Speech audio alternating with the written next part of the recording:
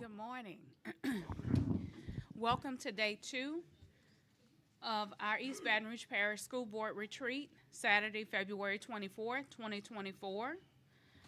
It is now 9:02 and we are beginning. This morning's invocation will be led by School Board Member Mike Goday. Would you prefer to be called Michael? Mike Goday. And the Pledge of Allegiance will be led by School Board Member Nathan Russ. Let us stand.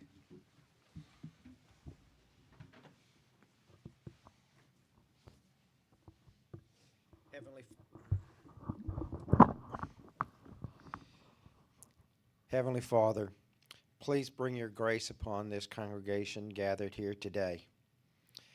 May we remember that this is one of the most important tasks that we have in setting the future for our students, our families, and our city. Let us bring our full focus and attention to these efforts, and let our results find favor in your sight. In your name we pray. Amen. I pledge allegiance to the flag of the United States of America and to the republic for which it stands, one nation, under God, indivisible, with liberty and justice for all. Thank you. We will now have our roll call. District 3, President Kyle Lewis. Present. District 9, Vice President Martin. Present. District 1, Mr. Blue. Here. District 2, Mr. Lannis. District 4, Ms. Stewart. District 5, Mr. Lewis. Present. District 6, Mr. Russ. Present. District 7, Mr. Goday. Here. District 8, Ms. Shadway. Here. Thank you. Before we continue, I would just like to say thank you to all of you who participated with us or attended last night. I think that we had quite a bit of fun, but at the same time had some inspirational information shared with us as well. As we prepare today, before our moderator begins, I would like for my colleagues to take a look at the reflection and exit ticket page that is at your seat. I know that this isn't coming in contact with my teacher side, but hopefully we can gain some insightful information and be able to record our notes here as well. So I am going to ask Ms. Andrea Okonski, who created this document for us, to come and give us a quick explanation. Good morning. So yesterday I promised no assessments, and I didn't fib. There are no assessments. But for those who are unfamiliar with exit tickets, an exit ticket is something that a good or a great teacher uses to monitor instruction.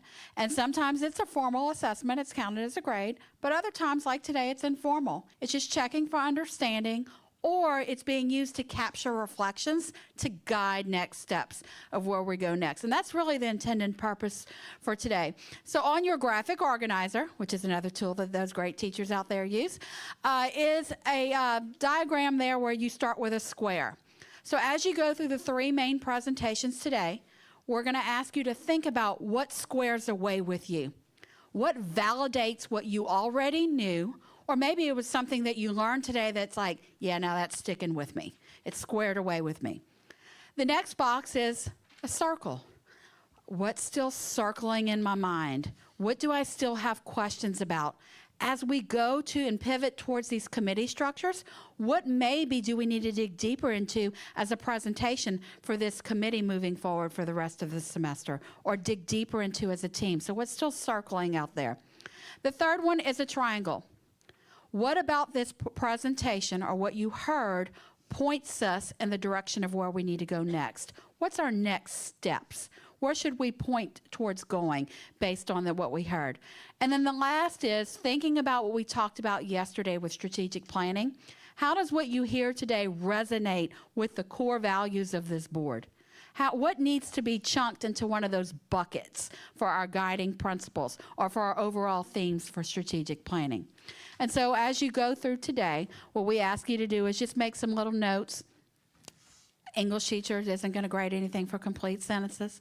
And I know that you have small boxes there, so feel free to use the back. But really, I think what Madam President wanted to be able to do through this activity was to capture these so that as we plan what our next steps are, we could get some feedback on today's presentations and plan topics for future conversations. Thank you. Okay? Thank you, guys. So with, so with that in mind, I would also like to share for the public that is viewing or listening in, not only will we complete this process, but near the end of the day, we will have what is referred to in some worlds as a gallery walk, where you will have the opportunity, colleagues, to be able to post your next steps on a Post-it note. There will be chart paper around the room where we can transfer this information for the viewing public to be able to see as well. And then also we'll be able to capture on these pages as well for future reference. So thank you so much. Now that we are moving forward, we are excited to have our moderator for today is Mr. Marlon Kuzan, who leads our communications department here for the district. Good morning. Thank you, President Powell. Once again, welcome to day 2 of the East Baton Rouge Parish School Systems Board Retreat. Before we proceed with today's activities, I would like us to briefly reflect on yesterday.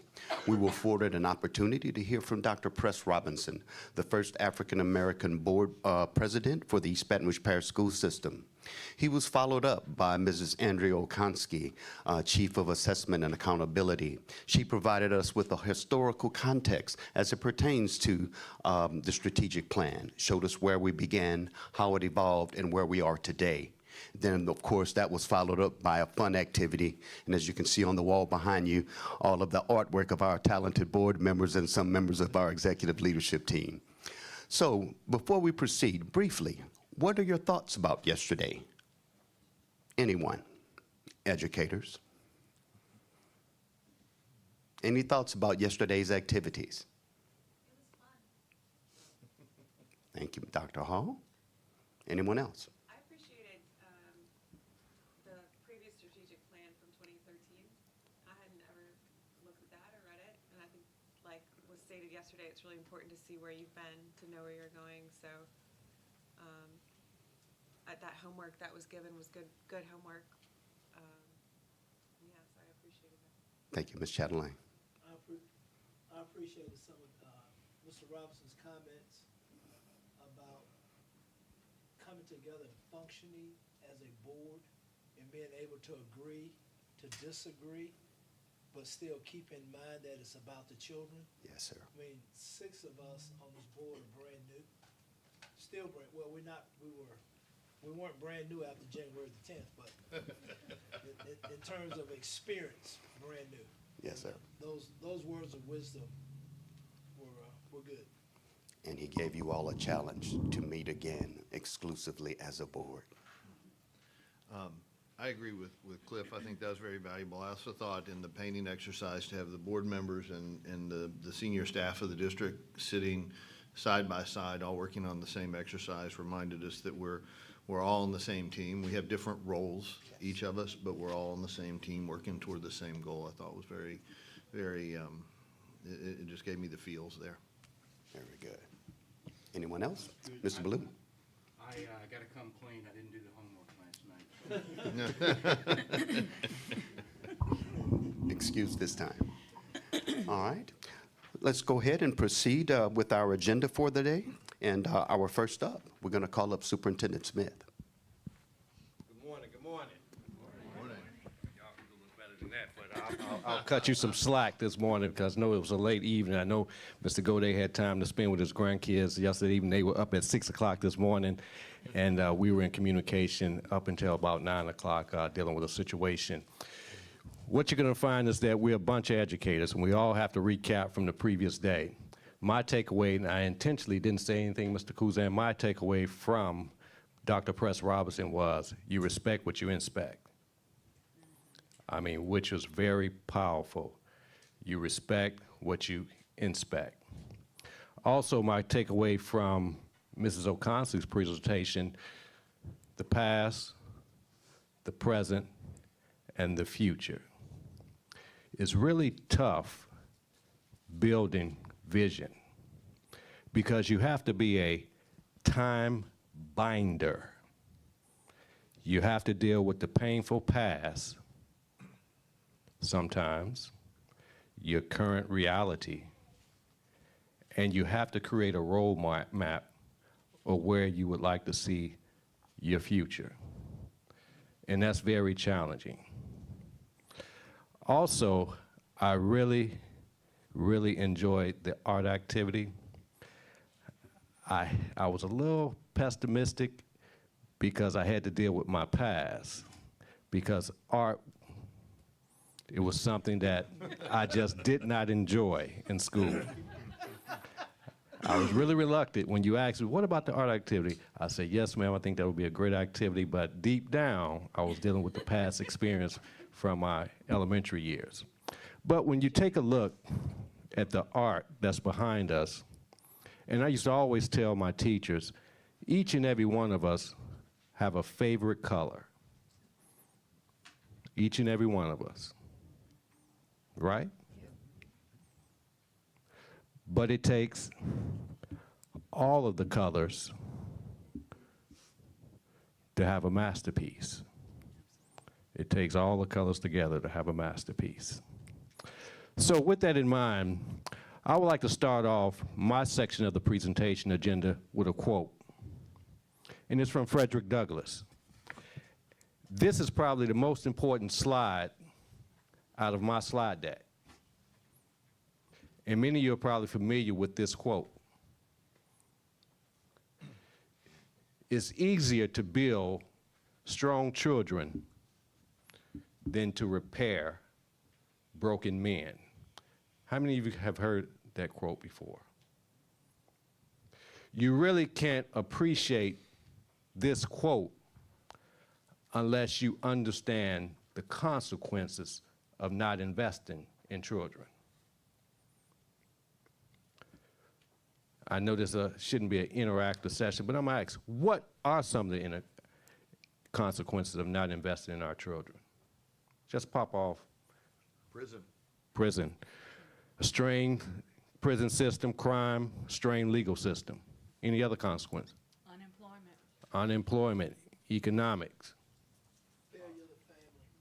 Failure of the family. Failure of the city. Failure of the city. What about health? Bad health outcomes. Yeah. Despair. Despair. Inequities in our society. Lack of purpose and hope. Lack of purpose and hope. Lack of opportunity. Lack of opportunity. What about, Coach? Kids don't know how to dream. Kids don't know how to dream. Gaps in learning. But for me, the most important consequences is the loss of potential. Kids not reaching their full potential. And as we see what's happening across this city with the crime, we have a lot of talent that will never be. Today you'll hear, and I'll just foreshadow some of the committees that we've set up just recently. You'll hear from the department heads, you'll hear from accountability and academics, you'll hear from operations, and you'll hear from budget and finance. Now, as I said, many of us are educators, so you may see 1,000 slides. As an old teacher, is always to over-prepare than to be under-prepared, because we like bell-to-bell instruction. So don't hold us against us. We won't go into all the slides, because I did remind staff yesterday, we only got 75-minute sessions. So be mindful of your presentations. Who do we serve? As of last February 1 count, we're approximately 40,000 students. And it's important to understand who those 40,000 students are. And this is inclusive of our Type 1 charters. Coach, you've always talking about subgroups. But I like to put, when dealing with data, put faces on the data. Sometimes kids can hide within the percentages, the gaps. So when you think about limited English proficiency, How many students are there? It's roughly about 3,800 students out of our 40,000 students. Economically disadvantaged, how many students? Roughly about 30,000. Students 504, and this is not necessarily a new subgroup, but it was a subgroup that I felt like I had to add to the presentation. Sometimes it's left out because we know about students with disabilities, which is about 4,000 plus in our district, but we also have a subgroup called 504, and that simply means that those students who have a disability that affects daily activity, which is learning. And their needs parallel students with disabilities because we must, under federal guidelines, provide accommodations so those students will have access to learning. And that's often a subgroup that's left out. So sometimes you'll hear some schools say, well, I may not have a high percentage of students with disabilities, but my 504 students, that percentage is high. Could you give us the average number again for those? I missed for 504 and. 504 is just close to 3,000. What is the state? You know the exact? 3042. 3042. Mr.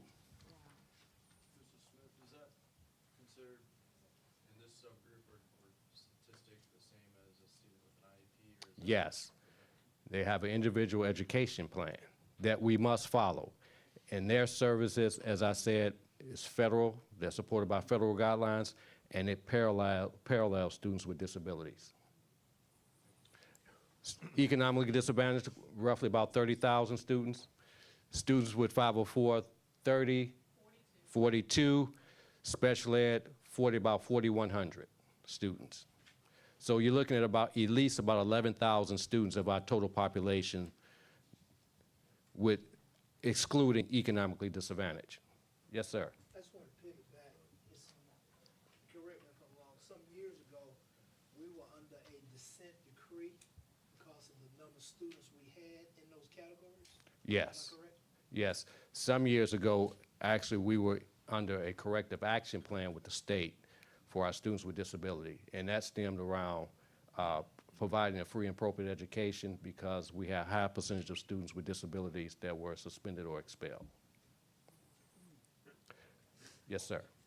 I just wanted to highlight the 14% Hispanic. That is a rapidly growing. I know when I first came on the board 7 years ago or whatever, that percentage was about 5 or 6%. It's up to 14% now and growing rapidly. And I don't think that we as a district have fully embraced that. I recognize that there are a lot of other areas we need to improve in too, but that, if we're going to improve our scores as a district, that's an area we cannot afford to not give our attention to. And I agree wholeheartedly, Mr. Godet, because several years ago before you came on the board, there were only really one elementary school, and that was La Belle Air. There was one middle school, which was Parkville Middle when I was principal there, and then the high school was Lee High School at the time, where those kids were concentrated because the population has grew, and we were given some guidance from the feds that we needed to start serving those students closest to their home. And so that's when you see that majority of a lot of our schools, especially when you look at Broadmoor, you look at River Oaks, you look Highland. I mean, it's a population that we're truly underserving. And when you look at overall, we're a district of at least 88% students of color, minority students.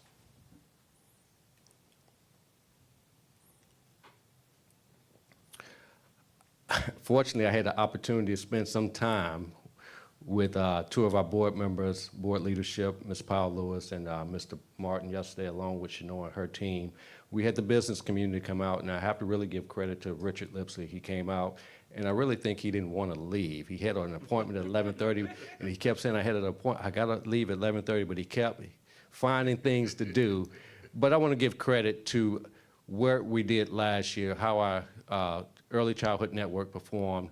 We have a percentage of a proficient ratings of a high proficiency, 5.4, and that really goes out to the hard work that our team has done, and also our schools.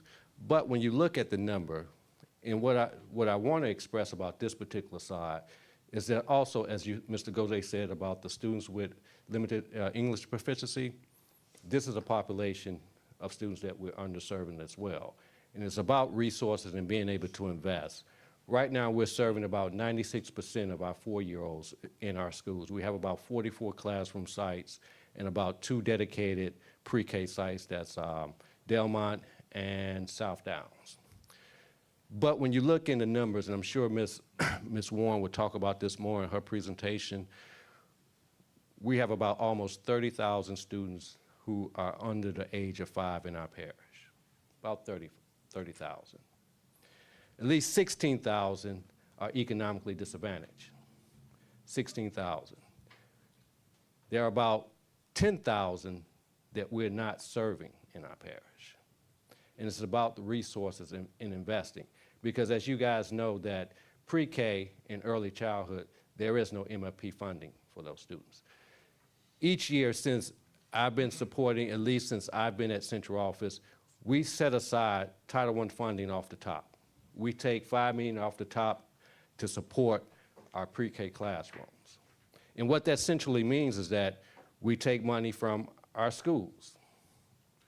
Whether you're high school, middle, elementary, we take a set aside off the top to support our early childhood's pre-K classes in our schools. But it's not enough because we're underserving that economically disadvantaged group that's in our parish. Real quick, what are the components that go into those ratings? Components that go into the rating, I'm sure she knows what's going to cover it, but if you just want to pop out, she's going to cover it. Yeah. That's fine. Yeah. Mr. Smith, Yes, sir. The other thing on the early childhood, and I know I'm jumping into the budget side, stuff like that, but one of the issues that I've always had with how we do our budget is that we get a lot of funding from other sources for this. You talked about the 504, but there's Cecil P. card, there's all kinds of funding in here. We never get a clear picture that says, okay, this is how much money we're spending on early childhood, because the special budgets are broken up by funds and all that kind of stuff. So as we go forward with the budget process, we need to be much clearer in grouping these things together, because you just mentioned $5 million, but we spend a lot more than that. Yeah. And we've gotten grants and things to expand the thing. We never get a full picture of, okay, here's how much we're spending here, because it's broken up into all these different baskets, and it's very difficult for us and almost impossible for anyone else to go through and add up all those baskets to come up and say, here's the funds and resources we're putting into this. And Mr. Goda, that's an easy fix because what we try to do is braid funds, but we can break that out. That's a simple, I know it is, and hopefully our new system will do that. I Yeah. know I've been working with Ms. Lopez and stuff on doing this, but, you know, that's the kind of budget presentations I think we'd like to see in the future, because we really don't care whether the money comes from From which CCP pot? or from this or whatever, Here's the money we got to spend, and how much are we focusing on this thing? Because we tend to do accounting by compliance reporting, not management. And we need Got to it. do the shift to, we look at accounting, management accounting, not Compliance compliance accounting. Noted. Past highlights. We have to get credit to our schools. We're living in a post-COVID world. 63% of our schools last year, according to last accountability, improved their school performance score. I think that's great. When you look at top gains, progress, over 30 sites earned an A or better in progress, student progress. And 14% of our schools, which is about 11 schools, have been recognized as opportunity honoree in those particular subgroups by moving students in those particular subgroups, students with disabilities, English language learners, and economically disadvantaged, which I think notes the hard work that our staff have been doing over the past years. But here's our current reality.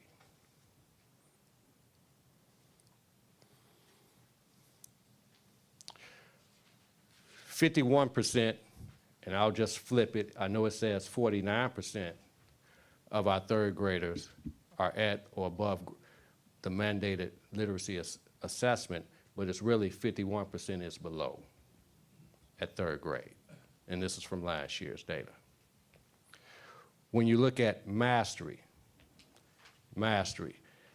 from elementary grades 3 through 12, from LEAP assessment, all contents, only 27% of our students are reaching mastery or above, 27%. We still have not recovered from the pre-pandemic ELA proficiency rate, but we really have to drill down and see what are the causes of why we have not recovered. And Mr. Godet, you sent an interesting article about truancy. Every school across this nation is dealing with truancy across the nation. So that's not unique or germane to East Baton Rouge Parish. And that's contributing a lot in a lot of our pre-pandemic rates of recovering. I've seen some attendance rates as low as 80% in some of our elementary schools, which would, post-pandemic, would be alternative schools. So we really have a challenge around, for whatever reason it may be, we have a true problem with truancy in our parish. ACT, our average composition rate is 18, but you really have to dig down into the subgroup data. Coach? We're talking about truancy. Yes, sir. Are we addressing the alternative school sites within the truancy? Yes. And I'm Yeah. sure that's probably another conversation, But it's not just the alternative sites, it's our regular sites. You know, when you would always see pre-pandemic, our typical daily average attendance for our elementary students would be around 95% or better. Your middle school would be around 92, 93% pre-pandemic, and your high schools will be around 90, 91%. But now when you look at post-pandemic, when you have 80s, low 90s, that's really contributed to what you would see in an alternative school setting where kids rarely come to school. And it's a multitude of factors. It's no silver bullets. We can say it's transportation issues. We can say that, you know, for whatever reason, kids have decided not to come back to school. When you see truancy rates in elementary, it's really, you're dealing with parent issues because they're mostly responsible for getting kids to school, ensuring that they get up. When you're secondary, sometimes kids make choices, bad choices, especially at the high school level. But when you see it in the elementary schools, that's a serious concern. And so when you look at our ACT rates, when you dig down the subgroups, there still is a wide gap between black students and their counterparts. Between Asian and white, there's almost an 8 to 10% gap when you look at the deep down in the subgroup. Your average ACT composite score for students, for black African American students is about 16%. And this is our current reality. How has the parish supported us in the past? A lot of people don't realize that we've had 3 previous tax plans. The first 2 were over 5-year periods. That penny stretches far. If you look at how that 1 cent sales tax is broken up, 51% goes to Prop 1, which is facilities and technology. 8% goes to alternative, discipline, truancy. And about 41% goes to compensation, which is the supplement to all of our salaries, which is a tune of about 11%. Is that right, Kelly? Kelly's working on her presentation.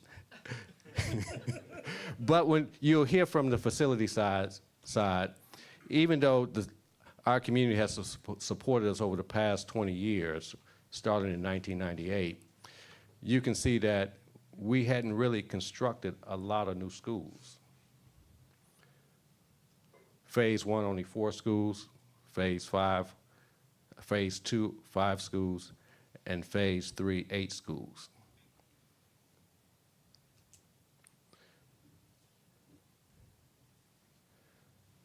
So what are those schools? So the Woodlawn High, Northeast Elementary, Northeast High, Capital Middle, those schools are just about over 20-something years old. Now, this is not the correct order, so I don't want people to realize that this is the order when you look at the most current tax plan, Phase 4. But McKinley Middle just so happened was the first elementary school completed in this Phase 4 tax plan. So over the past 24 years, we've constructed maybe about 25 new schools. When you saw in the previous slide, the average age of our facility is over 50 years.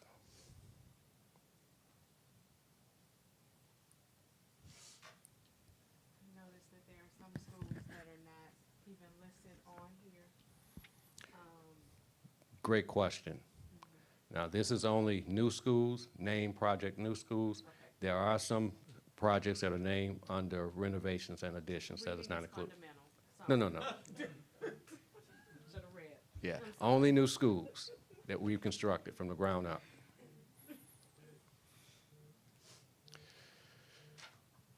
When Ms. Lopez comes forward, you'll hear some things about 70% of our budget is salaries and benefits. We're fortunate that there will be a decrease in benefits, so there'll be some cost savings of maybe about $5 million, Kelly, with the reduction in percentage in benefits. Superintendent Smith, just for the public, the cost of the benefits will be decreased. There will Decrease. not be a decrease in benefits. Right, not a decrease in benefits, correct. Be careful. No.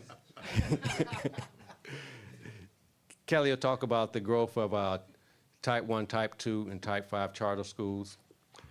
You hear some recommendations about the sunsetting of ESSER. And one thing that you guys know with this current budget and next year's budget, we'll lose a tune of $16 million in indirect costs from ESSER.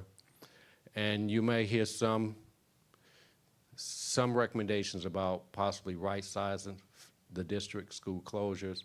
What are the benefits in that? And, how do we repurpose buildings? Because it's not just about closing a school, but how do you repurpose? Do you demolish them? Do you tear them down? Because we have several schools that's in this current tax plans that have been in the tax plan for over 20 years that should have been demolished, but they're still standing. Also, Ms. Lopez will talk about, which we'll need your approval, rolling forward. And we hope you guys will support us on that recommendation.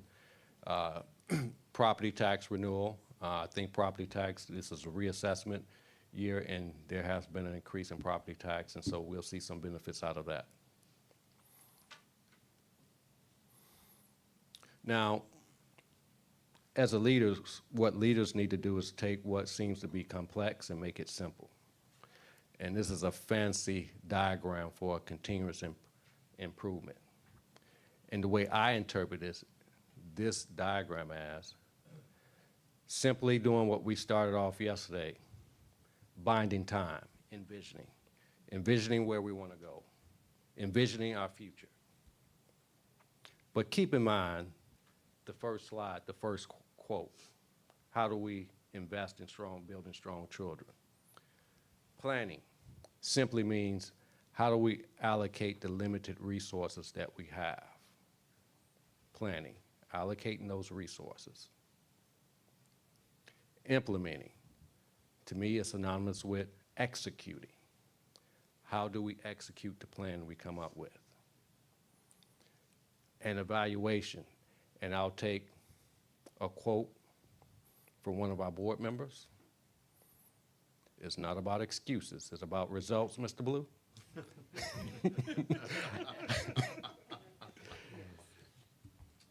Evaluating those results. And so over the process of these 2 days and future meetings, as we get into these committees, we want to look at this continuous improvement process.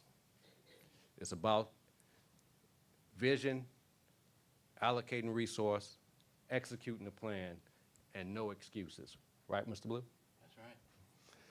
So I know I went over my 20 minutes, but if you have any questions before I sit down and we go to a 5-minute break, I would more than reason try to answer any questions of where we are right now, if anything wasn't covered. Coach, what you got? Could you give me the numbers on the ACT again? ACT, the average composite score district-wide is 18.1%, 4%. But we have it in the data appendix coming next. Yeah, we have it by subgroup, and you'll see the gaps between African Americans and their peers, and Asians and white. And you'll see also students with disabilities, where we're at, and students, English limited proficient students, how they perform as well on the ACT. I was visiting Woodlawn, not Woodlawn, visiting a school, and I didn't realize this, and I'd love a little bit of explanation, but the pre-K program, so the principal at this school told me that the pre-K program's great, but when the kids are coming, they're allowed to maybe come to that school, like they don't have to follow right where they're zoned. And so after pre-K, they're losing those kids because they have to go to the school to which, their zip code is. Can you kind of explain how that works? Because they, that was, not a complaint, but it was Wildwood, that, right, they get these kids for a year and they establish those relationships, but then they have to leave. And that's, Yeah. There's a lot of It's not- schools, right, yeah. It's not just that school, it's how it works everywhere. and Shanoy, you might have to help with this, but it's been like that for years. And we know that we would like to have an attendance zone for pre-K. And that's one of the things that we've had to kind of work with our principals about, because they feel as if, okay, well, the kid is not going to be attending the school in kindergarten, so why put so much emphasis because they're not particularly our kid? And that's one of the things that we had to work with principals over the years, but we just never had an opportunity to actually zone those kids, because I know and for some of the parents, like, we have some of our dedicated magnets. Sometimes, like, Wham is one. The kids are there for pre-K, and the parents naturally assume that they're going to be in Wham for K, and that's not necessarily the case. And is it more because how do we set those up? I think before I even came in, Yeah. because pre-K is not mandatory, that they wanted parents to have choice. And so, I don't know if you all recall back in the days, there used to be long lines at certain schools waiting up. And so, I think the thought was to open the zoning requirements so parents could have more choice. But just recently, we looked at some of our data.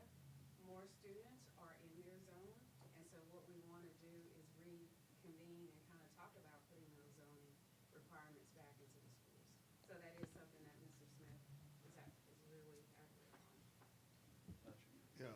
Is it also partly because we as I understand, we don't have pre-K programs at every elementary school, or do we? That's correct, we don't. So there inevitably going to be some kids that are not, in pre-K, not going to that school because we don't have a pre-K in the school they will be going to. And another thing that will be a challenge is space. In many of our schools in the southern part of the district, you know that we're using more occupancy with K through 5, and that's another issue with spacing. It's also something that could be accomplished through like seat prioritization, where if you live in, say, an attendance zone for a school, you have a better opportunity to get a seat, say, in a high demand pre-K program, which there's several in different elementary schools, where they'll end up with really, always more applicants than seats for kids. And when I talk to administrators about this, their lament is, we know that we want to do this for every kid, but we know that every year, let's say half these kids are not gonna attend our school, and we would love to be investing in the kids that are gonna be attending our school. Like, you shared, there's a huge investment of relationship and educational capital into these kids that the educators wanna build on at that school site. And so, you know, maybe perhaps instead of just setting rigorous attendance zones, we give an opportunity for priority for kids that live in those areas or those neighborhoods, maybe a kid from a different part of the parish or something like that. I see the team shaking their head, yes. We actually did that for a few schools. For the last 2 years, we're piloting that, and it has worked. And yes, we just have one school, it's Mayfair Lab, that does not have pre-K, but all of the other schools do have pre-K, so we definitely want to come back to the. Coach, And I can ask Ms. Love when she comes up, I'll save that question so we can move on. okay. I do have a question as well. With the scope of where the conversation is about what schools our early learning students will attend or can attend, is that an area that we can impact or affect with policy? Or are those decisions, that might be for Mr. Shamlin, or are these decisions just simply internal, or should we affect this with policy changes? I think some of it, we have to look at the data and it'll be internal because like Nathan was saying, you know, you will have to prioritize because not every child will be able to be served in the area where he or she live. But I think the most important question is that we have to understand our data. We have a mobility rate of 40%. Just because that child may not be in my pre-K, but they may be there in second or third grade.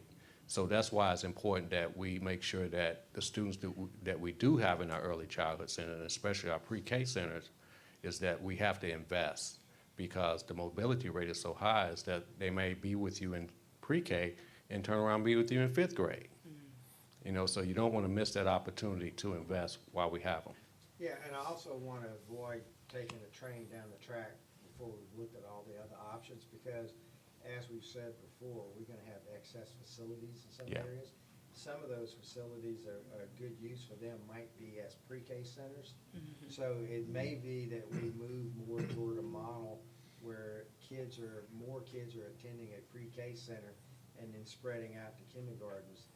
So I just want to say, let's be open-minded as we go through this. And I really like that model because one of the challenges that we're having with pre-K, we have a dual accountability system. We have an early childhood accountability system and the regular 3-12 accountability system. And sometimes parents look at the school's accountability system but not paying attention to the early childhood accountability system. So they may not want their child to go to this particular school Adam Smith. I may have an accountability system for grades for LEAP as a D, but I might have a high proficient early childhood accountability system. So we have to do a better job explaining that to the public, and that's why I do like the concept of maybe looking at how we repurpose these facilities for early childhood. And expand seats. Yes. And further to what Mike is saying, if we think about what the resources are necessary to run pre-K programs, for instance, you have to have a different playground area for 4-year-olds because you can't have them in the same site as your fifth graders, right? So it's not necessarily resource wise to have pre-K in every school when you might be able to do that better with the center where you can get a better consolidation of resources, right? And like for example, with Crestworth Elementary, there's some costs associated with accepting kids below 4 years old. You have to have a licensing that the facility has to be equipped to handle students younger than 4.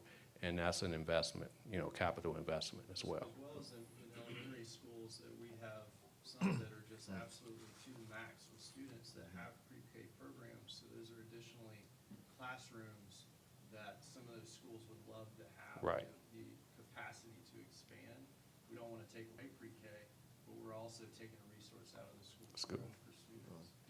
I would note on Crestworth kind of demonstrates all that, because that's our model center that we show off. Yeah, it's all called Crestworth, But the micro center for pre-K is in an entirely separate building down the block, across the playground. From that, they don't share any real, physical resources. They're separate. They're really very separate facilities. And that's a prime example of a repurposing, because Right. that center used to be Crestworth Elementary, and the school where the elementary is used to be Crestworth Middle. So that's a prime example of how we can repurpose, absolutely.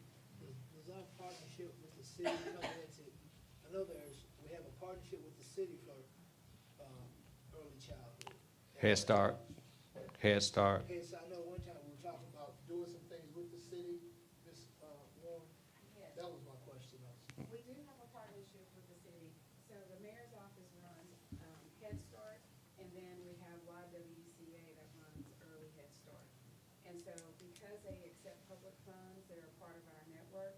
And so that means that we provide coaching, and we align our assessment and all of our professional development with them. But those students aren't really counted as our students. They are counted in our number, in our actually accountability, but not into our enrollment, no, sir. Ms. No. Warren, have we pulled apart your presentation?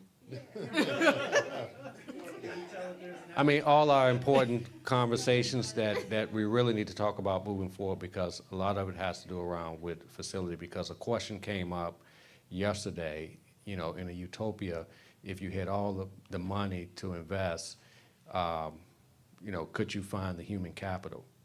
I mean, we're investing in our 4-year-olds, and we're serving them quite well, because we're at 96% of serving students with economically disadvantaged. We have the space. We just need the capital to invest with, because as a child gets younger, it costs more to educate. And so we need those investments. I see Ms. Paolo was doing like halftime. I'm over time. But thank you for allowing me the opportunity to present this morning. Guess we'll take a 5-minute break. Once again, the restrooms are straight down the hallway to the right.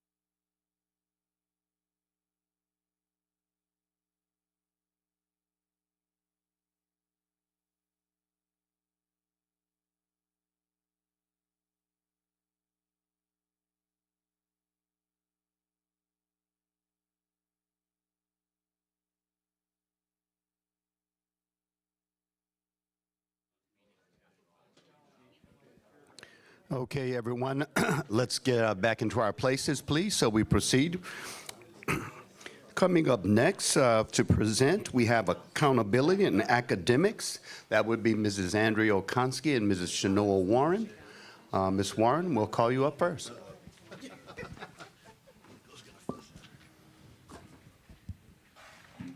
Thank you.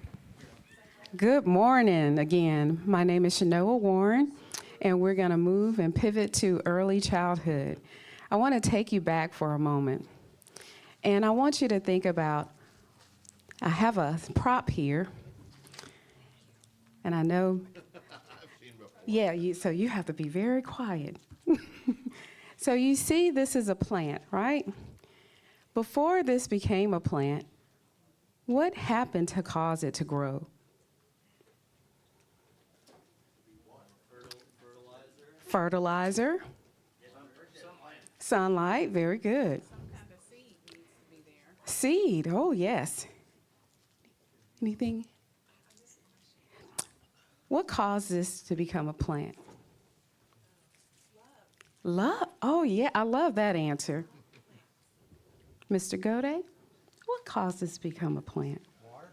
Water, yes. So in other words, you had love, water, plant, sunlight. So when we think about preparation for early childhood, we think about the seeds that have been planted. That seed is when a mother is pregnant with her baby. She can start as early to prepare her child to learn how to read at that age. So that means for her singing while that baby is in a womb, reading to him or her, and so they can hear those sounds. And so those are the early steps of preparation. It's very critical. Why is it critical? We're about to see. So when we look at what is the EBR, Early Childhood Network? Yes, ma'am. You all, she is on slide 16. Thank you.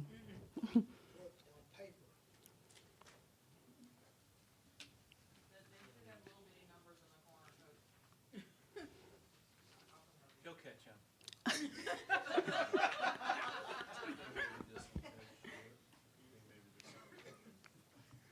I love the way you are helping each other out. That's good association and working as a team. Okay, so in East Baton Rouge, what does that mean? Well, in about 2012, the Department of Education said, hey, how do we need to measure if children are ready for kindergarten? At that time, our state had no way to measure students if they were ready for kindergarten. We had our child care systems using one standard of measurement. We had Early Start, Head Start, all of them using different types of assessments, and there was no standardized curriculum. So our students were even entering in kindergarten not ready. And at that time, kindergarten was not mandatory. So our state said, hey, if we give public funds to child care centers and to Head Start and Early Start, then they need to participate in a network. Most of the networks are led by the districts. And so what happens is, by participating in the network, now we're all under a standardized assessment, which is CLASS. It's a classroom assessment scoring system, and that's how we rate our teachers. Then for our students, we all use GOLD to make sure that they're ready for kindergarten. So that was the alignment of an assessment and also of our curriculum, and then now we can provide some coaching. So right now, East Baton Rouge is the largest Ready Start network or early childhood program in Louisiana. We have our 43 elementary schools, which includes our 2 pre-K centers. We also partner with the City of Baker. We have our 4 NSECD programs, and these are our non-public school development early childhood centers. We have 4 charter schools, 5 EBR Head Start sites, 2 YWCA early Head Starts, and 100+ child care centers, and 14 family child care providers. That's a total of 170 plus or minus sites. It's like we're organizing a small mini district. The Ready Start Net, is that a federal program or is that state? Very good question. So back in 2012, we all started our early childhood network.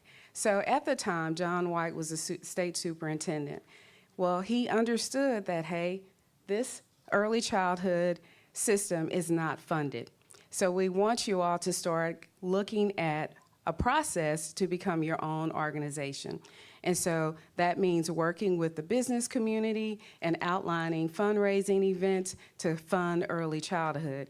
And that was going to be renamed the Ready Start Network. So we transformed or transitioned from the early childhood to the Ready Start.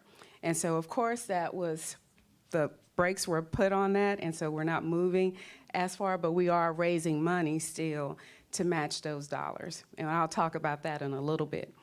So we are at 170 plus sites.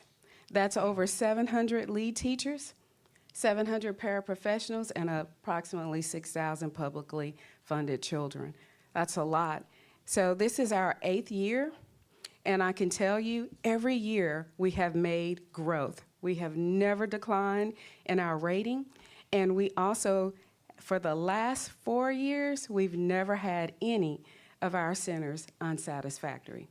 And I contributed that to the team building, and the processes that took place. Yes, could you mention a little bit about, we have 6,000 people. Can you mention a little bit about the progression getting up to that over the last couple of years? How have we grown? Yes, thank you. So, like I said, when I came into EBR from the state, it was in 2015. And at that time, we only had about 32 sites. And so what we did is that we had to go out and recruit, and we worked with our child care, and we talked about what's the advantage of you participating in our network. You get a tax credit for those children, and also you have access to all of our professional development and coaching. And so, of course, they entered into our system. And now with our pre-K programs, what we started looking at in our EBR schools, where's the demand? How can we expand those classrooms? And then we put into place a diverse delivery system. What does that mean? That means that we said, hey, the state has given us extra funding. Let's take those dollars and give it to our child care centers. If you have space within your own child care center, you can use those dollars to expand within your own center. That went well. To this date, we have about 30 plus of those child care centers that have expanded within their center. But then we started looking, we put that investment a few years ago, and we said, hey, let's look at the micro center. We have these buildings. Let's use the advantage of this building that with the empty space and work with a child care center. They have their license, and now all they have to do is come into our building, and we are running a child care center in our buildings that have the space. So those are the two settings that we have, the diverse delivery and also the micro center. And we got up to 6,000 students. A couple of years ago, we were under 3,000. We started roughly, yes, at about 3,000, and we started going up, and then, of course, COVID hit, the great flood of 2016 hit, and those when we saw a little decline, yes. And so we're back up to, we're growing again. Very good. Can we go to the next slide? Yes, oh, thank you. And so, Mr. Smith reviewed our rating. And so you see here again, we have our excellent, high proficient, approaching proficient, and unsat. And as I stated, we have never declined in our rating. We're very proud of that.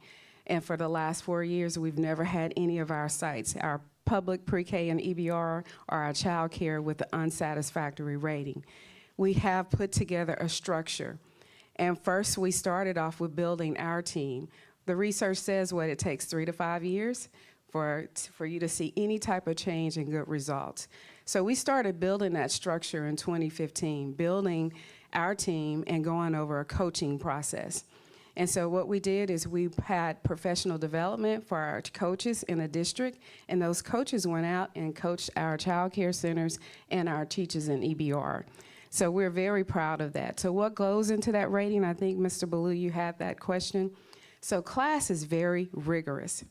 Remember, that's the assessment for teachers. So for our pre-K3, they're looking at emotional support, classroom organization, and instructional support. Those are the 3 domains. So what happens is our local observers, which are our principals, our team in the early childhood office, they go through a rigorous training. They have to become certified, and they have to be recertified after each year. So when they go into that classroom, they're using a tool that they're all rated on, and they rate the teachers, and they come out with a score. But then the P-Card Center comes in, and they rate our scores. If we don't have that inter-rater reliability within 1 point, their scores can replace our scores. That's how rigorous it is, and that's how we determine if it's high quality. So that's how high quality is defined. So normally, when we think of high quality, what do you think of, Mr. Lewis? When you think about high quality, and the best, and would you pay for that? Yes. Okay, most people determine high quality as what? You pay for it. But here with the high quality is looking at this tool and knowing that you have an external party that's coming in at a very high rigor of rating to come in and look at your local observers. And if we're not in alignment and have that inter-rater reliability within that 1 point system within that team, they replace our scores. So that's how rigorous it is. So in early childhood, again, our assessment tools are gold for the student, class for the teachers, and before students are even entering into our program, all of them are screened with the Brigance, and then we have ages and stages to kind of look at those students that have some areas of disabilities if they are not identified. So we have a family engagement and eligibility process. So this is our enrollment period right now for our pre-K EBR program. What does that mean? We went to Harvard with the PELP, and one of our problem of practices was early childhood. And I know, Mr. Gode, you remember we had that big wall, and it looked like a spider web. And I'll ask you to pause and think about how many programs do we have in EBR for pre-K?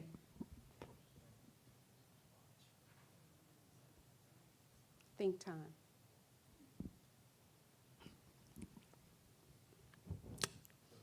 Mm-hmm. Early childhood.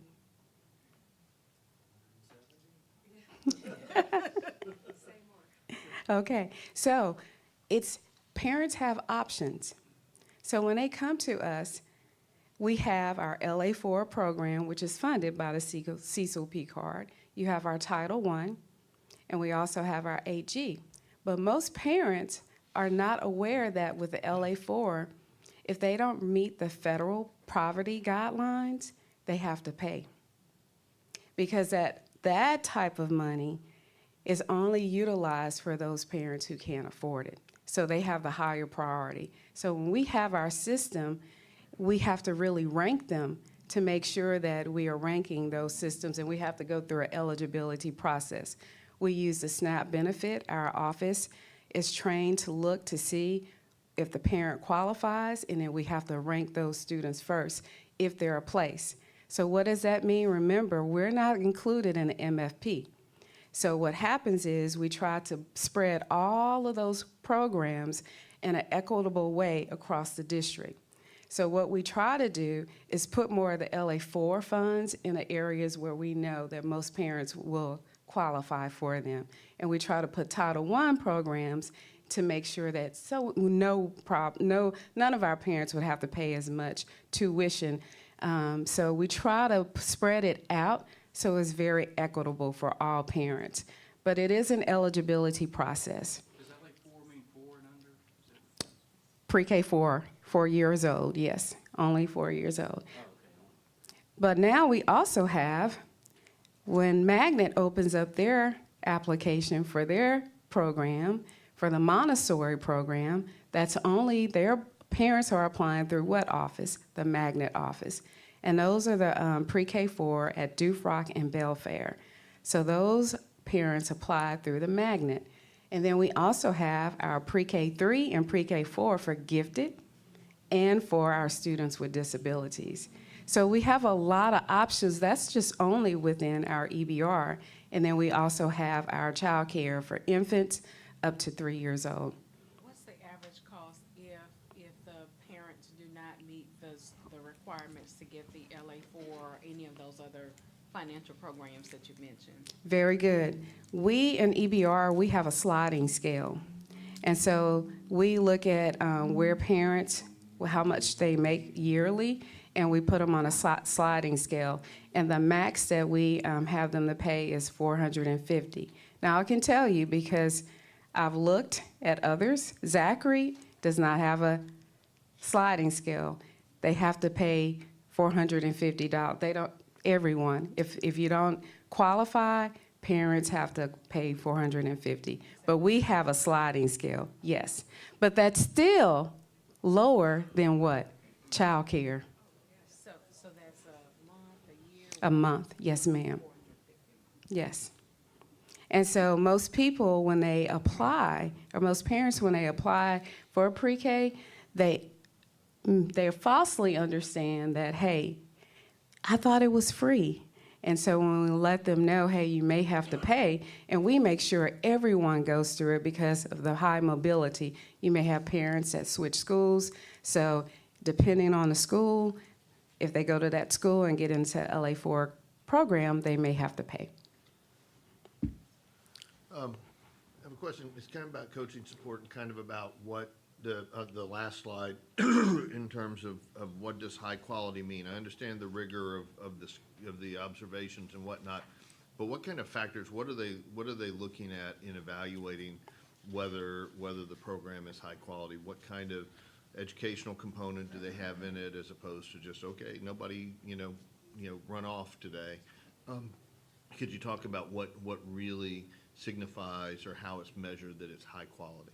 Yes, we have an instructional support domain, and in that instructional support domain, we're looking at how students are progressing with their concept developments to early literacy skills and also early mathematical skills and concepts. So what they're doing is looking at how well kids can recognize sounds, and even if they get the print awareness around them, and so we assess them using a gold. So when an observer comes in, and when a teacher, we have what we call a whole group method, and it's only about 10 or 15 minutes because their attention span is very short.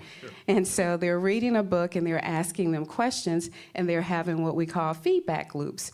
So when they ask questions, they'll get right up to them and they'll smile at them because they're looking at their what? Emotional support. You see how close I'm getting to you? You're smiling more. And if I start asking you questions, you will start asking about, what did you like about that story? Can you tell me more? And so it's getting that oral language development going as well. And so now they're looking at that. How well can that teacher connect to them by speaking with them? Are they on the floor talking to them, getting down with them?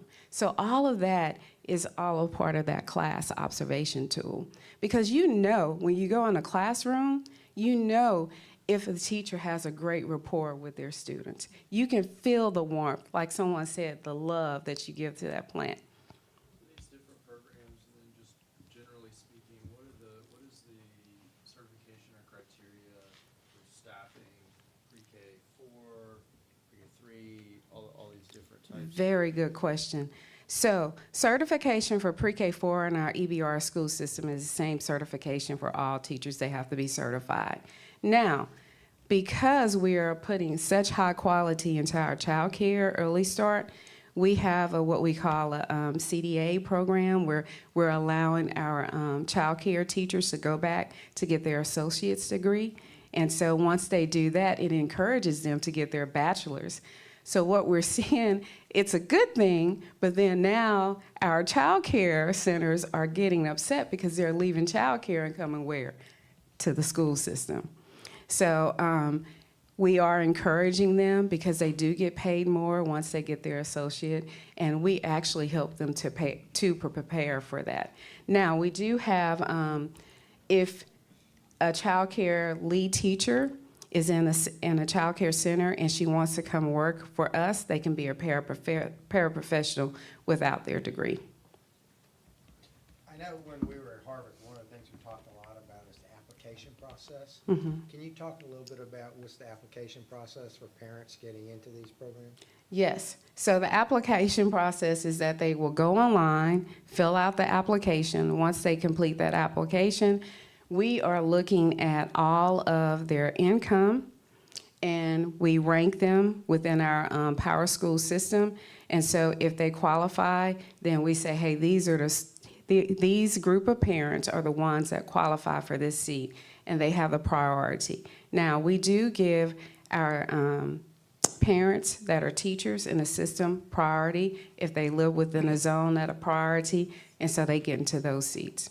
And does that cover all the schools in the district, all the providers in our network, or is it just our school? Just our school. And what we do is if we get an application for a different provider, we send that application to the provider. We never want to try to take their seats. Now, it's a parent's choice, but if they put on their application, they get up to 3 choices. And so if we see that their first choice is Head Start, we're going to send that to Head Start. And that's just self-reported income? Yes, self-reported, and also they have to provide their tax information. Or in the last pay stubs, we look at their 3 consecutive pay stubs to kind of make sure that they're working there. And if they don't have any work, they have to go and get a, I lost my train of thought. Yeah, employee verification, yes. Yes. What percentage of our early childhood budget is funded through our general fund? Is there any None. of it? None. Ms. Warren, just a minute ago, you spoke about how y'all try to situate the centers based on basically income, like LA4 to Title I. Do we do any, and I'm guessing the Title I is probably more lower economic disadvantaged families? It's the same as the LA4. It's the standard for the federal poverty guidelines. So do we do any type of roundups? Because a lot of these people may not have access to, you said the application's done online. Is there any type of roundup? Oh, yes. We have our early childhood extravaganza. We had our first one last weekend, and we have one coming up on March 2nd at Crestworth. Yes, and so we've been on the news advertising. We have billboards up. We're going out into the communities to kind of advertise about it, and we talk about the different eligibility requirements that we have. If I can just add to that, I had the opportunity to stop by and visit the last one at McKinley. I had the opportunity to visit the last roundup or extravaganza at McKinley Elementary last Saturday.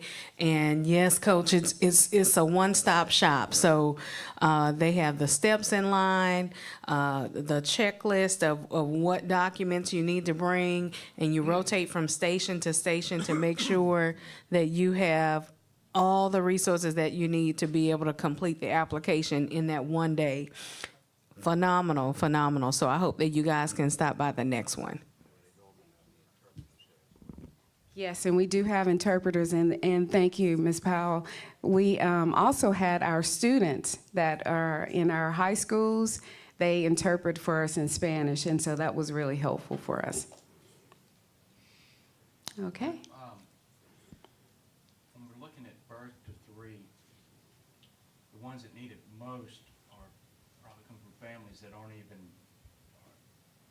looking to apply or are hard to reach through traditional recruitment. Do we have any other methods for identifying, like through social services,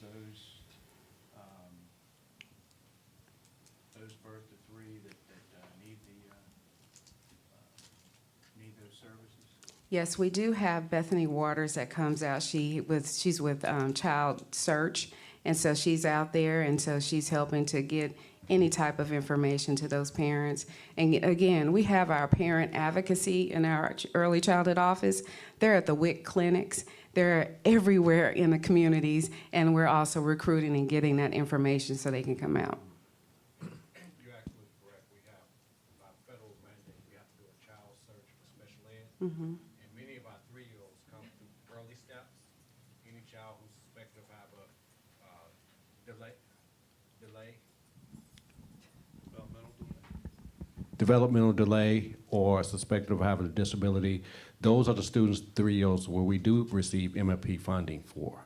But it's required by federal law that we do a child search for any student suspected of having a disability. And so we do have a link there, and you can feel free to link into that and look at our website, and it'll have a link to the application process and how to go through that. And it's really easy to go through. And it doesn't take us long. We have a team of our people. They're looking through the application process.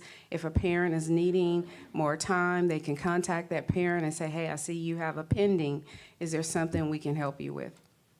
And we also have a checklist of how many that we are processing each week. Yes, sir. Mr. Smith just spoke about MFP funding, and it's kind of, it's a bigger issue, but if we have a kid that is in a center where he gets MFP funding, and that family moves, and he has to go to another center, do those MFP dollars follow that kid to that new center? So with our now Mr. Smith was referring to our IDEA students, and I'll let him speak on that. But for all of our pre-K students, it's usually funded by federal and state grant money that we receive. And so no MFP. So the only students that receive MFP dollars are your students with disabilities and your gifted and talented students that come in as early as age 3. That's what I meant. Yeah. Okay. And if they're in our system by October 1, we receive that MFP funding for them. Even if they go to a different school? Yeah, as long as they're in our LEA, our school system. Great questions. Okay. So this slide just pretty much talks about our professional development. We we try to pattern whatever the district does with the K-12 and then with our K-3 teachers. So I gave you a little gift of the science of reading. And so we even though it was a mandate from the state for our K-3 teachers to go through it, we also had our pre-K teachers to go through it. And we paid for them last year, and we're going to continue to, because the science of reading is very critical. When we were in school at our universities are not teaching the science of reading. And so what happened is in, I think, 2008, when Paul Pastorek was the state superintendent, he had at that time to have all of the colleges to submit their coursework. We had so many different consultants to come in to the state to review all of the coursework. But guess what happened? They didn't have it in none of the science of reading. We used to call it the 5 components of reading. They did not have it. So he wanted them to embed it in there, but it never happened. And so what is happening now, we're responding to it. We have teachers that are coming out. They may not know and have this deep knowledge of how to teach reading, because really the progression of how you teach it is very important. And so we're looking at that right now. Mississippi did it. Mississippi took their time. And I thank you for allowing us to hear it. It was just a confirmation for me of what we need to do. It's not a race, it's a marathon. You have to you can't quickly go through this. It's a structure that you have to put into place. And if we follow the structure and take our time, the return and investment is going to be over time. It's just like planting the seeds and making sure that you continue to water it. Well, planting the seeds with teaching the science of reading starts here. And then we have to know how to implement it into our core program. All right, I think that is it for, well, we had some demographics. These are all of our demographics for our early childhood. We have about 49% of males, and this is all sites in all of our network. If you can see we have 81% of our Black students, 5% white. Small portion of that are Hispanic and Latino. And then we have our children without IEP. So we notice that a lot of parents may not recognize at this age if their students have any disabilities, and that's an area of need. But if you look at the age, because it all begins with access, you can see parents start to enter their kids at 3 and 4 years of age. But look at birth to one, only 3%. And again, it's the cost. And the child assistance program that we have right now is being cut. There's a long wait list, and so we just know that they don't have the access. So we have our middle and upper class that have the access and can place them, but then we have our lower that cannot, and so it's really hurting us. And so they're starting at a very big gap right here. One thing I noticed here too, we talk about Hispanic being, I think it was 14% or something Yes. like that of our total. And I would think in this age group it's even higher than that. Yes. But we're only at 4%. So that's an area where I think we really need to do some work in, because it's going to pay dividends down the line as those kids come up. But that's obviously an area that we have a lot of work to do in. We do. And when our parents come, some of them that they're afraid if they don't have the right documentation. And so getting and supporting them to get them enrolled in school, that's an area that we definitely need to look at, and we're working with them. No, Mr. Goday took the words right out of my mouth. I was just going to highlight that as well. Great minds. I just want to add as well. As Mr. Smith mentioned, Mr. Martin and I had the opportunity to participate in a little bit of a business community visit to Crestworth Early Learning on yesterday. We only had about 3 or 4 other individuals out of our business sector of our community who participated. But in that, one of the most profound parts of the conversation that I found to just reside with me is the fact that for each early learning classroom to operate, it costs about $150,000 per year per class. So that's including the salary of the adults along with all the other resources. And to think about the fact that we don't have MFP funds for the most part supporting our early learning centers. I challenge my colleagues and even our community as well to push as hard as we can to be able to get businesses, grants, and other opportunities to continue to support our programming, so that way we can continue to expand, because we see the need, right? The need is clearly there. But then also I've heard from one of our parents that's also a teacher who talked about when her child went through the early learning process that she had to pay $350 a month. And I know you said the max price is $450, and I can only imagine that's, you know, for a low to middle class family, that's a half of a house note. So if that is the case, you know, then those are things that we need to start processing so that we can continue to build this program up that will eventually connect to our elementary schools where the students are receiving, where we are receiving the MFP funds for them.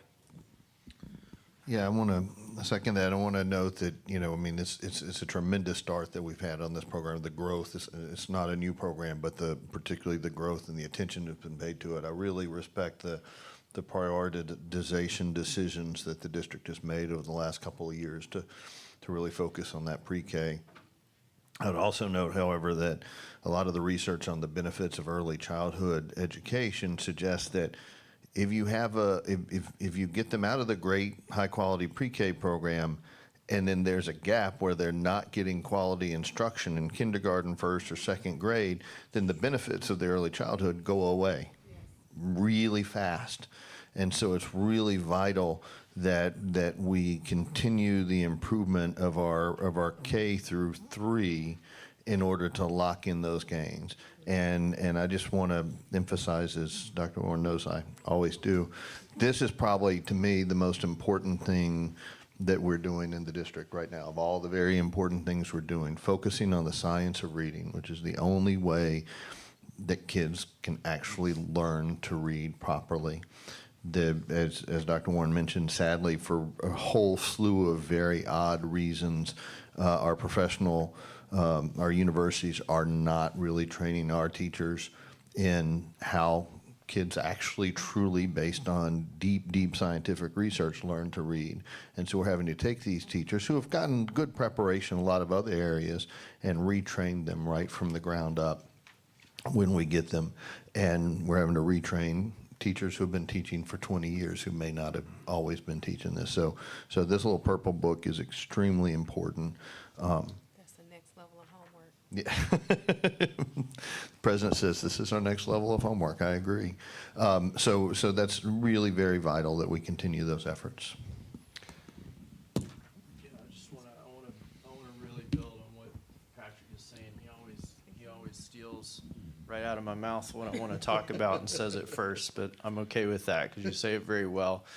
But you're really iterating on something that is near and dear to me as a board member and to my family, and the importance of reading instruction and the science of reading and letters, because I feel as a board member that we pay a lot of lip service to literacy in our schools, but if you look at the resources, both in how we're spending money, what we're talking about, where it falls in our planning, at every aspect, I think that literacy, and especially reading, is getting lost in the shuffle and should be the #1 priority of this school district.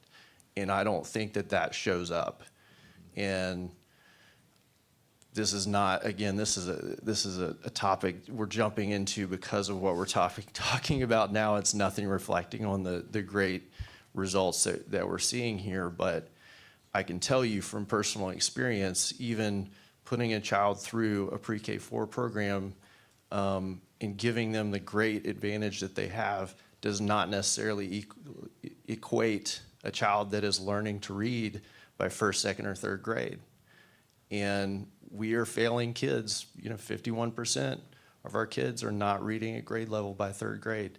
That's just horrific to me. Yeah, I just want to follow up on that a little bit too. One of the, well, I guess a couple of things that we've done is we created a Department of Literacy, which you're so gratefully head of, but also, I think we took the step that was at the time a little bit controversial about putting literacy coaches in a lot of the schools, and we had a lot of pushback from folks saying, well, why don't we just have a regular teacher instead of a literacy coach, because there'd just be one more teacher. Can you talk a little bit about the importance of things like literacy coaches and how integral that is to us improving the literacy scores? That is a very essential part of the program, and I do have the literacy plan, and it's linked as well to that. So the position of the literacy coach is very important. First of all, they are going to go through the science of reading as well, but then they could go in and co-teach or model a lesson for a teacher in a classroom, and that goes with our professional development pillar in our literacy plan. And so what they do is a literacy coach at the elementary school level, and I'm getting into the other slide, Andrea. So one of that position is in the elementary school, we have so many assessments, and then we have all of these different core programs. A literacy coach now has to have that knowledge to go in and make sure that the connection from the assessment and what actually goes on in the classroom and instruction is connecting. and helping that teacher make sure that the fidelity to that core program is being implemented. And so that is very critical. And so that role is important because when you're looking at someone that can model at a high quality lesson for you, it is important that they see that. And that's one of the things that we did in early childhood. Remember, we talked about the structure, is that we modeled for those teachers. Let's go in and work on the lesson plans together. Let's make sure we're looking at the standard. What does the standard say? Now let's look at our core curriculum and let's plan to make a lesson plan that's designed around your assessments and making sure that we can implement that lesson plan in a manner that it should be. And I would hope that with this budget process that we take it a step further, because as we know with Act 222, third grade is now high stakes. A student who doesn't score proficiency on the literacy assessment can be retained in the third grade. And so I hope it will be reflected in what that staffing model looks like in K2. We're giving those teachers some additional support. Yes. Just a couple more comments to pick up on what Mr. Rust was saying. There's an old saying, if everything is a priority, then nothing is a priority, right? And I know I talked with some of your staff members who were talking about the subject of professional development, for example. And if we're throwing massive quantities on every topic imaginable to our teachers, many of whom graduated college without knowing the science of reading, and we're saying all of this is important, then the things that are truly important can get lost in the shuffle. So I'd encourage us to really focus on the literacy piece, because as we all know, if you can't read, you're not going to learn science, you're not going to learn social studies, you're not going to learn history. That we really look at when we say that literacy is a priority, that's reflected. It's not that everything's a priority. It's you know, you always have an interest group here or there talking about STEM and all of these things.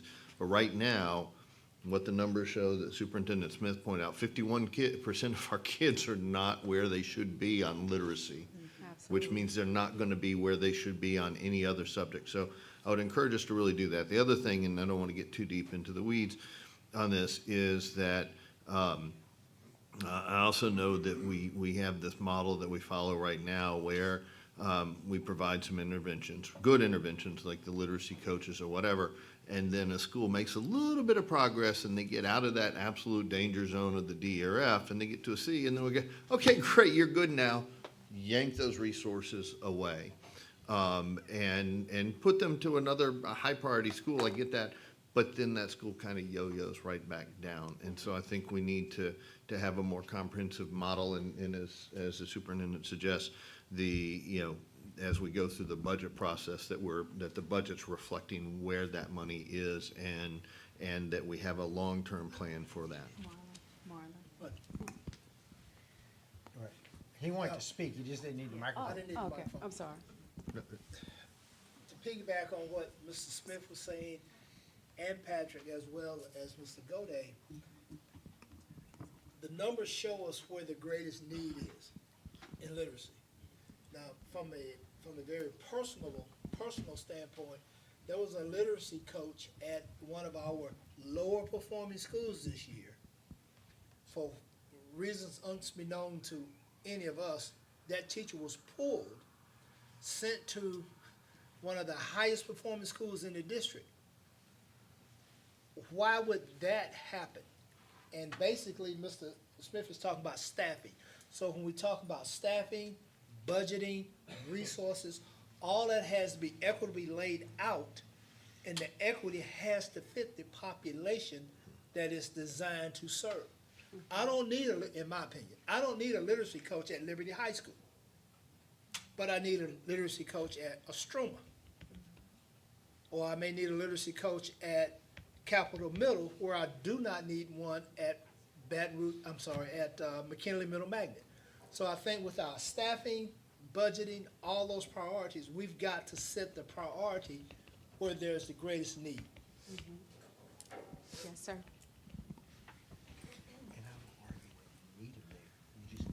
At this time, we're going to have to insist that we move on with the agenda as we are running behind with this current presentation. Yes. Thank you. You're right. Thank you. Please. Okay. Amy says I have to come up to the front. We as an accountability team worked hand in hand with Ms. Laura Williams and Ms. Warren in preparing her deck. So what you'll find in your packet is a companion deck that's called a data appendix.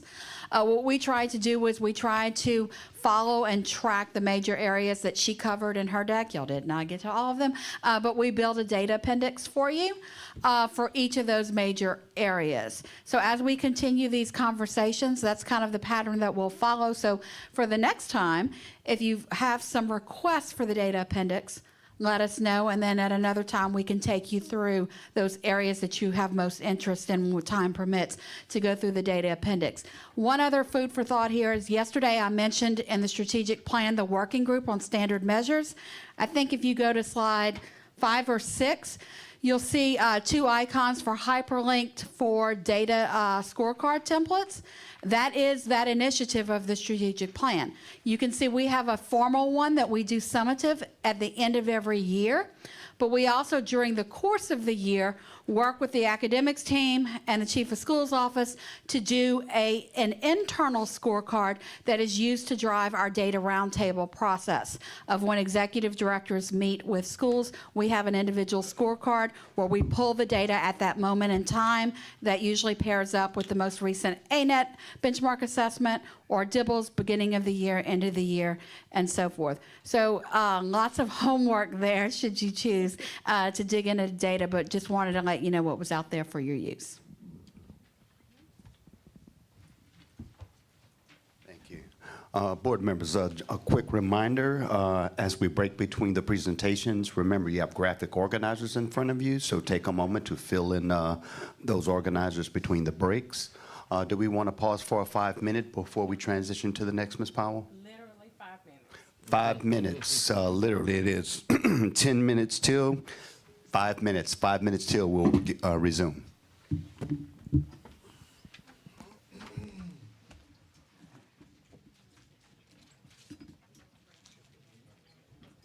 might have to call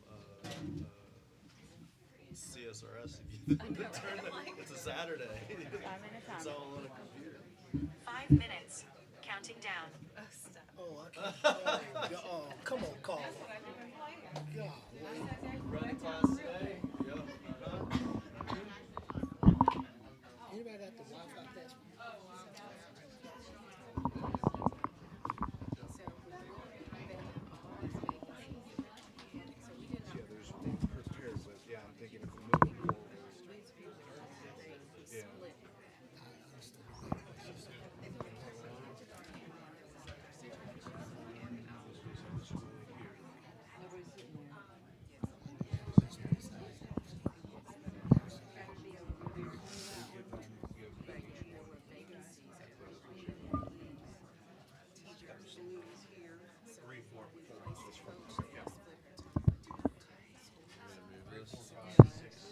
Talk.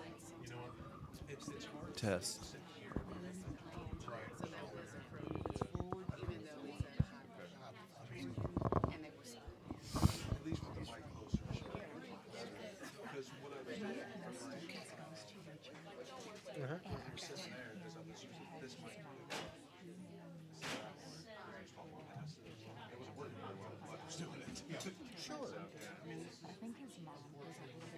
Finally, I got to see your finished project. I mean, finished. That's EBR on the acid trip. You were still working on it at very last minute. Yeah. Or text it to me. Yeah, I'll text it to you right now. Thank you. You know, as a teacher, I think maybe she's uncomfortable. Yeah, I'll do it to you right now. Thank you, I appreciate it. Thank you. I mean, hey, look, you know, insurance ain't gonna cover everything. I lost everything in the flood, and I know how it is, so.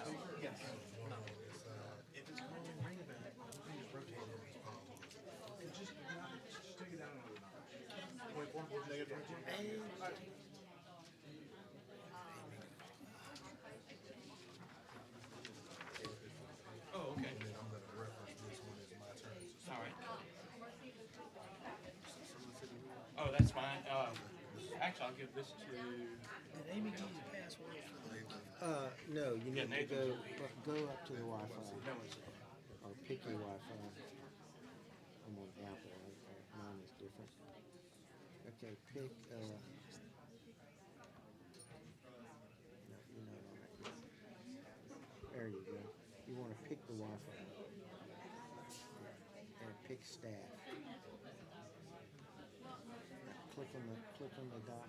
Click on it, and then.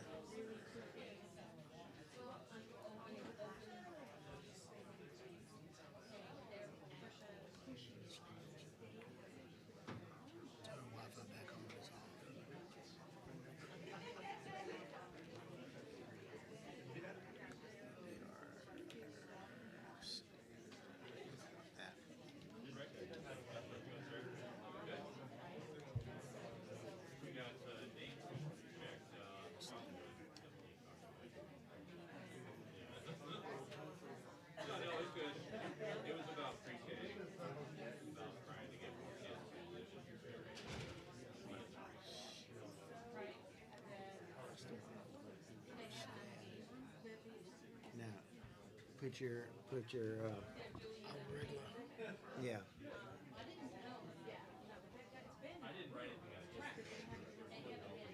then your password. Yeah,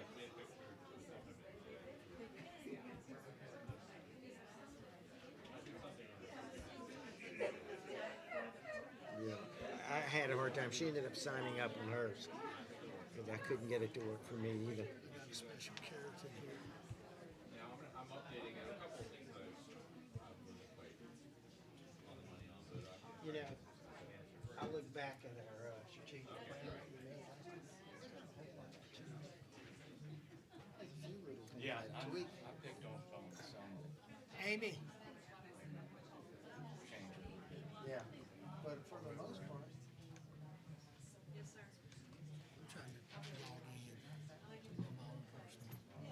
Follow.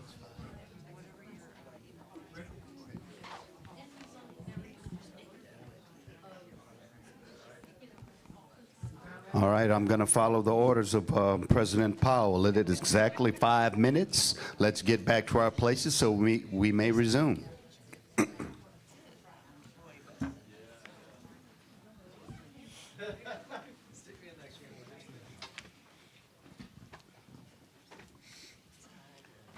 As we transition back to our places, I'm going to call up our next presenters.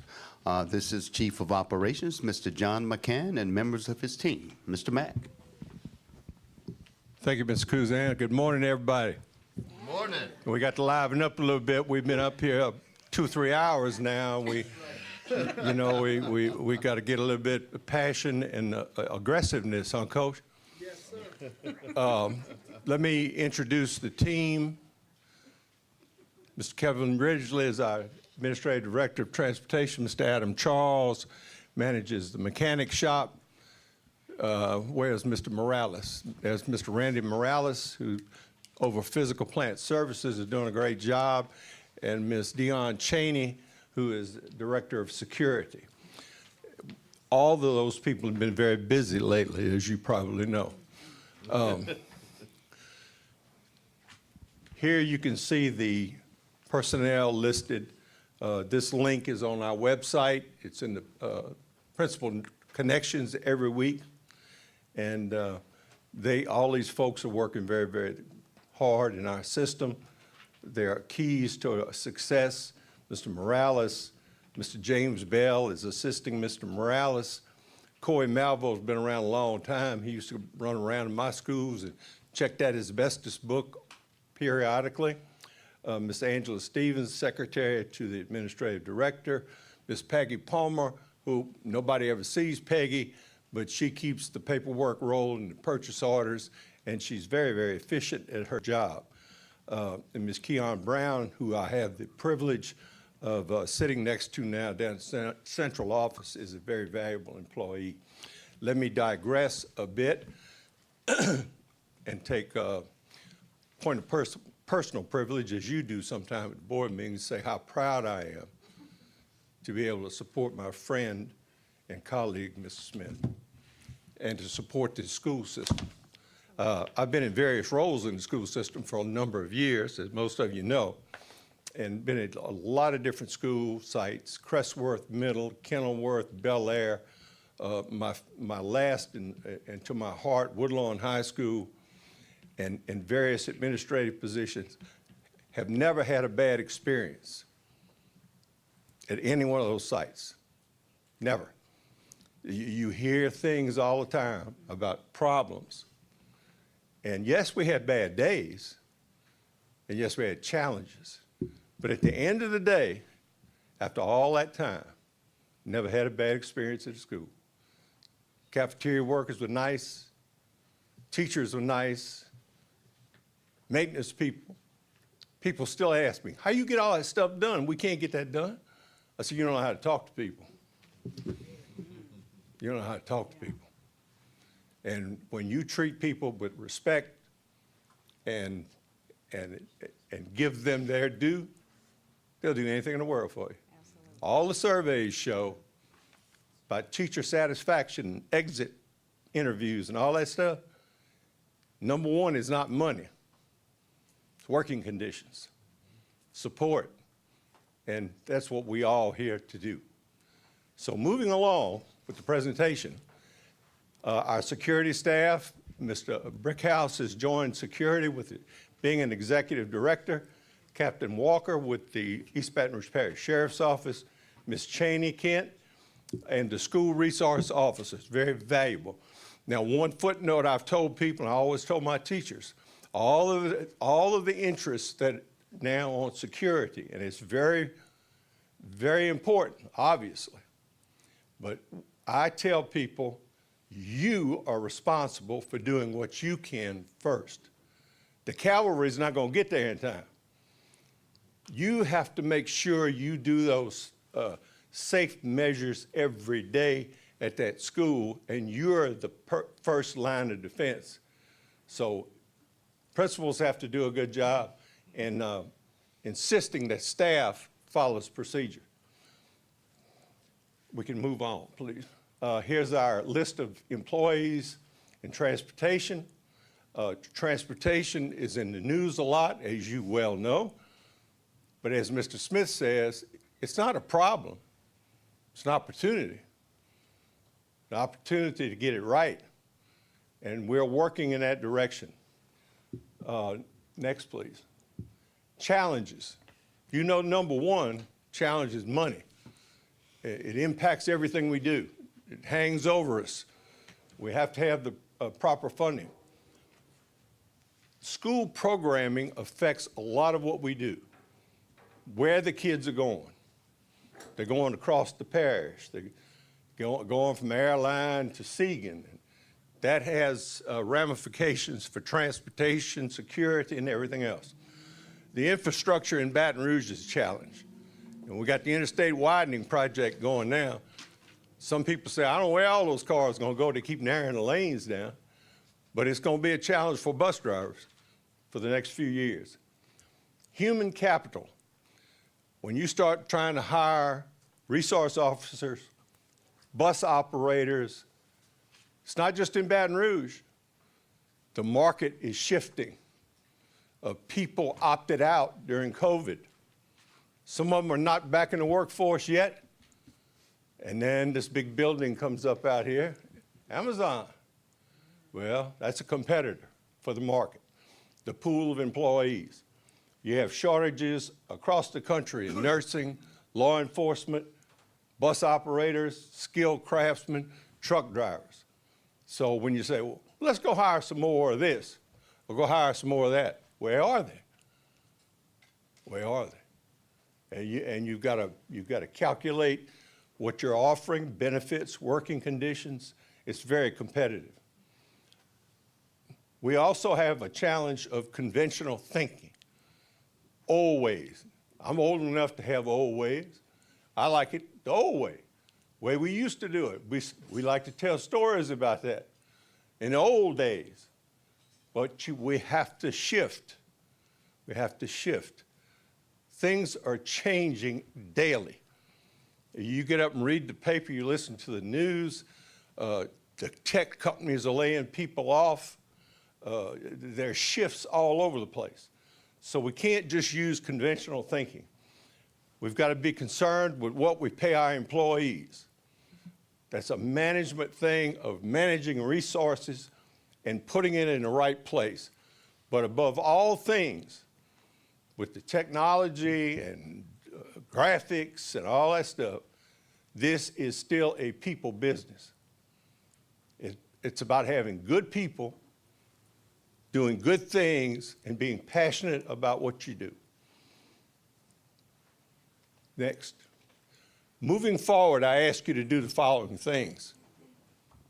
Keep an open mind, because, again, many people in our business say, why we do it that way? Well, we always did it that way. So if you got a problem, well, let's see what we did last time. Let's just go hire some more of these people or hire some more of that. That doesn't necessarily work anymore. So you got to keep an open mind. We got to have effective communication. One thing we are trying to emphasize in our department, and Mr. Morales does a heck of a job of it, is keep reminding people, follow procedure. Follow the process. You know, a guy just retired over at Alabama, Saban. Every day he tells people, process, process, process. You've got to get people to follow the process so you can document it and so you can check for results. Use the technology. I'm much better at it than I used to, but I still have to go ask Amy for help occasionally. But it is a boon to us. Be real. We need to be real with each other. You know, we can sit in here and I can try to impress you, and we get into these big terminology things and try to sound good and all that stuff, but we really need to be real with each other. What's really going on? And it is a tough thing to do. It's tough for y'all to do, especially when that camera's on at the board meeting. It's very difficult, but we need to be real. The last thing I'll suggest to you is we need to focus on when. When is what's important now. And despite the fact that we do strategic planning, system level planning, when things start flying around like they were yesterday, all day long, that phone was going off. Mr. Smith was up last night at 10 o'clock. We were worried about a child. Did the child make it home? When all that's flying around you, you need to know what's important now.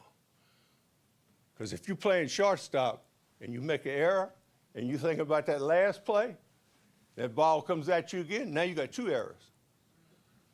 So we have to be able to focus.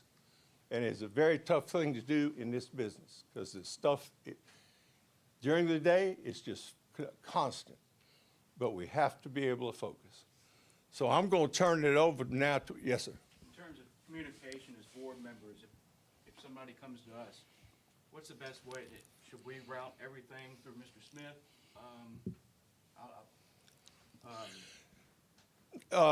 People tend to call people they know. But again, we're trying, Mr. Smith, you have a comment? Part of last night, how we all work together as a staff, I don't have an issue with you reaching out to staff when people reach out to you. The reason why I've surrounded myself with certain people is because I entrust that they can get the job done. So if you're talking to me, you're talking to them. And so at the end of the day, I don't struggle with board members communicating with staff members because, I'm gonna be honest with you, this is not a one-man show, it's a team. It's a collective of thoughts. And so if you're talking to me, Mr. Blue, it's just like talking to whether it's John, whether it's Gwen, Amy, the leadership team here. And so I don't struggle with you communicating. And to add on to that, we always loop back into, keep the superintendent in the loop if we get a direct call. Next thing I'm gonna do is tell him, so-and-so just called me about such and such. Now, within the system itself, we ask people to follow procedure. If it's a facility issue, did you put in a work order? Now, people have a tendency sometimes to pick up the phone, call me because they think I get it done. But we are disciplining ourselves to tell people, did you submit a work request? Because we can't track it if you don't. If you call the chief of a department, chief of an area, that's an appropriate call. And then we'll loop everybody else in. The bottom line is we're not going to let this hierarchy get in the way of us getting the job done. So, good question. Thank you, Mr. Smith. Mr. Morales, come up, and he's going to talk to us about physical plant services. Again, a personal note on my part, if you bear with me. I've been around this district a long time. Maintenance is always a big topic. I have never seen the amount of data, up-to-date, accurate data about facilities that we do have now. It's light years ahead of what we used to have. And Mr. Morales, Mr. Bell, and the whole staff is doing a great job with that. Thank you, Ms. McCann. So for those of you who know me, know I'm a pretty exciting guy. I'm pretty passionate, so I can talk about this stuff for hours, I'm telling you. So if I digress, just say, hey, get back on track. Give me a timeout, because I do have a lot of data, and I don't want to get into the weeds of it. We're going to provide that to you later on, but we do have a lot of good data, and this data is going to help us to determine our decision-making as we are working through the district. If I can stop. Yes, ma'am. I know that, I believe Miss Amy probably has been keeping our time, or Miss Armand over there, boss lady. Quick question, with them having 3 distinct presentations, what should be the time frame, if you don't mind? 20 minutes apiece. Okay, perfect, thank you. Yes, you do. But I'll make it as quick as possible. So also, I was listening to all of you as you were talking, and you said a lot of things that resonated with me as facilities. Even though we're not academics, we have to facilitate things, right? And we're like landlords. But we have to know who is going in our buildings, who is going to last there long term. And although I'm not academics, I'm going to say early childhood, y'all mentioned it a lot today. Early childhood is the seed of sustainability. How are we going to get this district back to where it was at? We have to provide clean and safe environments for our kids to learn in. Our environment matters more than anybody ever thinks. We have more impact on people than anybody realized, and it's kind of the unforeseen thing because it's not a test score, right? But we do impact it. When we talk about facility planning, we have to think about early childhood and how do we get this district back to an 80,000 school district. That's what this district is designed for, and today we're at 40,000, and you'll see that in the information I provide. So, district overview. As of right now, we have over 6 million square foot of maintainable square footage in the district, with 73 school sites as of last year, 8 admin sites, 9 closed, 2 are currently under construction, 4 charter schools, and 10 vacant lots. That's 106 locations that we're responsible for, with a current student enrollment of this year of roughly 40,000 students. Mr. Smith alluded to it. Our average building age is over 51 years old. We have over 600 buildings in the district that we're maintaining, and per the CSRS site assessment in 21, we had 17 of those in good condition, 43 in fair, and 13 in poor. So, this is a snapshot of the region. Just a quick snapshot. This was given to us by Accountability and Assessment in January of 2023. This is where we ranked in our different regions of the number of schools, what was our functional capacity and average age of buildings in those regions.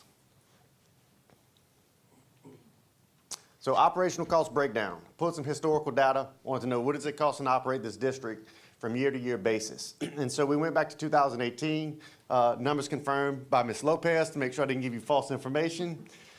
But our yearly utility costs has went from roughly $8 million to $10 million since 2018 to 2022, which makes sense, right? Cost of price increase, all that stuff.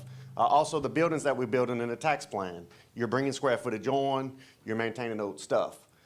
Yearly repair and maintenance has stayed pretty steady, around 26 million from 18, but then in 2022 it jumped up a little bit. I don't have the 23 numbers yet, but I'll be anxious to see those because we had COVID and you had a spike in market prices. I expect that to be much higher. And so you'll see yearly totals here in 2018 on, it stayed around 34 million, but then in 22, it jumped up to 39 million. So there's that spike. And that is your district-wide total cost that we closed out. Uh-huh. Can you go back just for a moment? I just want to ask, I see that you have, go back to the previous slide if you can. What- speak in the mic, so they Thank you so much, I'm sorry. So as we take a look at this slide, I understand what the different regions are, but what do we mean by transition? That's your alternative schools. Okay, thank you. Good question, thank you. I had the same one when I got it. So, and then other information that we still currently gathering, I'm trying to break down a cost per student. And a cost per student can mean several things, right? It can mean a district-wide cost per student. It can mean a food cost per student. It can mean an academic cost per student. I'm gonna try to break it down to operational cost per student. And so we're trying to get more detailed in our budgeting and our expenditures throughout the year. So that way we can give you that information so you know, does it cost $30 a student at Struma, but $100 at BRCVPA? But then we need to look and say, why is that? Are we being effective with our spending per student? Also trying to get year built versus operational costs. So for example, what does it cost to operate BRCVPA and McKinley Elementary when it comes online versus what does it cost to operate Greenville? It's gonna be a difference. And we wanna know what that information is. And then also keep in mind, just because you make a site vacant or you move out of a building, that's not free. That's not a zero operational cost. And so we're gonna work on getting that information to figure out what does it cost to maintain a vacant lot and what does it cost to maintain an empty building. I don't want to get too Go far ahead. in the weeds on this, but one question I have as you're bringing this up is, do we, is this on? No. Do we have best practices on what our operational cost per student should be? And when we're designing buildings as a whole, do we have a target for what the upkeep and operational costs and stuff should be for a building? Like, are we doing that with the end in mind to know, as we're designing a building, what's it gonna cost to keep this building up? So all of that was design program templates that was done before I got here. I haven't got to dive into that yet, so I can't answer that question at this time. But that is something that we should be in part of our planning, and I'll get to that at the later slides, is we need to look at standardizing the district. Like, we have a standard elementary, we have a standard middle, we have a standard high school. We should know that we can serve X amount of students, and that's our max serving capacity, or you're not able to provide resources, and then that'll drive what we're facilitating for academics. One thing we want to insist on too is that physical plant services and maintenance is included at an earlier spot in the process when the architects are drawing up these pretty things, because they have a different concept and they want to put an architectural feature, and then we love glass nowadays, but you have to think ahead as to how how costly is that going to be to maintenance, what's the shelf life, what it's going to cost us when we have to replace it, and you also have to now really think about the security implications of how we build buildings.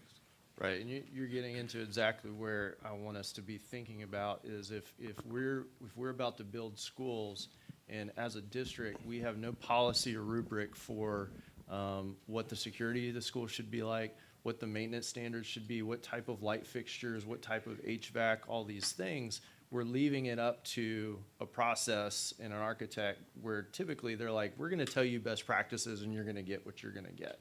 As opposed to beginning with the end in mind and setting up our physical plant services for success and saying these are the standards that all of our schools should have moving forward so that we can keep our costs down. Because there are a lot of things that we can engineer into our new school sites, but we have to set out with that as a purpose. Thank you. Great points. So I'm not going to go through each one of these, but we also have site assessments per region, which was oh, I'm sorry.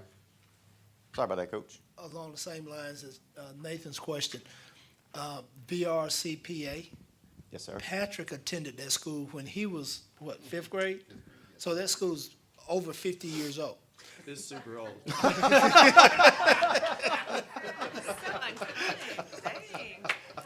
I had Patrick, that's almost like that hot mic. I had to get you on that one.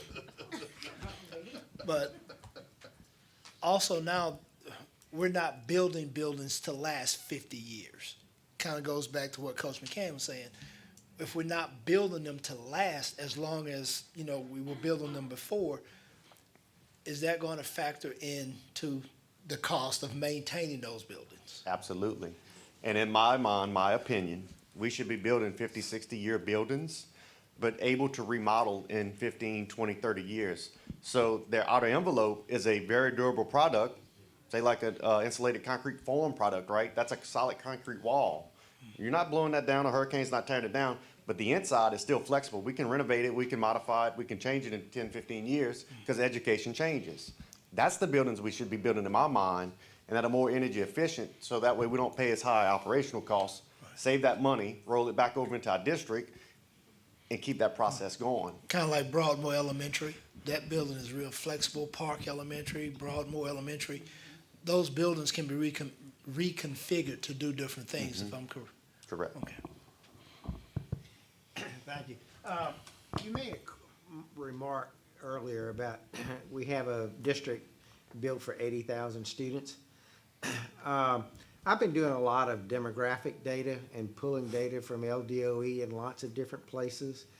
And, you know, if you look at the entire parish, which includes Zachary, Central, Baker, and all the private schools and all the charter schools, we don't have 80,000 students within the entire parish. And if you look at, you know, if you take just the area of the type 1, type 2 charters and our enrollment and add all the private school enrollment, it's less than 60,000. So people need, and the other thing is, from the best I can tell, going back 10 or 15 years, we have always have been under 80,000 school-age kids in this district, in this parish. And so I think, you know, not only do we have an overbuilding, or not an overbuilding, but an overcapacity, I guess, in a lot of our buildings, it's not in the right places. Because I've also looked at the demographics from, in my district, when we were going through redistricting. You know, my district, which everyone says, oh, there's no kids there, it's all LSU. Well, my district had the greatest increase in kids under, population under 18 than anywhere in the parish. I had over 1,000, increase of over 1,000 kids in my district, where most other districts had a decrease. So there's a lot going on, not only in total demographics, but we really haven't grown as a city, as a parish. We've lost students to Central, we've lost students to Baker, we've lost students to Zachary. We haven't recognized that in our infrastructure. And the growth has been taken in places where it wasn't before. So there's a lot of challenges in all of this as we go forward. I just wanted to highlight that because I don't think people really understand the depth of all those changes that have occurred throughout all of this. Thank you. I think Mr. Godey is certainly correct that we need to look at the long-term demographic projections as we look at this. I think another thing, you know, Randy, you made the point that how much the built condition, to use the architectural phrase, affects, the built environment affects the educational process and the school experience, which is very important. I think one of the things that as we make decisions on, you know, what schools we should have and where, and the budget impacts, we need to look not only at the life cycle costs that Mr. Rust mentions, which we certainly do. I think we also need to think, as we talk about what's our ideal facility that you mentioned, is what size is that? Because there may be one size that's ideal from a standpoint of cost utility, functional utility, energy efficiency, but another number of capacity for an ideal school if you look at the sense of community that you're trying to establish. I know at LSU I work on residence halls, and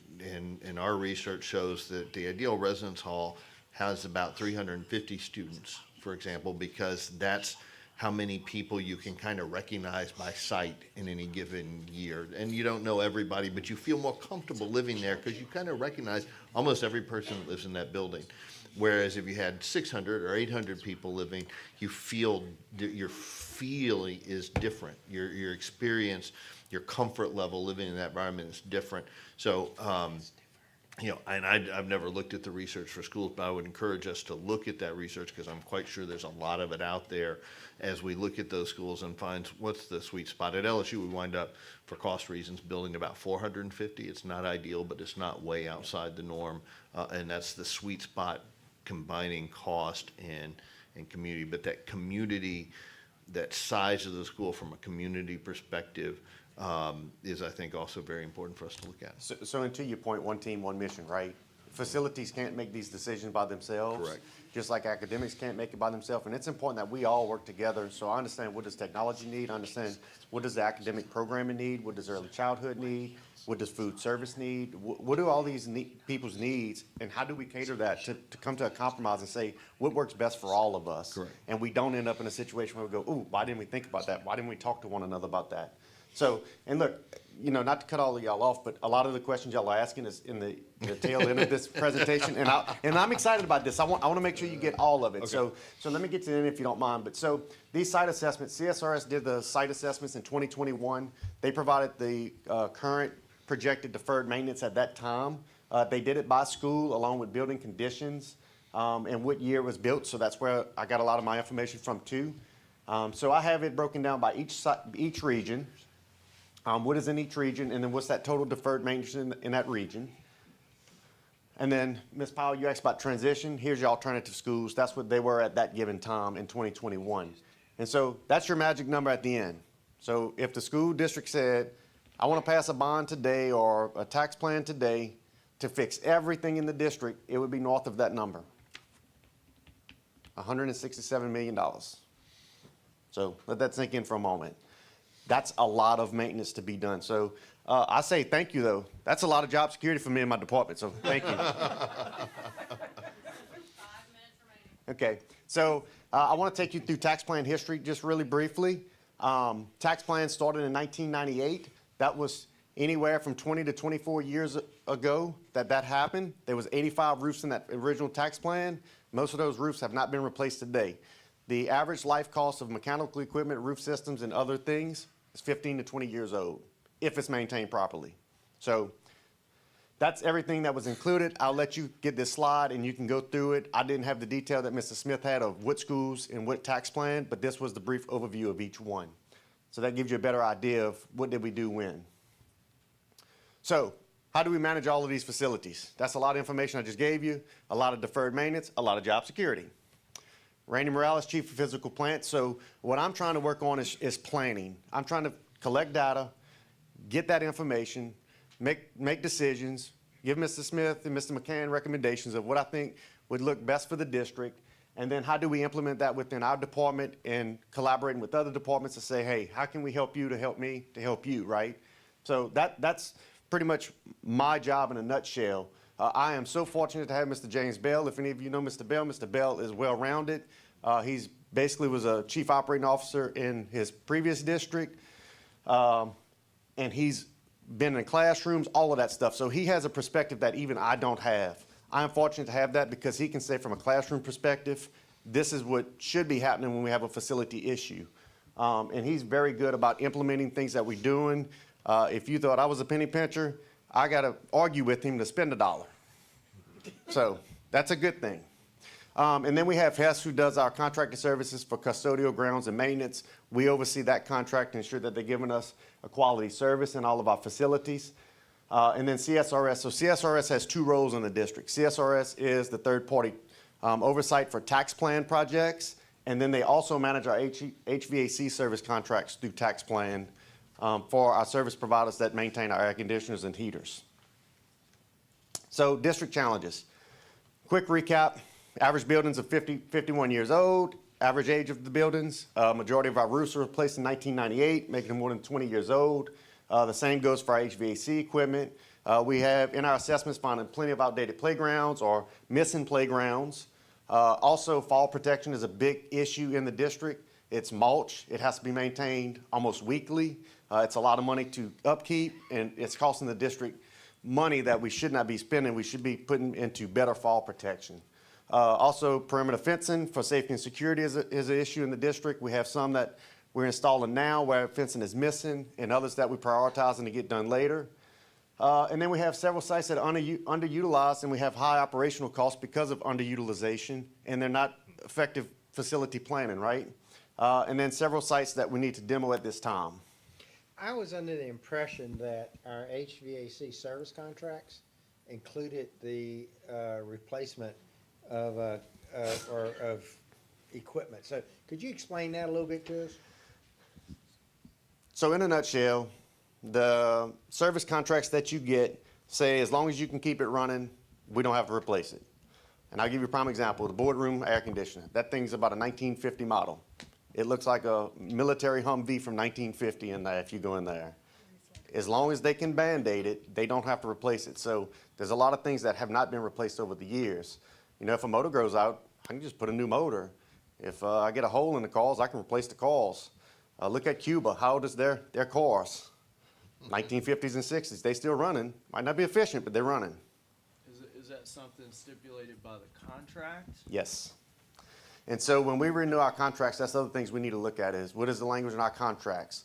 But I will tell you, changing that language is going to increase the cost too, because they're going to say, well, we have to invest. EBR also has to put their money where their mouth is too and say, okay, what are we going to do as a district to help replace this equipment and create a sustainable plan that you're our partner. You're not our contractor.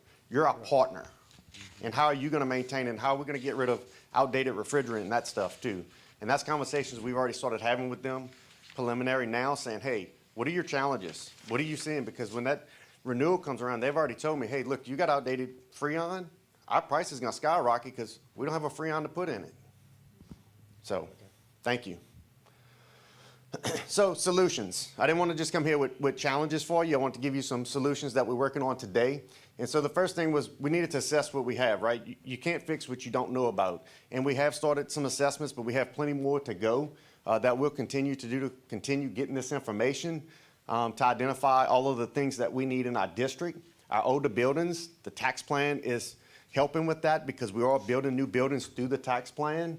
But we're also, our department is working with the other departments to better understand our operations, so that way we can do some good master planning. I'm about to wrap it up. Some good master planning, and then develop strategic plans for funding. Again, like I said, itemize our budget to say, hey, what are we going to spend at what year, and what are we going to prioritize this year, and how do you eat an elephant? One bite at a time. So we need to be mindful and do things like that. It's a big elephant to eat. So I won't go through all of these, but again, you know, all the questions you was asking, these are all things to consider when you're doing facility planning. You know, what does our enrollment look like? Building conditions. What does transportation look like? How do we affect transportation if we make a decision? Tax plans, cost per student. You know, what programs and academics programs are provided in that area? You know, I don't want to say consolidation, but, you know, being strategic about what is in what areas more so than consolidation. How do we make our buildings the most efficient and our system the most efficient it can be? And then something else, one of y'all talked about pre-K and feeder patterns, right? What does those feeder patterns look like? Do we have it planned out to say, I'm going to go from school to school to school for a finishing point? So it's a lot of things to keep in mind. So I know you had a lot of questions, and they're telling me I'm over. So I'll answer any questions you can until they tell me I got to get off. Okay. I got two things. One, I really appreciate the data and the work that you did, giving us some information about the site assessments in the different regions. What I think and you really hit on it on where do we go from here in our considerations, because I think as a board, you know, it keeps coming up in every conversations. We know the elephant in the room is that we have to make decisions around facilities. And so I think what I am seeing as a board member and what it will be helpful to the board is we need to get this data that you have and that CSRS has provided. I think that we need to get it updated, up to date. I think, like Mike was talking about, we need to have that coupled with data around what the growth and the decline in populations and where our students are in the parish and where our, what's the snapshot of our current enrollment in all of our school sites. And we need to marry all this data so that holistically we can look as a board like, what are the trends? along with what is the age and the state of our facilities, where do students need seats, where do we have too many seats, so that we can have a snapshot starting place of where are we going to start doing this work. Because we all know that we have kicked this can down the road for 20 years. And I think that this board, I don't speak for the whole board, but this is something I've talked to almost the entire board at some point about, that we have to start making moves on this. And so that's something that I want to talk, later on with everybody about how do we get all that in one place. Another thing I'll mention as we're talking about is, as you're looking and you're kind of laying out what your staff looks like and the big job that you have, it's become my impression that we have under-resourced our facilities department, especially as we've gone through kind of some of the headaches of trying to maintain our contract with Hess and get the performance we want there, about all the job that you guys have to do. I don't think you have the resources you need to manage, almost 7 million square feet of fallen apart school district, right? And you may have an idea of what you have to do, but you probably don't have a tenth of the resources you need to do it. So that's something that as we start talking about budget and as we get into the next year, that I think that we're gonna be looking for recommendations from the administration of how do we resource you better? Because it is almost a certainty that if a kid and a teacher walks into a school that's dirty and falling apart, it's going to affect how they are learning. And so if we don't address that, then we are not getting the results that we need for kids. So we appreciate that support, and I'll just let you know that we're dedicated to getting that data, and we'll keep providing it to Mrs. Smith, Mr. McCann, and myself, and we'll have those conversations to give you recommendations of what could be done. So hopefully you have options of good, better, best, right? I want to try to give you as many options as possible with consideration to my colleagues of what is good, better, and best for them also. And Mr. Russ, we do have that data available in our data appendix, up and down trends and demographic data in Andrea's presentation. Yeah. If I may add as well, I just wanted to share, thank you so much for providing the presentation. One of my comments steers back from years ago, and you kind of answered my question. As a teacher in EBR, I would always question about the HVAC system, because in August, the air never worked, and in January, the heater never worked. And so if we have the type of contract that you're describing, this is the reason why we have the issues that we have. And I totally agree with Mr. Russ in the fact that it affects the health of those that are within the buildings. If the building is not clean, if the HVAC is not working the way that it should, leads to all levels of allergies and sinus issues, which leads to truancy issues because people are being absent. And so all of these things do work together as one ecosystem. So I hope that we can definitely work with you to get this right. you. Also, on your presentation, I know you took the young lady's face down, but I've been seeing this beautiful young lady on a lot of our slides and advertisements. Who is this child? Is she one of our students of the year? It's one of our students, Kenny is one of our graphic designer, and Kenny has a good eye. Oh, wow. Well, she is beautiful. Thank you. Real fast one, what's the average cost of demolition for a building site? It depends on the size of the site. Well, that's a projected cost. They're not really sure, so we'll know better whenever we get that quote back. And so I'll just leave you on these two things. Number one, there is more to the HVAC system that we can get into later, but controls monitoring is another portion that we're lacking that we need. So it's not just the service providers also. Again, it's a holistic picture around mechanical that we have a lot of addressing to do. And then lastly, Mr. Martin, I think you're the one that said, if everything's an opportunity and then nothing's an opportunity, or priority, I'm sorry. Well, that's how I feel about this. And so just know when you call and you say, well, what about this, this, and this? Well, if I tell you I can't get to it today, it's because this is a priority, and that's a priority tomorrow. So just keep that in mind. Thank you. Thank you. Thank you, Mr. Morales. We need to right size and smart size, not just cut down. We have to do those demographic studies, look at the patterns, and right size and smart size. So to move on, I'd like to introduce Ms. Dion Cheney Kent, Supervisor Security, and like we've been talking about all along, all these things are connected. Fencing is connected, construction, maintenance. Good morning. My name is Dion Cheney Kent. I'm one of the directors of school security. I work along with Captain Walker and Mr. Brickhouse has came to our department as an additional layer of support. So metal detectors has been a big thing that's been discussed in the media and amongst the schools. At this moment, every high school has a minimum of one walk-through metal detector. Every middle school, grades 6 through 8, has a minimum of one. We do have certain sites that has two, and that's going to be Woodlawn High School, Scotlandville High, Estruma High, and Glen Oaks High, strictly because they have a middle school component at their location. Every site, middle and high, has a minimum of 5 handheld metal detectors. All elementary sites has one. As of now, we're working with the Division of Schools to assign a realistic date to implement the walkthrough and handheld metal detectors throughout our school sites.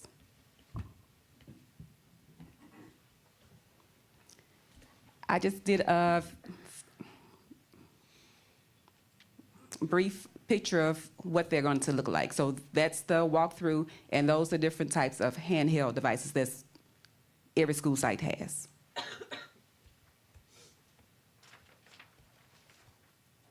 Let me go back to this one. Some schools have started playing with the settings. So I know Tara did their settings where they can also detect vapes now.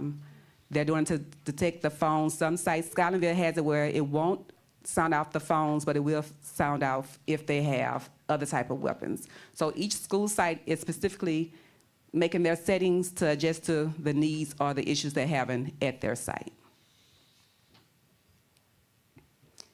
With the grant, there was a grant that the school district was awarded, and we assigned handheld and walkthroughs to go to these specific sites. These are the sites that received walkthroughs.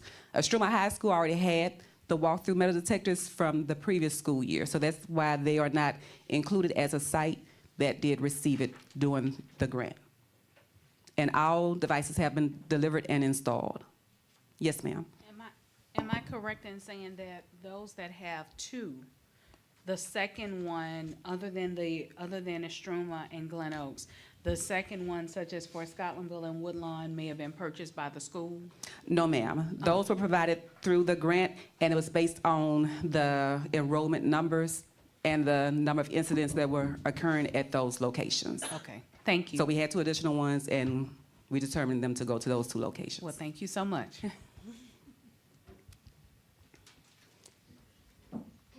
I'm going to come back to the metal detectors and the conversation about why they're going to be needed with data that I have after these, but I want to just give you some information concerning our school resource officers. Currently, we have, this list shows 13. We have one of them that's on this list that's actually came through and was onboarded and started on Wednesday. So we have 12 eligible and qualified candidates for school resource officers that's willing to come to our school district to work. Right now, we average 12 per day to cover all schools. We are budgeted for 26 to cover all schools, but we have now reached our max of 12. And daily coverage occurs at the schools that's listed, but we are working with the new interim chief of schools to see how she would like to reallocate those school resource officers with the new incidents that's occurring at some of these new sites that's not listed, because some are going to be pushed up. Yes, sir.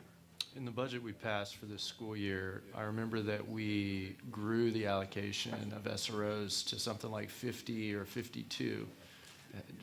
Obviously, we haven't filled those positions. Where those resources for those officers, is it being reallocated elsewhere, or what's the? Right now, we're trying to fill the positions. We're hoping to fill the positions. The incidents in the schools, as far as threats, we've only had 3 gun weapons that's been discovered in the school, but as far as weapons, we have more weapons that occur on a monthly basis in the schools. Some sites require more than one. For instance, Woodlawn High, with the incidents, the site, the campus size, and the demographics, we need more than one officer at that location. Scotlandville High School is another site. We have several sites, and some of the concern that's coming from law enforcement, we have them being involved in incidents where they're now becoming placed in safety, I guess, situations, because the incidents are more than what they're equipped to handle single-handedly. Okay, so I guess my question is, what I'm looking to find out is we're 2/3 of the way into the school year, into the budget year. What are we doing, or what have we done with these resources that we have not allocated because we have not been able to hire SROs? We got 20-ish positions that we couldn't fill, plus, what do we do with that money? So that's going to be possibly Kelly Lopez question, or? So basically, when you do the revised budget, you go through and say, this is what we've spent so far. What practicality-wise will we spend to the end of the year? So yes, the revised budget will show a decrease in security because the money has not been spent. Now, that does not mean that other areas haven't spent more than we needed, and so it all kind of comes out in the wash. But no, that money will be reallocated somewhere else in the budget. Thank you. Based off the priority. So one of the things that, I've been talking with security, this department, to see if we can look out, to see if we can hire officers from other parishes. We have a question around jurisdiction that we need to find out. You might have a law enforcement for Baker or Zaki or whatever that can help fill some of these gaps with getting our resource officer positions filled. So I'll use this as an example, and I'm not beating anybody up here, right? But just holistically as a board, if we don't have a system wherein when we have to pivot because the resources that we have allocated cannot be used or have to be changed, there is no function of this board that can then go and say, hey, we're 6 months into the year, we're not going to hire 20 more SROs, but this is a security resource. How does the board wish to direct this funding? It's largely left up to the administration. Now, they're professionals, and we look for recommendations for them, and that's what I would hope for if we had that function. But as it stands, the district's going to spend the money, and they're going to come back, and they're going to tell us, here's how we spent that money. We didn't fill those positions. As a board, I feel our responsibility is to ensure that we have a process where we direct our school system. Okay, we budgeted for these positions. If we can't fill them, we either need to find another way, or we need to put this into security into another way, or we need to decide as a board what's best for our community. But as it stands, we have no way in which to do that, and that is a problem. Thank you. And I think it may be a little confusion when you say 52. We have 52 that's allotted because it's two different shifts, but it's only 26 per day. So it's only allotted for 26 per day. But it would be a total of 52 because it's two different shifts. So it won't be the same 26 officers. It'll be a total of 52 officers, but allotted with one of them per day, which would be 26 per day. So we're not doubled. So we're halfway in. And we have a list of those that's eligible that we possibly could hit that 26 before this budget year ends. Okay, thank you. If I can ask a question as well. My question is, how do we actually, get SROs from the sheriff's department? Do they apply with us? Do they have to choose to be SROs? Or does the sheriff or the sheriff's department assign them to serve as SROs? How does that work? So BRPD has provided one SRO to the school district, and that person is assigned to McKinley High School. Every other SRO has to apply for the position and choose to be a SRO and go through our hiring process from there. Okay, but they're usually a part of the sheriff's department? They're going to be BRPD or the sheriff's department. And it's considered extra duty for the sheriff's office.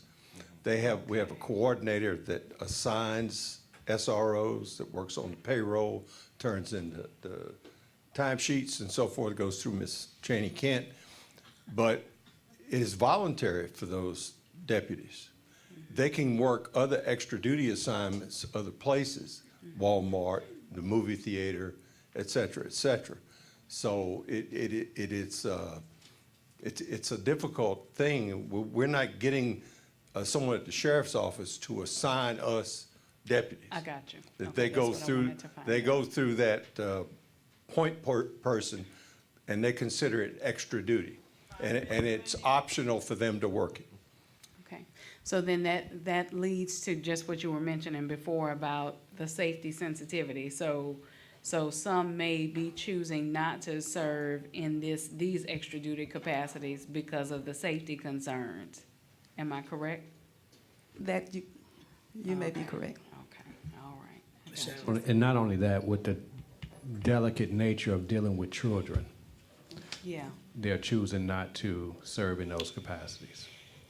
So some SROs candidates have expressed their full-time job is law enforcement, and that's their livelihood. One mistake doing part-time work with the school district could cost them their job. So that's why they're requesting additional support and making sure that we are supportive of the decisions they're making when they're implementing the law within our schools. Mr. Question. Go ahead. And my question kind of relates to the comments you just made. These guys are trained law enforcement officers. It's a delicate situation working with children. But however, the SROs that choose to work in the schools, my question is the same as it was last year when we started talking about this. What type of bias training, if any, are they receiving? Because we all bring our biases to work with us. And if a child is acting out or if something goes on with an SRO, he's going to revert back to his training. He's a law enforcement officer. He's not going to, I don't think he's going to stop and say, oh, this is a 16-year-old kid. I have to handle these things differently. He's a trained law enforcement officer. Is that what you're getting at when you say delicate situations with working with kids? I would say yes and no, because actually for them to be a SRO within the first year of them working in that space, they have to complete a training with the state. Okay, and Strictly on that training consists of bias school training. resource officers. I don't conduct it, it's conducted by the state, but it focuses on school resource officers within schools. Okay, but it's bias, it's training. I mean, Yes, yes, okay, because if I'm out there in the street dealing with somebody and it turns into a physical altercation, then I'm gonna handle that kid like I've been trained to handle a physical altercation. Correct? And I just think kids are different, and you may have a problem with a child. You may have a problem with a child because of the way he dresses or the way he talks to you.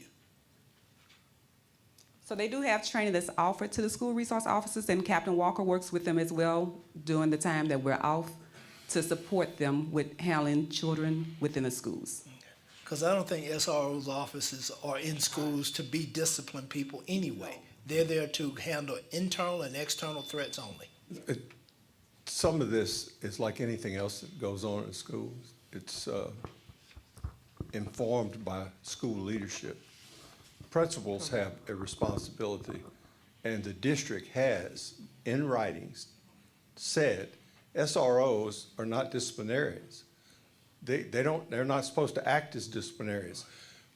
Principals are not to put them in bad positions by saying, go get so-and-so out of the classroom. That can agitate a situation and inflame a situation. When I had to go to a classroom to get a child, I would ask the deputy, stand here at the end of the hall. I don't even want them to see you when I walk to that classroom. He was there in case. The other thing is, when a school resource officer is still a law enforcement, those guys that work and are law enforcement people have that badge 24 hours a day. Mm-hmm. And they have to act in that capacity when a crime is committed. If someone crosses a line at school, you have to step back and he's got to do his job. Now, he's got to do it within the law and he's got to do it within training. but he has to do it if a crime is committed. The directives and the philosophy has to come from that school leader about what you want done at that school. And they are not to be disciplinarians, and you can't involve them in day-to-day activities too much about that thing. They have to be there if needed, and it's up to the principal to make that clear to everyone. Yes. Well, I've seen them breaking up fights. Well, that's a battery. Once a fight starts, somebody's committed battery, and unfortunately, as Ms. Cheney Kenton, Captain Walker, and I have discussed, Mr. Smith, we have some forces at work in our community. Some of these fights have become more vicious than they used to be. And we have to protect life and limb and allow these other children to go to school. But they don't like to do that either. But we have to have a clear delineation of responsibilities. And you cannot put them in a bad spot where you're asking them to do part of an educator's job. They are not educators, they're law enforcement. And I've never had a problem with one. They've always done what I asked them to do. But I always knew clearly what my expectation was for them. And you've got to make that clear. Yes, sir. I think there's a continuum of disruptive behavior, from mouthing off to a teacher to, you know, getting in a verbal altercation with a fellow student, to getting in his teacher's face, hollering at him, that then, and at some point along the line of that continuum of types of behavior, you do get a point where you're crossing the line and committing a battery, as you say, where it becomes sometimes, not necessarily always, a matter for law enforcement to come in and make your arrest. We certainly, if two kids get in a shoving match, that's not like the extreme case that you're talking about like we have today. We maybe don't want to tar either one of those two kids with a criminal arrest on their record. And not today, but I would be interested in understanding all of our policies and the guidance and training that go to our principals and our teachers to understand what our various responses are to disruptive behavior that's along that entire continuum, starting at the simple, mouthing off or whatever, escalating to the fights or what have you. I think Mr. Smith will agree. As we're doing budget revisions, as we're working on our department reorganizations, all that needs to be revisited and restated clearly. For example, we're going to have a discussion with Ms. Vicki Silas, who's in charge of our policies and procedures, about more specific instructions to arm the school administrators with more detailed policy about metal detectors. You can't just drop those things off and say, here, use them. So we're working on that also. But Just to quickly answer your question, every year we certify all of our APs and principals in non-crisis intervention. And it's a certificate that they have to maintain yearly from an incident that happened several years ago at Scotlandville. And so we take all of our principals. Normally the past 2 years it's been at Liberty High School, where they go through non-crisis interventions. If we find where we have a site that's having a serious problem, we'll go in and train the whole staff. Considering that we are now over time, I do see that our legal counsel was holding the mic, so. Yeah, I just wanted to respond to Mr. Lewis's earlier question about training requirements. SROs are required by state law to be peace officers. They're also required to go through additional training approved by the State Council of Peace Officers. And that includes some bias training as well as other considerations. And then the school district on top of that can impose additional training. To go back to the question about shortages, one of the challenges we faced in meeting with law enforcement agencies where they have a shortage of officers for street duty. And in order to bring people forward for SRO duty requires additional training and people. And so that was a conversation that was had with leadership over the last 2-3 years about where the shortages are in terms of provisions, but training is part of the contributing factor to that. And I just want to kind of make sure you guys understood. And in the spirit of transparency, I've seen more officers get involved post-pandemic because there was just a shortage of people in the building, shortage of teachers, shortages of deans, and things like that. and those type of things just kind of fell to the police officers. And that's when I saw things get really sticky. So we do advise school leadership that school resource officers are available to provide support. They're not there to be deans, they're not there to be administration, but they're there to build positive relationships with the students and to provide support with anything that's criminal or potentially criminal. All right, I'm going to have to ask at this time that we transition over to Mr. Ridgely for the last component in operations, as we are behind time, and it's time to get started with the lunch shortly. Good morning, afternoon. I don't even know what it is anymore. April, you can tell me 5 minutes at any time. So today we want to talk about a few things, and here's a small agenda. We want to talk about a solution to create more bus operators. We want to get into a small amount of bus data. We want to talk about bus purchases, and then we want you to do what Mr. McCann talked about earlier, which is keep an open mind. So that's why you see first student on there. And then we want to discuss maintenance as well. Right now, we currently have 780 buses in our fleet. Of course, all of those 780 buses do not work. The average age of our bus is 8 years old right now. What we'd like to see is at least a 10-year replacement every year, and that is, I'm sorry, that's a typo, 20 to 25 buses per year. That's what we'd like to see in a perfect world. Right now, our average roll call is right at 10 in the AM and 10 in the PM. That's a lot of roll calls, guys.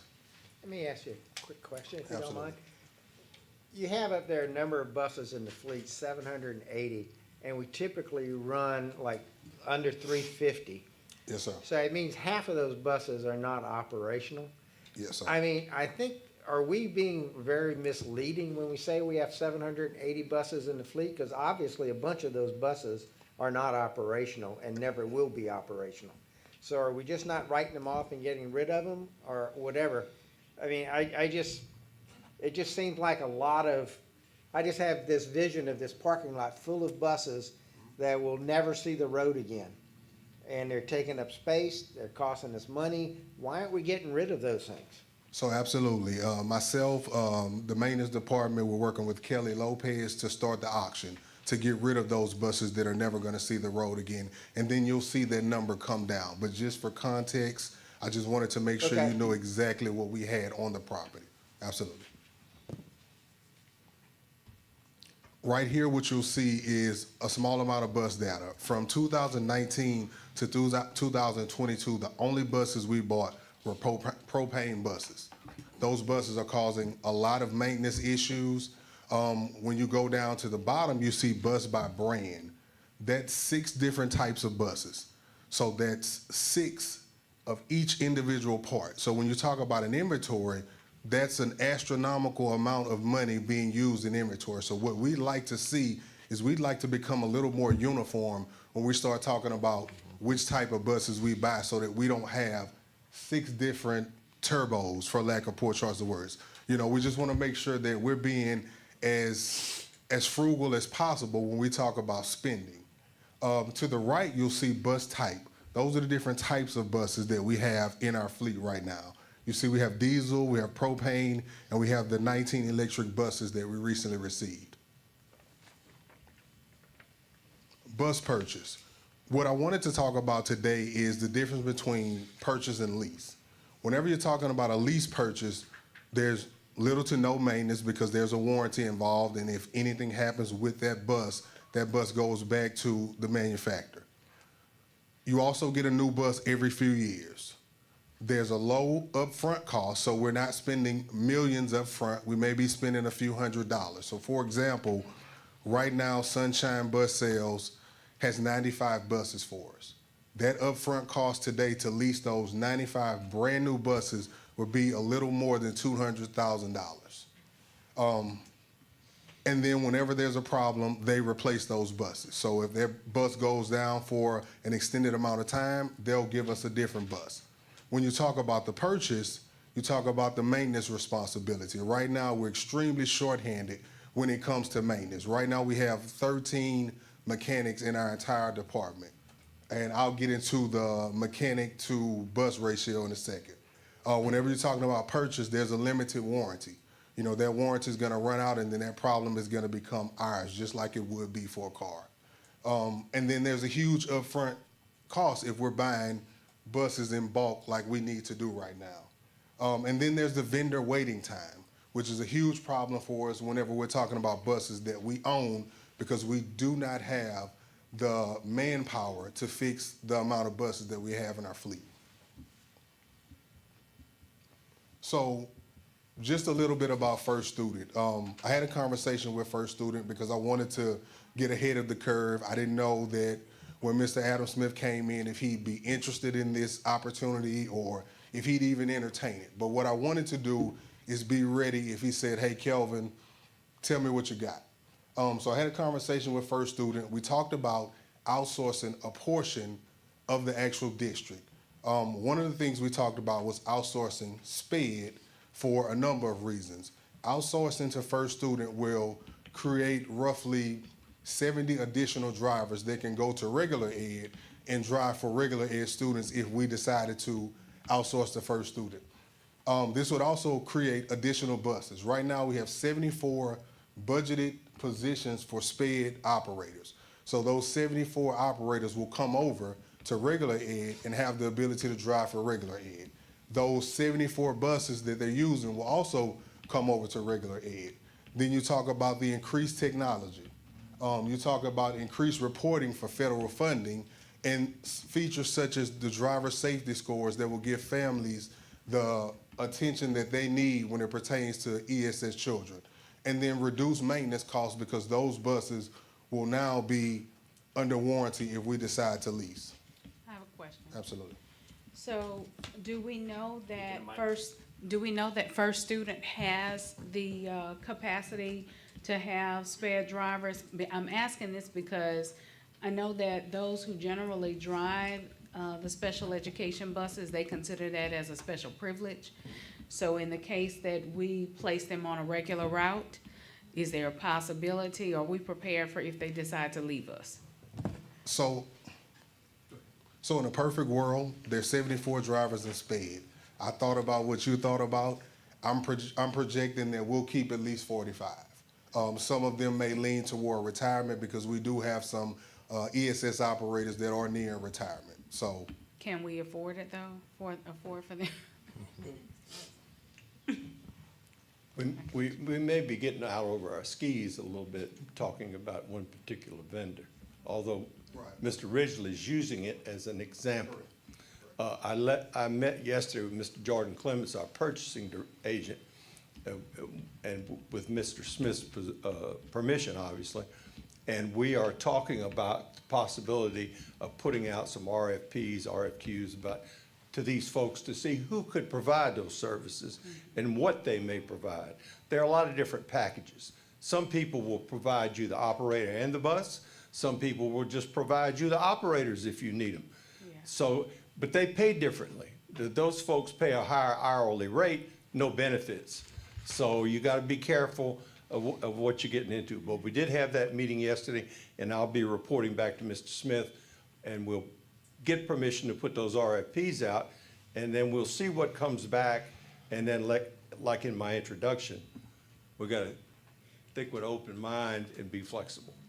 Yeah, I think the cost that I was referring to was more of, can we afford the cost of losing some of the drivers if they decide that they would. That's an unintended consequence. Yeah, another piece to it is that the sped transportation is really the only thing that's working right at this point. So we don't want to break it. So what we also are exploring the possibility of outsourcing additional drivers across the district, not necessarily a particular category of drivers. The reason being, and we think that there are some possibilities where we can save some costs, because Ms. Lopez has data for over maybe the 5 years where we just haven't been able to fill those positions. And so we have that data ready. Also, as it relates to leasing buses, I'll ask Ridley to kind of, Mr. Ridley to kind of explain what are some of the hang-up with the maintenance on the leased buses, because we're kind of at the wheel of getting those buses fixed through the leasing company. Superintendent, before we get to that, let me just remind everybody, you know, that you know, as Mr. McCann said, we're getting ahead of our skis here a little bit. I don't want I'm concerned the sensitivity of this topic is going to panic some of our employees that we're, you know, closely exploring outsourcing something like this. This is obviously a very sensitive issue. We're not anywhere close to that. We're not thinking that that's what we're going to do. What we're trying to do right now is look at ways to respond to the severe driver shortage that we're having right now and the shortage of working buses that we have right now. And that's all we're really trying to do right now. Okay. Quick, it's related, but have we done a cost analysis of lease versus purchase? No, we have not, but we just begun those conversations probably about a week ago. So we'll have that data here within the next week or so. Okay, so basically what Mr. McCann and Mr. Smith was saying was these are examples of things that we could do. That's why Mr. McCann talked about keeping an open mind at the very beginning. Like Mr. Martin said, this is not something that's in stone. This is just something that we want to think about. Mr. Smith came up and he mentioned the buses, and we started talking about the capacity. Well, again, we have 13 individuals. We have more than 425 operational buses that are being used every day, and there's no way the 13 individuals can provide the maintenance that's necessary for those buses on a daily basis. So we talked about actually outsourcing maintenance as well. You know, there was just a conversation that we wanted to have and just kind of look at the different things. Right now, we spent roughly $1 million with Kentworth in 2023. So if we were to bring on an outsourced mechanic company, then we'd be able to save on that because we don't send buses out for HVAC. We don't send buses out for things that our mechanics do not have the capacity to do. So those are some of the things that we were talking about whenever we talked about first student and we talked about outsourcing maintenance. Nice on your time, Yes, man. ma'am. Good job. Yes, ma'am. I was trying to go fast. A note on the first student, because it brought back some PTSD when I used to do this for schools and outsource. I think you need to consider that they're gonna have the same hiring problem, right? If you can't hire all these bus drivers, any vendor, not just first student, but they're going to struggle with that as well. I absolutely applaud looking at all the options. That's what you should do for every aspect, right, of the school system, of what are all of our options, analyze and go with your best bet. I think it's smart to do RFPs and again, just see what options there are out there. But I would caution that I've seen schools do it both ways. It's just a hiring problem, right? They're gonna have the same hiring issues that you have currently. I would also be interested to see what is Ascension Parish doing? You know, what is Jefferson Parish doing? What are other districts doing? And are there lessons you can learn from if they've tried different ways? What are the charter schools here doing? You know, who are they hiring to do this work? Are they outsourcing? Do they have their own buses? I think all of that should be analyzed and looked at together. You know, this isn't a silo, right? I think Zachary's been at First Student since the district was, and it's, of course, it's a much smaller operation, but they're getting ready, First Student's getting ready to go up like $1 million a year for the next 4 or 5 years with Zachary. And the superintendent we visited with last week, and he told us, but they don't really have a choice. They're getting prices from other vendors also, and they are higher. And they're getting good service from that particular vendor, and they've got the bus operators to man the buses. So it's a tough market. The cost of fuel's going up. Diesel buses used to be the rock bed of the bus industry because they lasted so long. You could run a diesel bus 20, 25 years. Now they're only getting 15, 16 out of it because of all the attachments they had to put on diesel engines because of federal requirements, EPA, Clean Air Act, et cetera, et cetera. You're not getting as many years out of a diesel as you used to. Some people are going back to gasoline buses because they're easier to work on. The outsourcing he's talking about is not only the number of mechanics, but the ability to work on drivetrain, transmissions, and air conditioner in a bus. Even if you had 25 mechanics in your house, they still couldn't do that specialized work, and you got to send it out and contract it out. The lease buses, when you lease the bus, sounds real good, but when the bus goes down, it goes back into the queue for that company, and it may sit there for quite a while. But you're right, we're looking at those options. That's why we've started this discussion to think differently than we used to think about solutions to this problem. We used to just say, oh, well, let's go buy some buses. Well, that's not gonna work. That's not necessarily the answer. And go hire some operator. From where? Who? You know, and we gotta do a little bit better job, tighten up all of our processes internally. We gotta screen better, train better, and retain better when we do hire people. I want to just add to Ms. Chatelain's point, you know, that it is very good, and I applaud everybody for looking at options with a very open mind, and the board, I know, wants to do that. I think, but we need to make sure that we're looking at all the options, right? Because I do a lot of outsourcing at LSU, and sometimes it works, and sometimes it doesn't. And sometimes, you know, one of the things that we need to look at is, what constraints by policy or budget or pay levels have we put on that hinder our ability to do a better job internally, right? If we pay too low and we can't hire capable mechanics, then you know, maybe that's the issue, right? Or alternatively, perhaps because of civil service regulations, it's hard to cross-train and get some synergies there.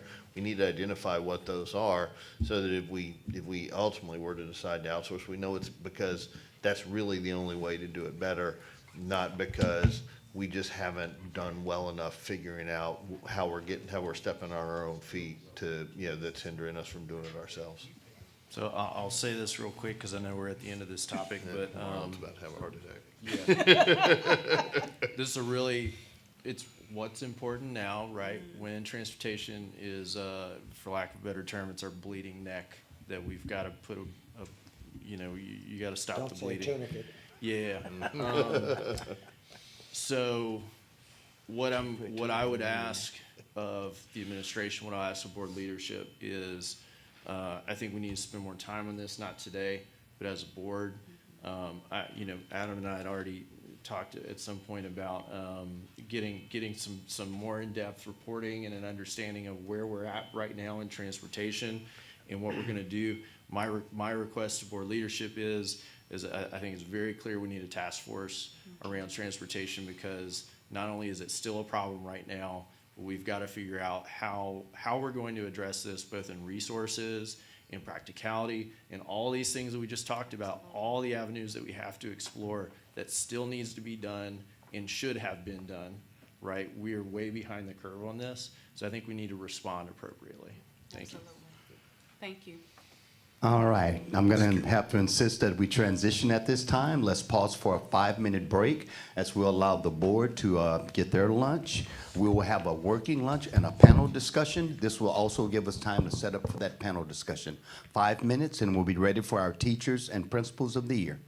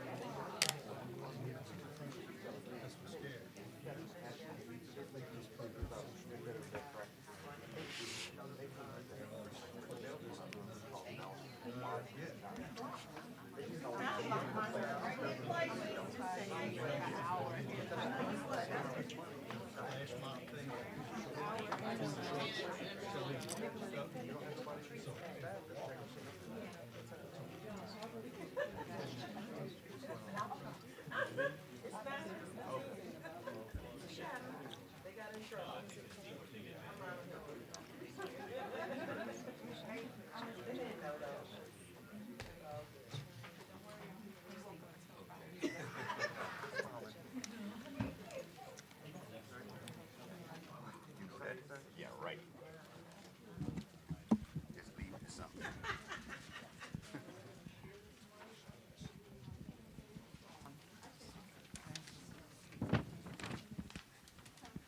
Is it okay if I put my chair? No. To the back. I'm gonna sit.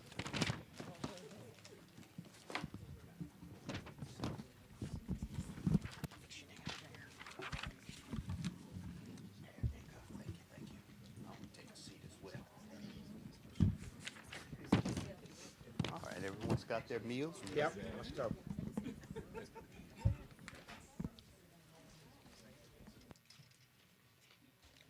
All right, good afternoon. We're ready to proceed with the next component of today's board retreat. Of course, this is lunchtime. This is a working lunch for our board members, our ELT, and of course our audience.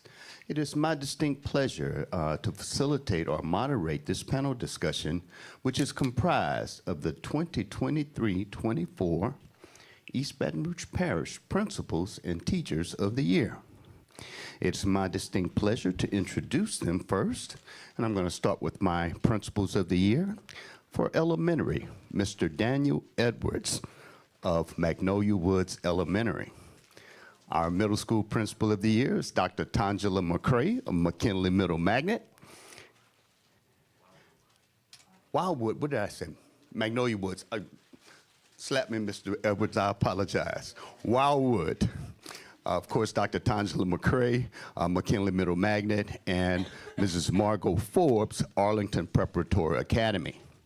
Our Teachers of the Year for elementary, Mrs. Melanie Jones, Crestworth Elementary, Ms. Natalia Gultik of Park Forest Middle. Did I get it right? All right. And of course, I did not recognize him in his dress blues, but Mr. William Alsobrook Jr. representing Bel Air High School. Congratulations to all of you. I know you're going to represent us well as you move on to further competition. Let's dive right into it. We have some prepared questions for you. And I grabbed the wrong sheet. First and foremost, and of course, we need a microphone for them to pass, please. They've got one? Okay, good deal. All right, so if you got that mic, Mr. Edwards, that means you're going to start us off. What do you like most about working in the East Baton Rouge Parish school system?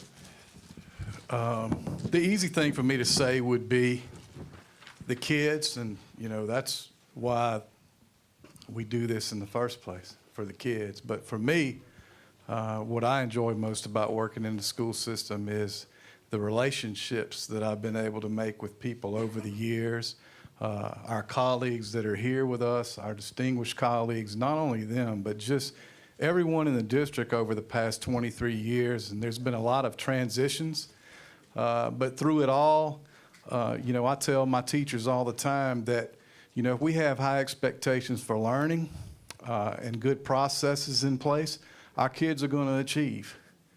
But when you get at my point, and maybe some more of us at that point in your career, it's the relationships that you've made and the people that you've worked with and gone into battle with day after day, all these years that you're going to take with you once you hang it up. And so for me, the relationship piece is what I treasure the most about working in the EBR school system.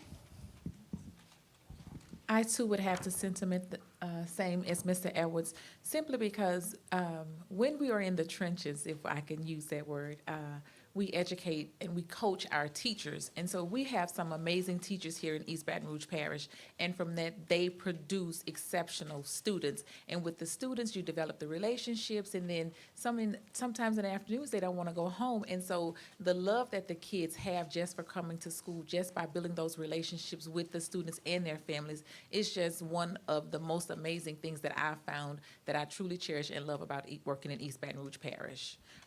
Sometimes ago, I used to always tell my teachers, you know, education is the only thing that no one can ever take from anyone. And so I instill that in my teachers, making sure that every day that those kids enter into the building, we are providing good first instruction. Thank you. What I love about working in EBR, I was actually a student in EBR. I attended Beechwood Elementary and White Hills Elementary. So it's kind of a full circle moment for me to be a teacher in East Baton Rouge Parish. And not only am I teaching in the parish, but I'm teaching within the same area that I grew up in. Crestworth Middle was my district school. So for me to be a teacher at Crestworth K-8 is a very proud moment for me. What I like about working in EBR is feeling welcome. I love working with my diverse students because I'm a diverse person. I'm from different country.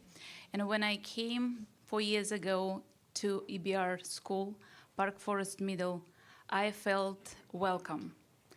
And I would say not just about our school, I would say about human resources, about any person who I communicate with. They always listen to me carefully and they welcome me. That's the best thing for me. Thank you. The one thing I like about working in East Baton Rouge Parish is because I'm from Baton Rouge. I graduated from Southern Lab in 1983. I did 20 years in the military. And when I retired, the first school I worked at was here at Estruma for 3 years. I went to Scotlandville for 4 years. I was in St. James, now I'm back at Bel Air. And the thing, I've had a chance to see the kids grow, the administration grow, everyone that supports us grow. And that's the thing I like, because at Bel Air High School, I mean, I get great support from my principal and my administrators, and I love my job. One thing that I say, right, I have a saying on my wall: no one rises to low expectations. So I have the opportunity to see all my kids rise to those expectations and live for what I expect from them. Sometimes they don't get it at home, but that's the thing that I'm instilling in them, that discipline and for them to be successful. So EBR gives me the opportunity to do that, especially being home. Thank you. Ms. Forbes, we left, we know you have a lot to say. I think everybody said the melting pot. EBR is a melting pot. The students working in a diverse district, students, faculty, parents, that melting pot is very important because you cannot live in a silo. You need to know how to relate to different cultures, different races.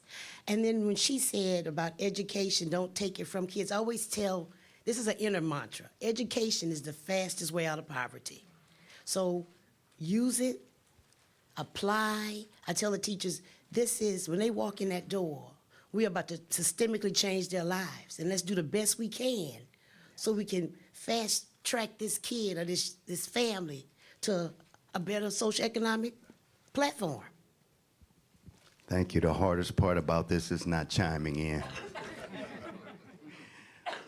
Now, on that note, we talk about what you like best or like most about working in the East Baton Rouge Parish School System. We all have challenges as well. What are some things that you dislike or you would like to see improve? I'll speak first. I would like to see us improve holistically as a district with teacher retainment. I think if we can coach our teachers and get our teachers to stay with us, it'll just be better all the way around. So teacher retainment, I would love to see us improve in that area. Y'all ready? For me, I think the struggle is, and we kind of alluded to this earlier in the workshop, it's people, not programs. And we say that a lot, but for our school, when we became a B school, we celebrated that. And then I lost my literacy coach. I lost my math coach. And sometimes it was because decisions were made that were beyond my control about who goes where. And the reason we got to the B is because we had a literacy coach and we had a math coach, because as a principal, our plates are full and overflowing. And I would love to coach every one of my teachers, but it's almost humanly impossible. So to have that instructional coach, that literacy coach, and that math coach on the campus gives me relief in knowing that they are being coached. And of course, as school leaders, we set the expectations for our coaches, but at the same time, we need those people on our campus. So the struggle that we have is, or I have, is when I go to staffing and say, I need a literacy coach, I need a math coach, I don't have the confidence that they're gonna say, whatever you need, Mr. Edwards, whatever you need.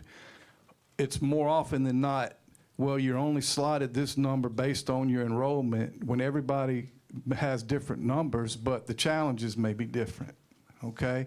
And so what we want to hear, or I want to hear as a school leader, and I think I can speak for most of us, is that when we make it known that we have needs in the school to keep improvement going, then we want to hear, yes, whatever you need, we're going to allocate so that you can support your students and support your teachers.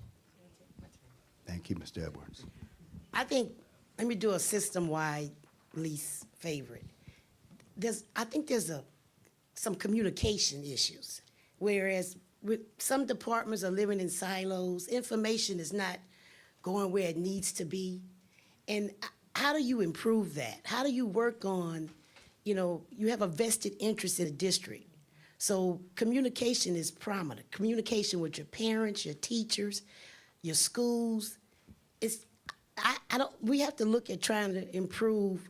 We have a great slogan, beautiful slogan, but I'm talking about communicating between buildings and departments and I think we need to look at that communication piece within our internal processes in our district. Any suggestions of how we can improve that, Mrs. Ford? Well, I've thought about this a while, because I think at one time we used to have where like the middle school, the high school principal will go look at the feeder schools, the elementary schools, because I don't want to live in a silo, because I want to know what another school is doing so I can be better at what I'm doing.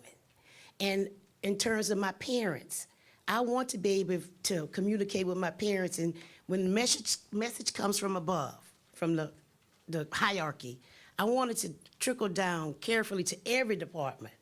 And I think that's one of the things we need to really, really work on, that communication piece. I don't have the great answer for it, but it kind of bothers me sometimes, because I like information. I keep hearing you say interdepartmental communication really need an area of improvement. And you said because each school or each principal gonna communicate with their parents. That's your stakeholders. So you got that piece down.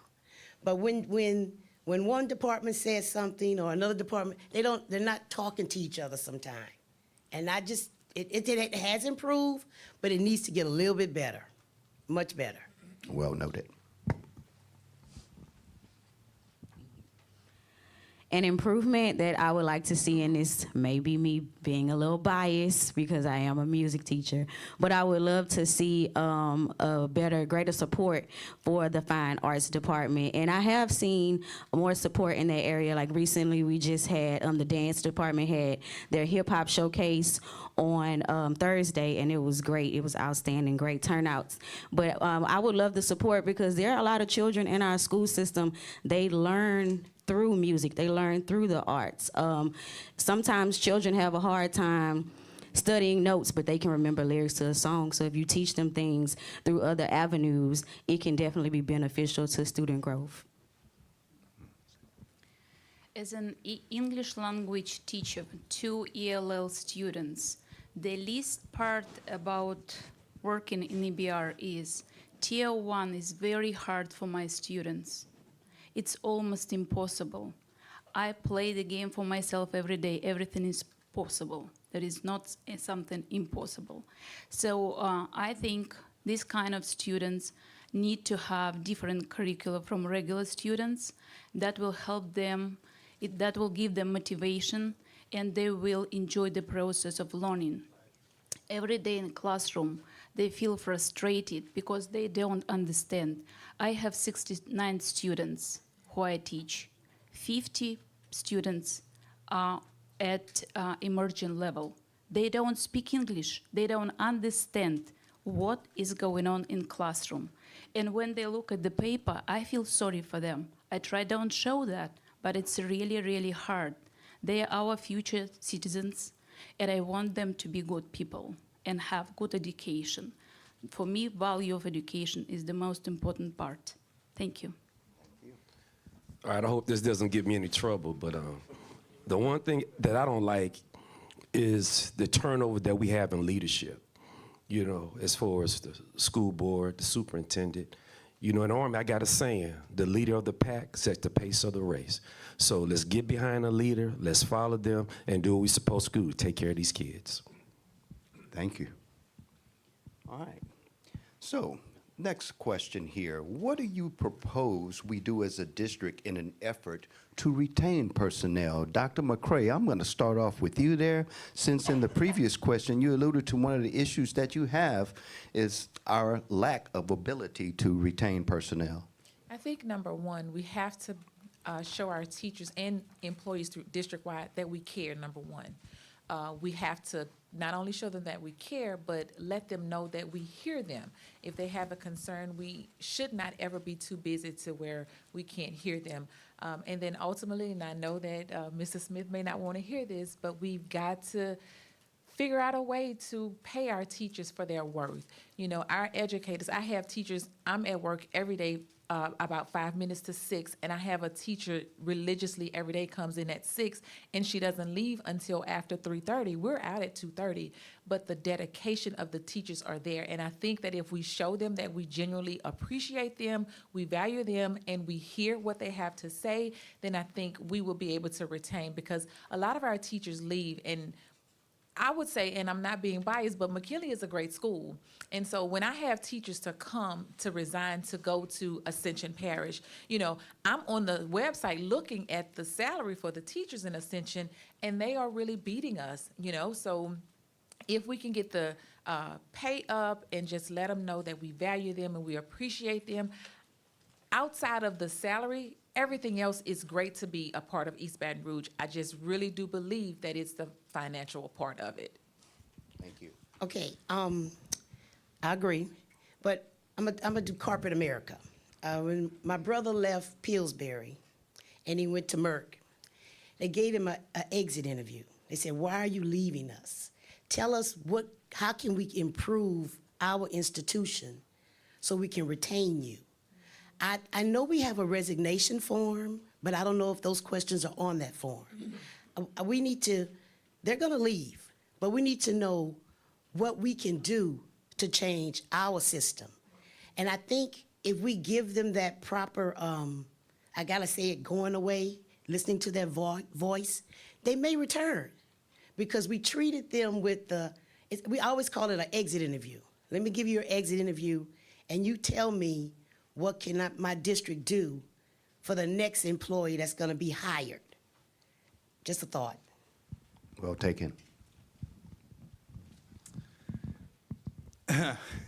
So, for me, teacher retention starts at the school level.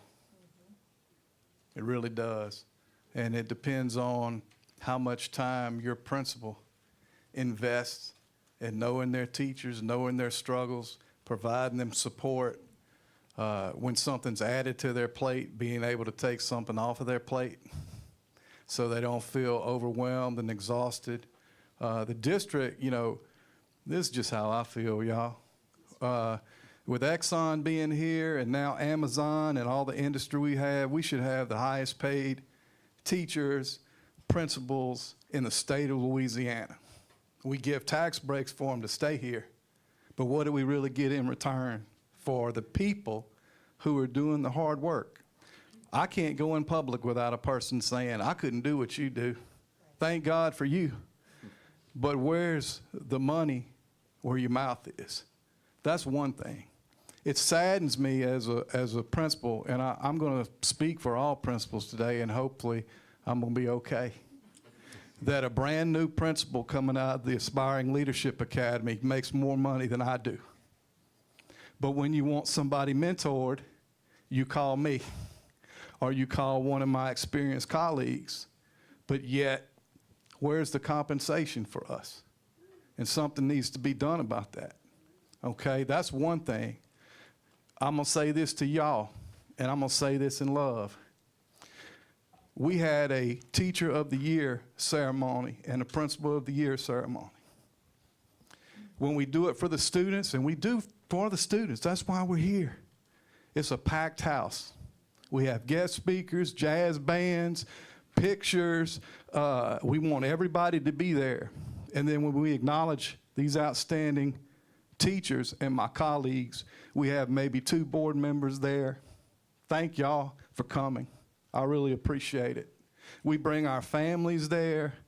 Like, this is how I feel. If you are at a district level board member, we all have a lot of things going on, but we ask our teachers to balance all that, and we ask our principals to balance all that. But when it's time to show up, to show recognition, we find other places to be, and it saddens me. So for many of us, the only time we may ever be a Principal of the Year or a Teacher of the Year is this moment in time. And when it was time to show up. To me, if you're a district employee, unless you had something significant going on and you just couldn't have been there the other night, you should have been there. Because at one time, you were all classroom teachers or administrators. So for me, unfortunately, we can talk about pay, and that needs to be talked about, but it's another responsibility that we ask principals to start at the school level in retaining teachers and retaining paras. And can I say one more thing? When you look at the transfer list, if you've got schools that habitually have 12, 13 people transferring, we got to look at that. Do we have the right leader there? Because not everybody can do what we do. But they come out making more money than we do. Where's the proof? So I'm just going to speak the truth, because I may never be a Principal of the Year again. You know, so thank you for it. Thank you for it. But show up for us. We understand we're not going to get rich, but show up for us when it matters. And show up for these wonderful teachers and my colleagues. So it didn't happen this year, but hopefully in future years, when we recognize teachers and principals, we come out with the same zeal and energy and congratulatory remarks and comments. We wrote bios that didn't get read. I'm just saying. So, but we're going to show up Monday and get the work done. So, it's obvious that passion is a component of being Principal of the Year.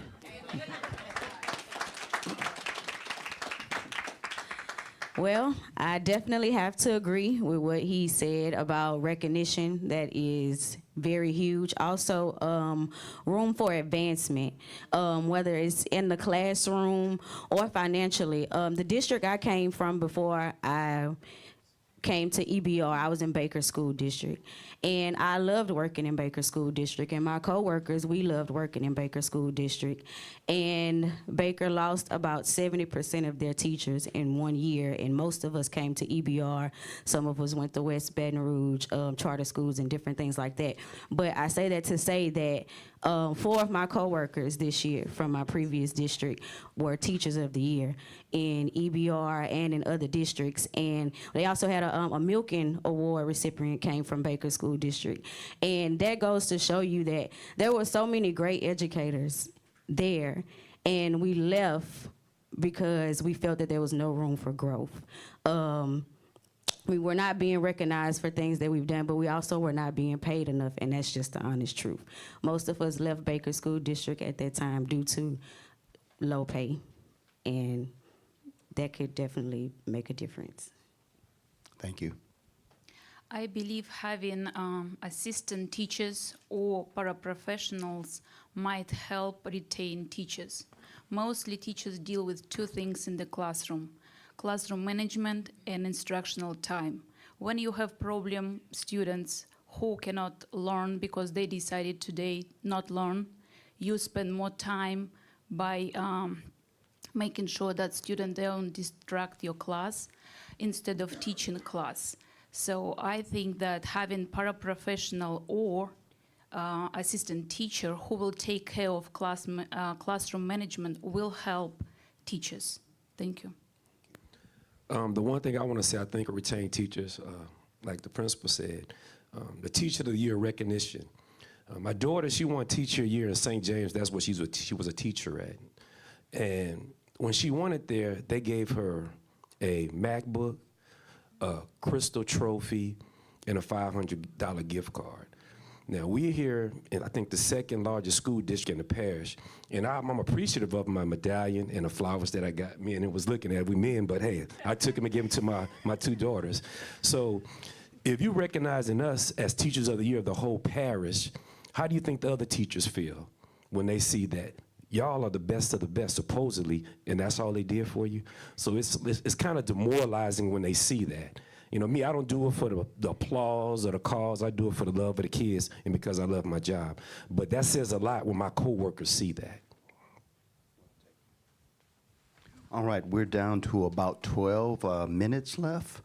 I have two that I'm gonna frame it first to our administrative team. What can the district do to better support the administrative teams in our schools? Be in the schools. We need our executive directors in the schools. We need whatever coaches that you can bring to our schools in our schools. They need to be doing walkthroughs with us. They need to know what's going on in our classrooms. They need to be visible. If I have something going on at Wildwood, I shouldn't have to reach out and say, hey, can y'all come by? It should be part of the natural process. And when we go to staffing, yeah, Mr. Edwards, you need a coach, you can have a coach. It shouldn't be, are you going to give up this teacher to get this position? Or you have to use your Title I money, or which we can't really afford to do. How can we better support? Be there, be visible. I want to publicly thank Mr. Lewis and Ms. Chatelaine for coming to my school.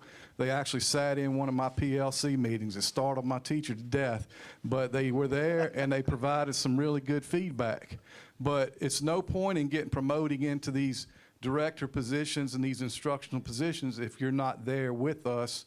And one of the things that I like about the transition that we've had in leadership is that we don't, at least I don't feel like a number anymore and just a data piece. And I think Mr. Smith and his team understands that the relationship piece is the most important part of leadership. People follow people. And that they feel valued and respected, your teachers will go to the moon for you. Your administrators will go to the moon for you. And if that happens, that means your kids will go to the moon for you. So just be there, be visible. When we go to staffing and we've asked for things, instead of saying, take this to get this, hey, we're going to do everything we can to make sure you get what you need to keep moving forward. Because can I say one more thing? We're in an era now where teachers don't come to us anymore having completed teacher preparation programs. Last week, they may have been working at High Neighbor, God bless them, and now they're teaching Eureka Math. We need help in our schools. We need help coaching teachers. We need to put our boots on the ground and be in these schools and supporting these administrators. At the end of the day, we've got maybe 50 or 60 compass evaluations to do. We have letters curriculum. We have ANET, which I think we overassess kids, but that's a whole nother discussion. But we need how can we best support administrators? By being in these schools and filling these positions and supporting our principals. I'd work for you, Mr. Edwards. And I also want to just say that not one size will fit all. When we go to staffing, if our, and my administrator, you know, at the time it was Ms. Williams, she knew exactly what entails or it takes to run McKinley. And just because I may need more than what Mr. Edwards School needs, it's still a need. And understanding that just because we're an A school, that is one of the hardest schools to work in to try to maintain an A, and especially knowing that we have to grow 5 points every year in order to maintain. And so there are needs that we have that we just can't get met because of the label, we're an A school or we're an academic magnet school. So just understanding the needs of each individual school versus looking at it holistically and just trying to do a one-size-fit-all because it doesn't fit for each and every school. Right quick. Basically, they're saying equity in the resources. Let's be equitable when we're dealing with different schools. And the other thing for support, support a leader's decision. Let us lead our school and hire who we want and just support the decisions that we make because we're there. We're in that school every day and we know what's going to work and what's going to move the people and move the school and move the families. Support us. Support the decision. That's why you hired me, to make these tough decisions. And just pat me on the back and say, I got faith in you. I know you have, this is what you're going to do and it's going to work out.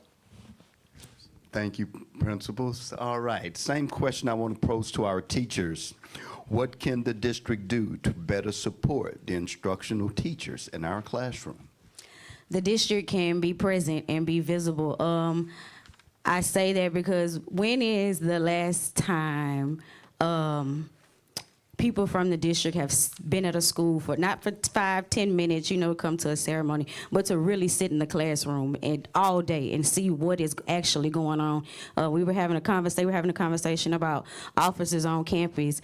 It's easier to make decisions for schools and for teachers when you actually see what is going on at the school, not just through visits, like really come to see what is going on. And I know I teach at I'm the district elementary teacher, but I teach K through 8, so I'm also at a middle school as well.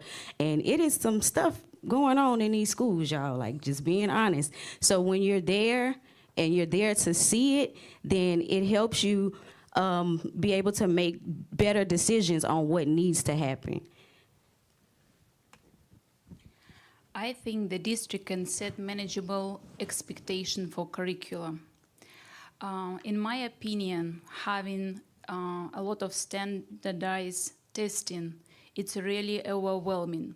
As an English language teacher, I have 3 types of testing: Illuminate, unit tests, and ANET. 50% of my students, when they look on those tests, they feel stupid. I just have to come to them, comfort them, and say, just take it. And I do not like the word click.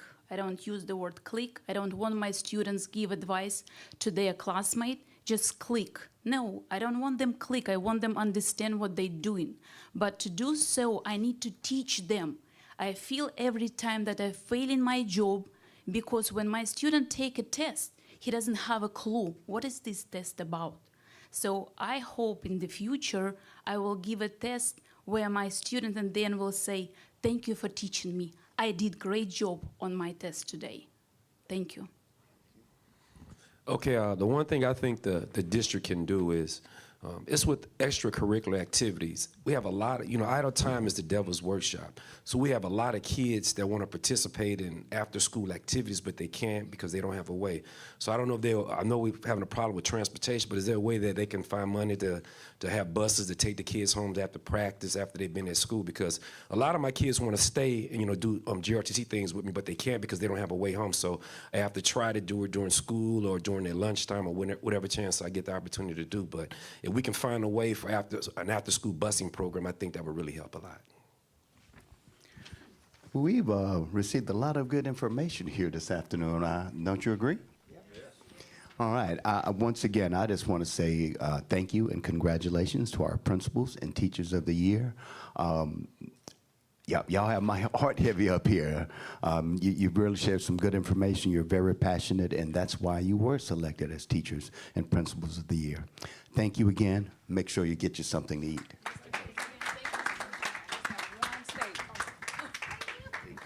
Just one statement from Mr. Edwards. Mr. Edwards, I do love you, and I do apologize that I did not realize that there were bios that were supposed to be read on Thursday's agenda. I do apologize. Miss April Arman shared with me that I was supposed to pass the mic to Miss Williams for her to read your bio. So I do apologize. As a former teacher of the year, I completely understand your sentiments as well. Back in the day, we had a banquet and had a nice plaque, and I mean at the Marriott Hotel. So I'm definitely adding that to one of my personal passions and assignments. We will take care of that moving forward. Thank you so much. Thank y'all for everyone who comes after us. Thank you for listening to us. Absolutely. Thank you so much, you all. I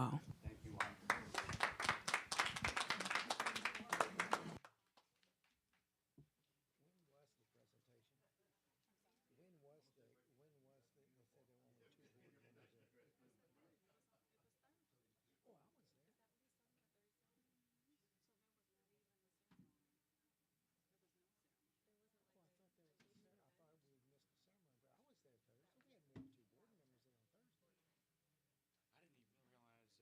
beforehand. I know we had started doing some of the recognitions before the meetings because we had gotten so many, but something like that really probably should have been on the board agenda, especially since we had such a slate. Yeah, well, let's blame our president for that. I mean, it's all your fault. Yeah.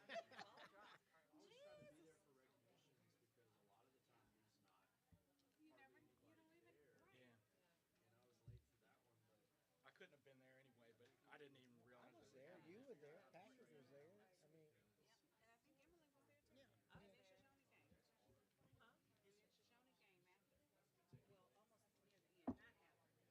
Oh, yeah. Good on it as well.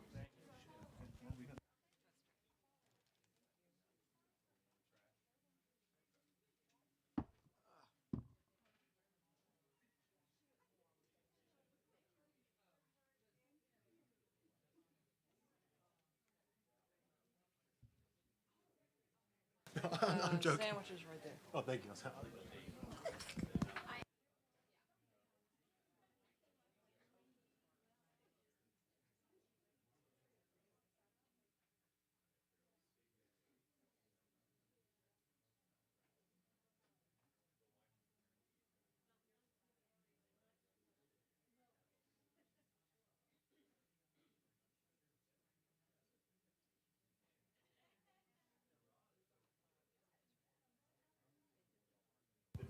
Excuse. Is the light on? They may have turned it on. To get to Zachary for my son. Excuse me, everyone. To my colleagues, if we will come together in about 5 minutes to take a group picture, and then we will return to the work 5 minutes after that. So I guess 10-minute break, but 5 minutes to take a picture.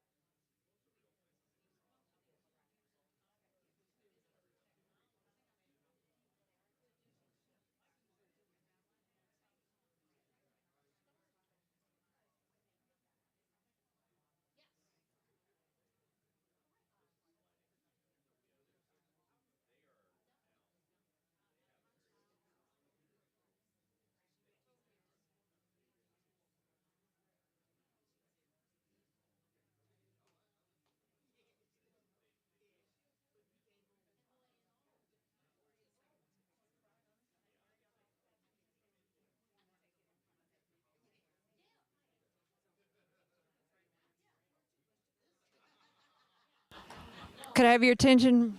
Chris.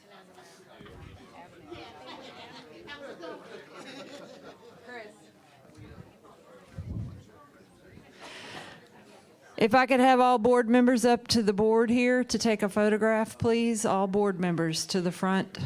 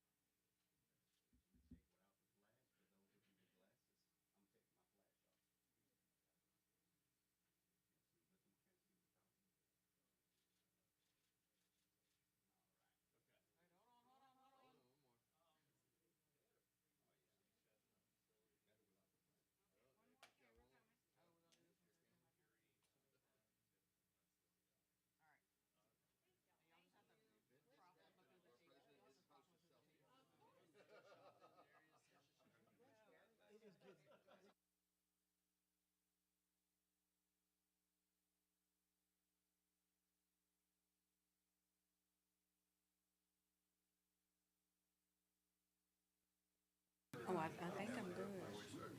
I'm here for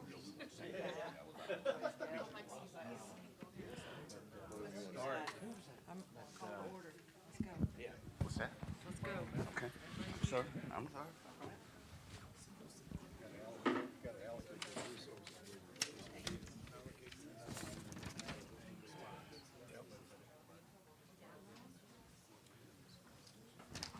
All right, time to resume the program. Hope everyone enjoyed a good lunch. We'll now transition to Ms. Kelly Lopez, Chief of Finance, and she'll give us an overview of budget and human resources. And of course, she'll be accompanied by Dr. Nicola Hall.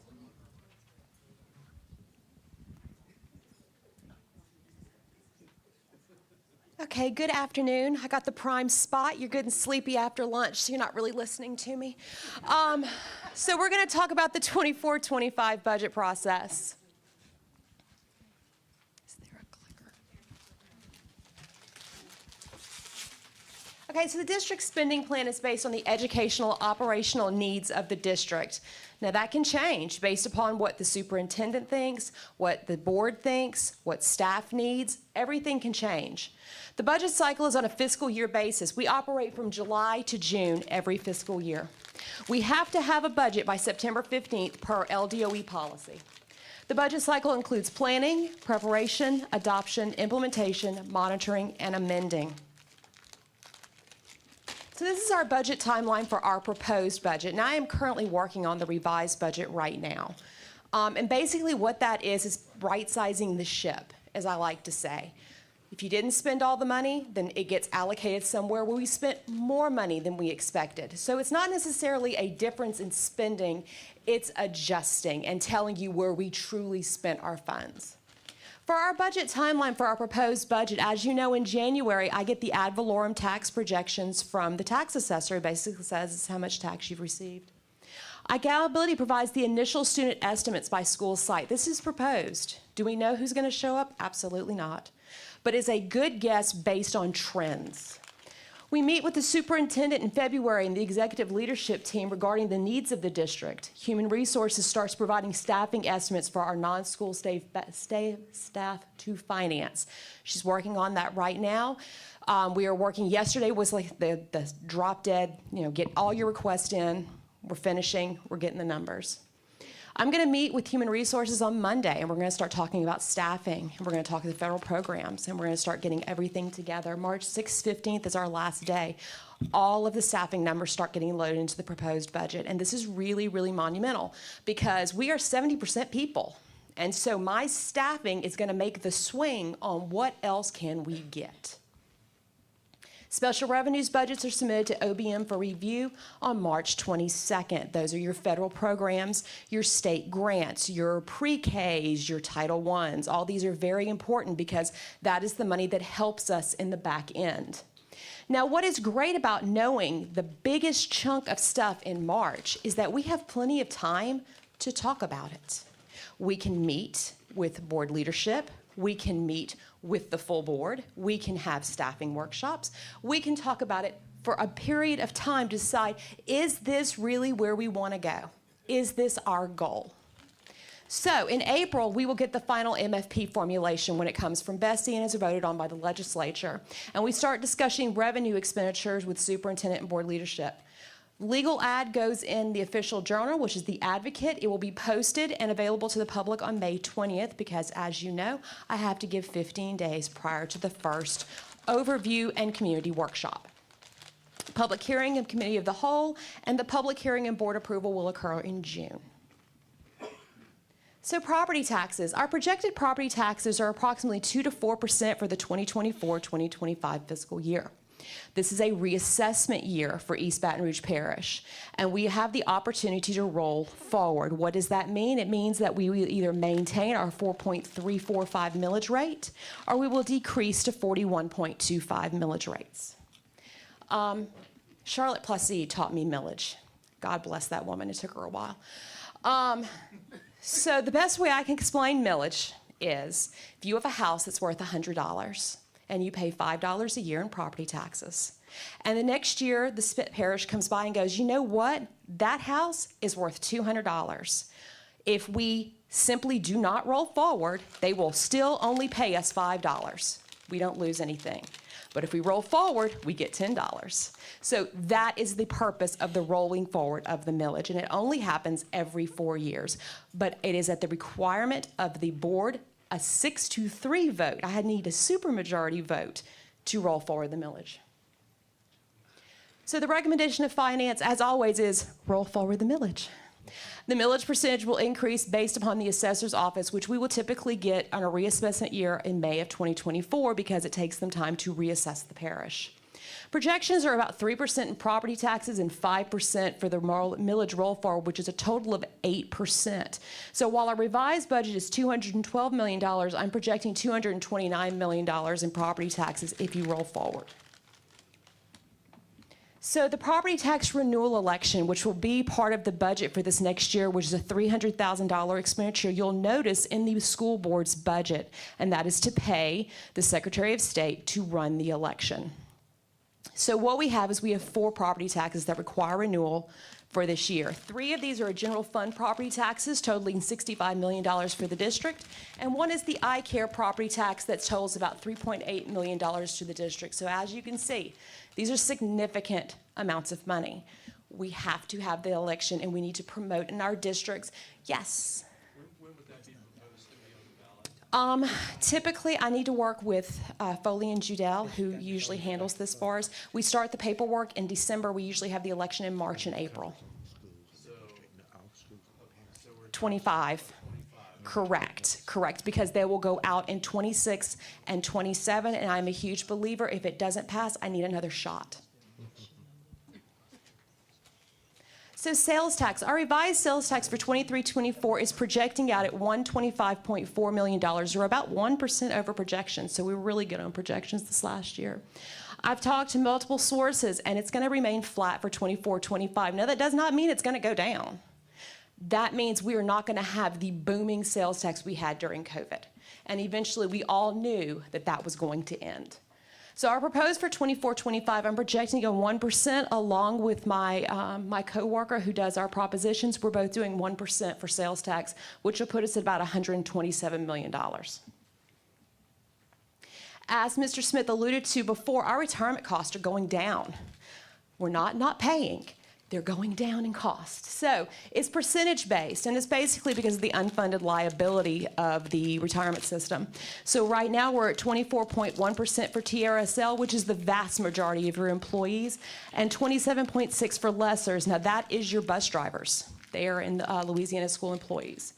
For 24-25, we're at 21.51% for TRSL and 25.8% for our bus drivers. That is at $5.2 million savings, which is significant, yes. Is that due to a lot of the debt that was paid down from the state? Yes, part of that, and they've had higher interest rates, so I think that their interest and their financing is good. But yes, that is a part of it, and I'm hoping it continues to go down. So indirect costs. ESSER was a beautiful thing for two reasons. Number one, there was no supplanting rules. It wasn't supplant, not supplement, whatever. You could spend it on whatever you wanted. Secondly was the unrestricted indirect cost rate. So for every dollar we spent in ESSER money, we got 26 cents. Typically, we get about 8%. 8%, and that is based on what the state gives us. It's our restricted indirect cost rate that we get on all federal grants. ESSER didn't do that. ESSER was unrestricted. It's the first time I have ever seen that. So we're going to lose a significant amount of revenue due to indirect cost rate.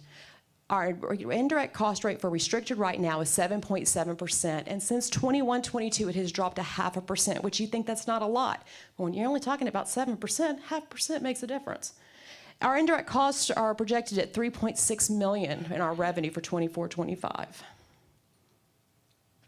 So our revenue projections right now is we've got sales and property tax for the revised of $338.5 and indirect at $16 million. Our proposed for 24-25 is $356.4 million because of we roll forward, and our indirect cost of $3.6 million. This is an increase of $17.9 million. The difference between indirect and property taxes is you don't have to share with the charter schools when we split it out. So all the charter schools and all these different groups, when you have to pay their portion of the MFP, you also pay their portion of the property and sales tax. We did not have to do that with indirect cost. Ms. Lopez, can I make just one suggestion? Sure. When we talk about indirect costs, I think people get confused. I think the proper term should be monies to cover our indirect costs. That is fair. Because we're receiving that money to cover our indirect costs. Right. And when you just talk about indirect costs, it leads people to think it's a cost. Indirect cost revenues. It's probably better. Revenues to cover indirect costs, okay. Fair enough. So our charter schools to our district for prior years. So we've looked at several different years because charter schools costs are always brought up, and it's always a question because along with salaries and benefits, charter schools are typically our largest expenditure in the district. So for 2021, we started with the very beginning of type 1s at 57, type 2s at 30, and type 5s at 13. And as you see, they've gone down. Now this 21-22 was kind of a weird year. Our type 1s grew. Our type 1s grew because they grew grades, just like they're supposed to. But type 2s kind of flattened out. So I don't know if because of COVID the Bessie board just didn't open any more up. I'm not sure. But it was an odd year. But in 22-23, we went up 16% on type 1s, type 2s went up 19%, type 5s went down slightly by 3%. As you can see, the type 5s have slowly gone down. Miss, may I ask a question about Yeah. that? Well, go to your next slide, then I'll ask the question. Okay. Okay, so our charter school growth for this upcoming year. For fiscal year 23-25, our revised budget is $9.84 million, or a 10% increase, because as you know, they're all growing grades. Fiscal year 24 is going to be 107.6 or 9.3% increase. Again, we're all growing grades, and these are based on the projections received from accountability. Type 2. Type 2 and Type 5 are a little bit more difficult to calculate at this point because I have not been given the February counts. So what I have done is I have determined the percentage of students that are EBR students for each one of them, looked at their October enrollment, and multiplied by that percentage. It ballparks me a population. So fiscal year 23, we're at 4.87 million, or 39.5% increase. And fiscal year 24, we're at a 53.1 million. Type 5, again, we are slowly going down because, as you know, Capital has returned, Estruma has returned, Crestworth has returned. So our Type 5s are significantly lower. Here's where I want to ask my question. Sure. Back up a slide. When you calculate the Type 2 and Type 5, yes, what number, the $47.8 million for Type 2, is that just reflecting the local tax portion that's going to that? Yes. Or is it also reflecting the MFP we don't get that's withheld because of that? It's reflecting the only the property and sales taxes. Okay, I think because we never received the MFP. Okay, so this is one of the complicated things that I think is important for everyone to understand. The way the state legislature enacted the laws, when they fund a Type 2, I don't know if Type 5 is the same way. It is.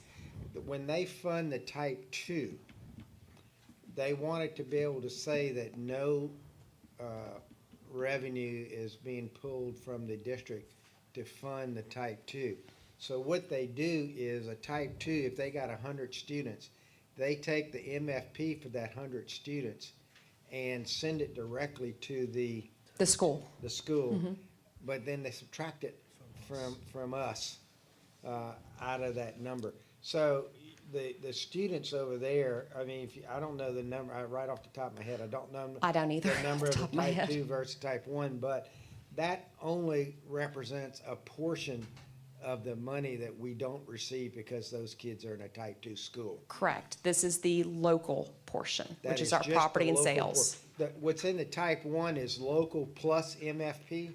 What's in the Type 2 only reflects the local revenue. Correct. And also to note, with our Type 2s, they also receive a portion of our propositions because they are sales tax based, and anything that is sales tax becomes a part of the calculation. However, our propositions never pay it, because if you paid it out of Prop 1, you're going to lose some schools being built. If you pay it out of Prop 2, my alternative schools suffer, and if you pay out of Prop 3, I get to take away part of my staff salary because that's all it funds. So we need to realize that general fund pays all of it, every penny. So just to reiterate what you said, we collect about $60 million in, or maybe more than that, $60 million in Type 1, 2, Prop 1, 2, and 3. Probably a little bit more than that. A little bit, $70 million. So out of that money, about 20% of that money goes to charter schools, but that all comes out of the general fund because we can't give them the Prop 1, 2, and 3 money. For that reason, plus it's not within the limits of what's specified in what the voters passed. Correct. Okay. If we say we're going to build 5 buildings, we build 5 buildings. I have a question. Sure. My question is simply, you mentioned that we have not received the February reports yet. Do you know how soon those usually? The February 1st count at the LDOE closed yesterday. Okay. So they should be coming out, which is when they do the March and April, when they start doing the BESI and they determine how much they're going to pay in MFP, all that starts coming out. So it should be soon. But they didn't lose that many kids between October and February. Okay. So it's a good ballpark. Okay, so let's talk about ESSER, because it is always the conversation piece. So current ESSER includes $6 million in contracts. Now, $1.5 million of those is one-time funding, so we don't have to worry about it again. It's done. Contracts such as J Campus and Eduity, though, will have to be continued, and so we will need to find a funding source, whether that be general fund or another grant. Staff will recommend contracts to continue throughout the budget process because it's very important for our board leadership and our board to know what we are spending our money on and if it's an appropriate thing and if you think this is what we need to be doing. ESSER personnel, we have 5 ESL instructional specialists and 26 ESL teachers, 6 MTSS staff, 9 math coaches, 15 academic coordinators, 88 classroom teachers, which I don't really concern myself too much with because I know attrition in the district this size. I feel confident those 88 teachers will always have a home. And staff will recommend what to do during the budget process with these staff. Yes. Sure. To clarify, more so for just anybody else in the room that's listening to this, specifically with teacher positions at ESSER, what you're representing, so that everybody understands, is that because of attrition, meaning there's a certain number of teachers that we know every year are going to retire, they're going to leave the district. We also know there's a certain number of teacher positions that just aren't filled. So just because we have budgeted teachers in ESSER that we don't have a replacement funding mechanism for yet in the budget, doesn't mean that we're gonna lose 88 teachers or eliminate 88 teacher positions. Absolutely right? not. I'm just going to put them in another funding source because I need my teachers. Yeah, I don't have enough of them. Make sure that's very clear as we're talking. Absolutely, and that's why I put that, because I put attrition specifically on this slide because that's where I know those positions are going to go. I have no worry about those. That was something that took me as a board member and just a member of the public a little time to understand, is that we are so short on teachers right now that we don't even have the positions filled that we have budgeted in our general budget. Correct. Much less under Absolutely. ESSER funding. Absolutely. Right. So other ESSER funding. Textbooks and library books are going to return to the general fund. Transportation software and City Suite software will be picked up by the general fund. MOI supplies and the teacher gift cards will come back to the general fund. So these are things that we used ESSER funding to assist along the way, and they will come back to the general fund. Like we were saying, our non-school-based staff is being completed. It was finished on Friday.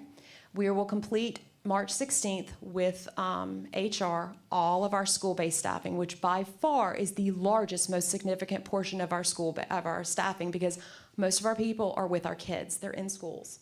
And 70% of our general fund is staff and benefits. May I ask a question here? Sure. And this may be for Mr. Smith. Oh, there you go. You know, well, we just heard one of our principals talk about staffing and things like that. And one of the things that had come up multiple times in the past is the staffing model that we used. And that staffing model, from what I've been able to piece together through that, I have the whole staffing model, but was in place for many years, but not rigorously applied. And so it began to be more rigorously applied, and that caused some issues and things like that. So I guess what I'm trying to ask is, from a budgetary point of view, at what point does the board get clued into, this is the staffing model we're following, this will be the positions, this is where we're making exceptions and things like that? Because we get the budget book that shows the staffing per school, but we can't go through all of that and understand what's that, and we don't know the ins and outs of all that. But to me, that is a fundamental policy direction, because I'm trying to make sure we stick to policy on this thing. But how do we and the superintendent collaboratively work through the policy part of that while leaving the implementation of it to you, Mr. Smith, as the thing? Because where you staff the schools is totally at the discretion of the superintendent. But we also have the budgetary responsibility to understand that the priorities that we set forth as strategic initiatives and stuff like that are included in that. So I'd just like to hear your thoughts a little bit about how that can work. Like Kelly said, 70% of the budget is staff and Right. salaries and benefits. She has to get to a point where she can build a shell of a budget. But at some point, what my recommendation would be to the board leadership, and the board is that we look at this timeline and strategically set workshops along the way so we can get more in depth of what our priorities are. For me, I would like to see more of a differentiated staffing model for some of our high need schools. But those are some of the conversations that we need to have. What are our priorities moving forth as a board? And so if we can look at the timelines and then set strategic workshops to where we can be transparent with the public and say, here are our priorities and here's what we'd like to see in our schools. Because we have to set a teacher-pupil ratio. Those are things that have to be in place to actually get a shell of a budget, since such a high percentage of our budget is around salaries and benefits. And I want to be very clear that I recognize that Act One says that all of this is in your shop, but I just want to be able to collaborate, as to what's the focus and what's the strategic priorities that we have. And here's the thing, we set our staffing models on projections. I understand that. And not all the time, those students show up. And so often what I would do is, by the first 30 days of schools, when we get our diagnostic data, if there are other needs that are not in that comprehensive or staffing model that schools needs, we go back and supply the schools with what they need. But I'm talking more about things like literacy coaches and math coaches and, all those things that And are those are all- school-based, not necessarily enrollment-based. Even with the literacy coaches, and I heard some anecdotal conversations about one school one high priority school didn't receive a literacy coach, and a school that did receive didn't necessarily need it. What I think we have to do, because there's limited resources, because all those literacy coaches, guess where they came from? Classrooms. And so we had to go back and look at which schools get what resource first based off their needs, and not just say everybody get it at the same time, because you have limited resources. And people will pick where they want to go, but we have to open up windows of time in how we fill these positions. Thank you.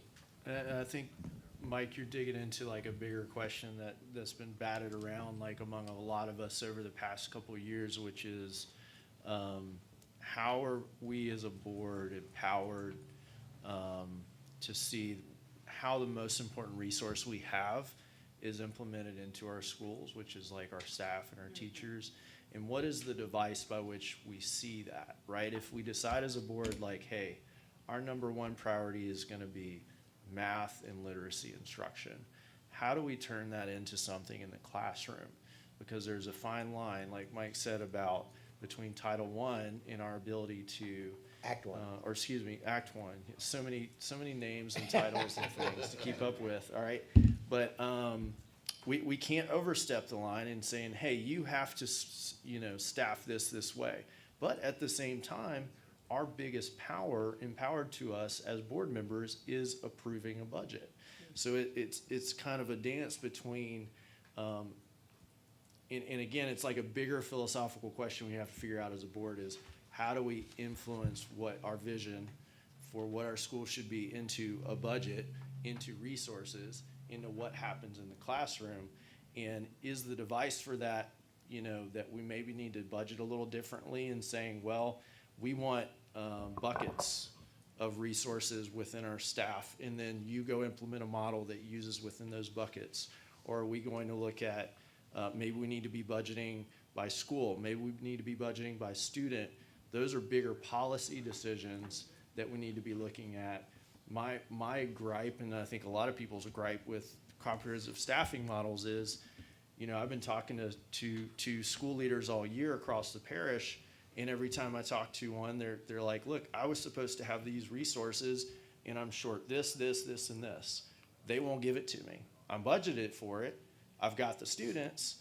The problem is, we had the CSM that everybody was saying, we gotta follow it, but it wasn't followed.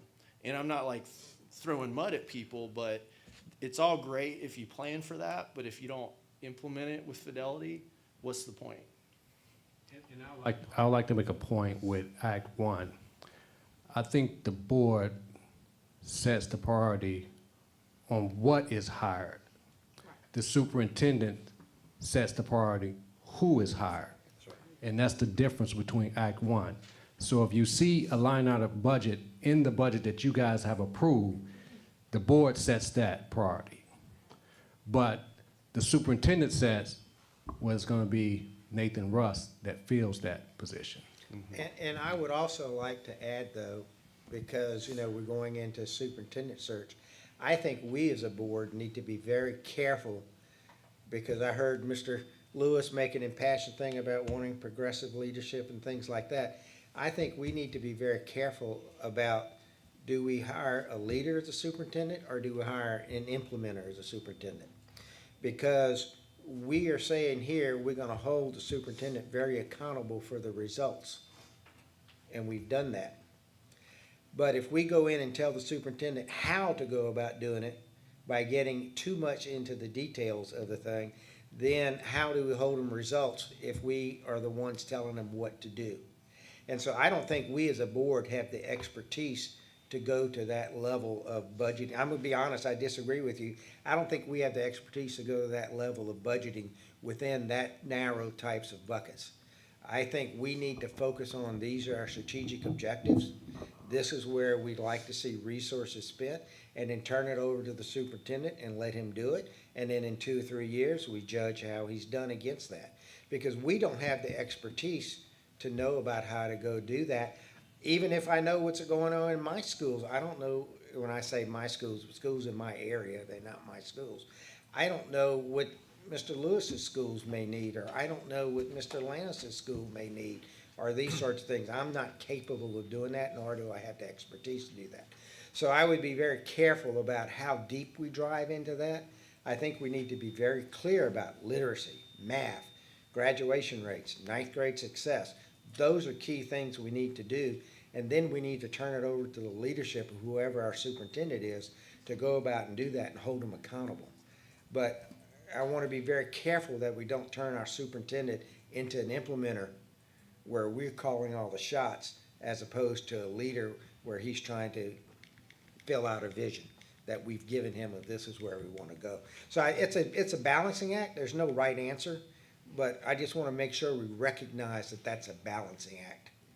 Yeah, and I think that's fair, and I won't say that I know what the answer here is. I think what I'm pointing out is it's a big discussion that needs to be had. And I will say that what I think that we have done isn't working. It doesn't work for the public. It doesn't work for what's happening in the classroom. It's not turning into results.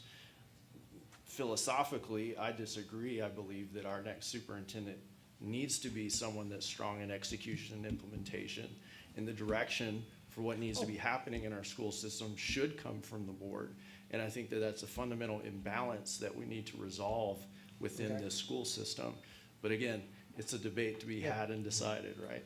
I think, to chime in, I think that there is a very important philosophical discussion that we're going to need to have and resolve. My concern is, because I know Mr. Godet agrees that the superintendent needs to be a strong implementer. Oh, sure. In addition to everything else, I think, and I agree with Mr. Godet that we are not particularly educational experts, right, at the level of the superintendent should be. However, I also believe that we can't change our fundamental models every 3, 5, 8 years as superintendents come and go.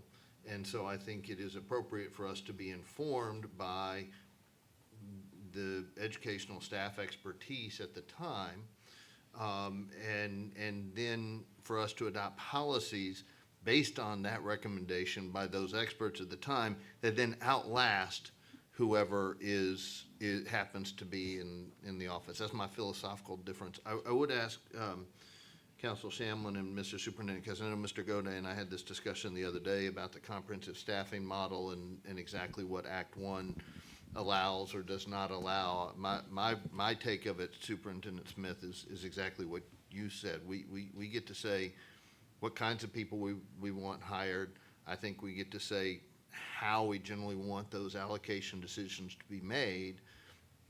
And then it's your job as the interim superintendent to decide who gets those jobs. And Act 1 fundamentally prohibits us from deciding the who, but everything else I think is largely within our purview. So the question that I think Mr. Godet and I were discussing the other day is, could the board adopt a policy which, and I'm not saying to answer this now, Mr. Shamlin, but you know, prepare an answer with some more research. Could the board choose to adopt, for example, the comprehensive staffing model as a policy that says this is the board policy? You know, and not to say that we should adopt exactly whatever the current comprehensive staffing model is, but philosophically, is that an authority of the board, or is that something to be, that the superintendent only can do? And actually, you adopt in your budget process a ratio of how many counselors per student ratio, how many teachers per student ratio. But I think philosophically, as it goes back to Act 1, the superintendent hires the person, and the board should set some priorities. If literacy is going to be a priority for this board, then through that process, we need to talk about how do we allocate resources to fund literacy coaches in our budget process. Well, and again, there's the rub, right? Because this is what led us to this conversation. We're talking about staffing models. And if our board has not formed a consensus and set a priority for how we want to resource classrooms, how do we then budget a staffing model, right? And I think, again, this is not any discredit to the administration and how you guys typically go about trying to create a budget, because it's a very difficult process. But we have to create a system within our board and our administration that is fundamentally not putting the cart before the horse, right? And we don't have a tool wherein the board derives consensus to then give to our administration and say, here's how we want our next school year to budget when it comes to the resources that we have. Here are our priorities as a school system and what we want to do. You guys are working because you have to work, because you have to create a budget, and you haven't heard from your board yet on what our priorities are, right? So you're just going to say, all right, we got to make sure teachers show up in classrooms. So this is the challenge that we have to figure out, and we've been talking about for like a year, is how do we fundamentally change budgeting, and we need to get right to that work. If I can just quickly share, first of all, We got Mr. 5 Russ. minutes. Thank you, Mr. Russ. I totally agree. With us being the elected officials that support our community, it's important that we share our priorities and that our priorities lead the work. If we think about ourselves as a legislative branch, which we are, and we think about the superintendent as the executive branch, which him or her is, it's so important that we follow that same process. I think that we need to begin to look at ourselves that way. And just as I've heard you say before, Mr. Gode, we're not looking for a Superman or Superwoman to come in and save the day as the superintendent, but one who will hear the voices and then also be able to find a way to collaborate with us as the community and with the superintendent being the expert in education. So I think that we're off to a good start, but I hear that Ms. April is saying that we have about 5 minutes. I did have another question, just for the sake of the public that's listening in. You used a few key terms or essential terms: J-Campus, Edgenuity, MTSS, and City Suite software. So if you could just give us just a little bit of a statement of what those things are. For Absolutely. So MTSS is our multi-tiered systems of support. So that is Ms. Dupre's world. They work with the SEL curriculum and the SEL staff in the schools. In my mind, I always kind of equate it next to eye care. You know, they're there for the emotional needs of the students. J-Campus is how we track our data and send it to the state. It is literally our enrollment data. It tells us where the kids are, where they've been, what school they're at, their teacher. It is our, absolutely. Edgenuity is our credit recovery software that we use for both summer school at all of our schools and our alternative schools. City Suite is going to be our new RFP software. Our Actually, on February 28th, our finance system will go down, and on March 4th, it will come back as City Suite. So we're looking forward to it. A little afraid, but looking forward to it. And then in April will be the payroll. So those are what those items mean. And I'm actually very excited about the budget timeline that Superintendent Smith is working with. I think having the bulk of the staffing done mid-March is going to be very beneficial for both the board and the superintendent, because it doesn't go live to the public until May 20th. That's like 8 weeks. That's a lot of time to talk. That's a lot of time to decide and make sure that y'all's priorities and his priorities all line up. Because again, I'm here at the pleasure of the board. Whatever you want to spend money on, ma'am, you let me know. I'll just let you know how much you got. That is my job.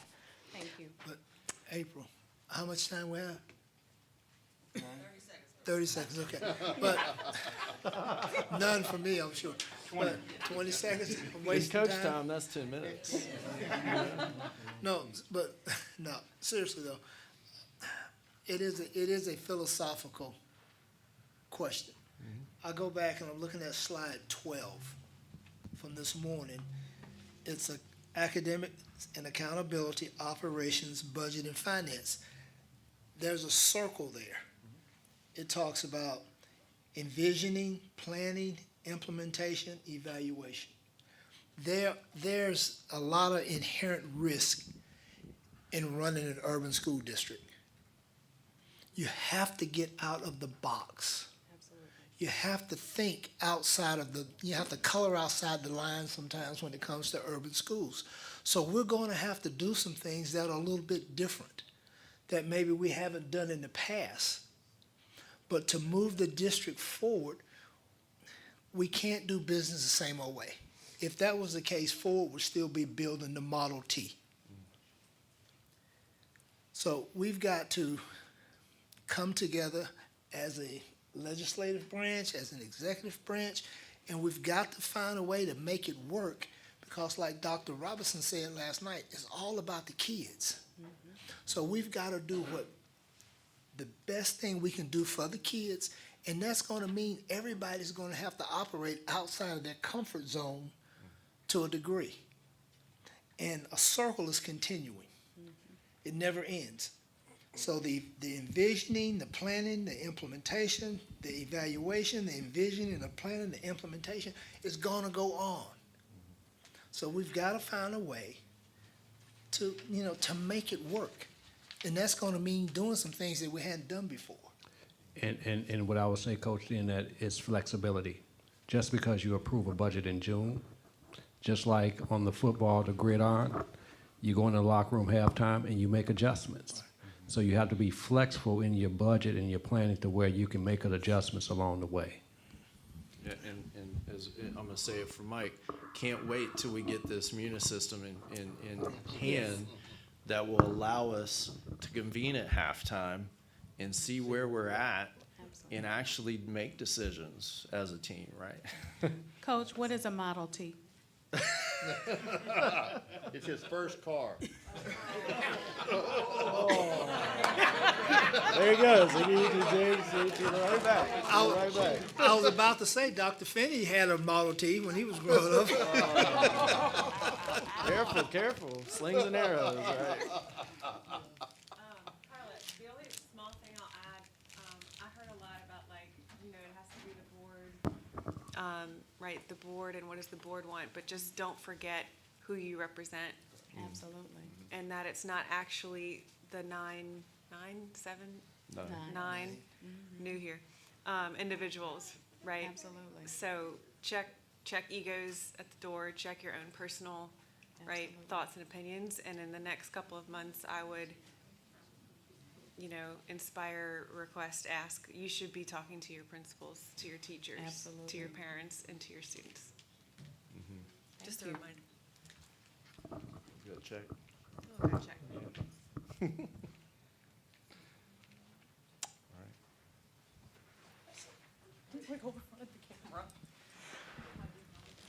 Hello, everyone. Oh, God, come on.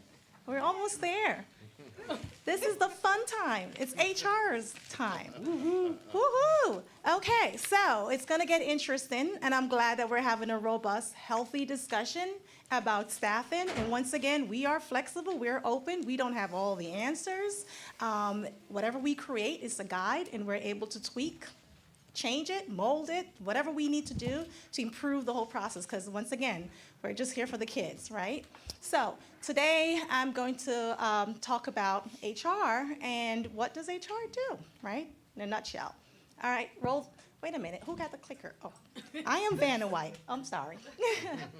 All right, so before we could dive deep into anything else, let's talk about some data, all right? And for me, data makes a lot of sense. So approximately 2,700 teachers, and you can see the breakdown: elementary, 1,300, middle, 600, high schools, 800. First-year teachers, about 259. Principal data, approximately 73, elementary, 45, middle school, 11, high school, 17, and new principal, 0 to 3 years, 36. And I just wanted to share with you guys that this information is, we have a very antiquated system. So a lot of our data we collect and compile with an Excel spreadsheet, okay? So I'm looking forward to the new system. That's what I'm showing now. Okay, teacher data. So the total teacher vacancy is 134.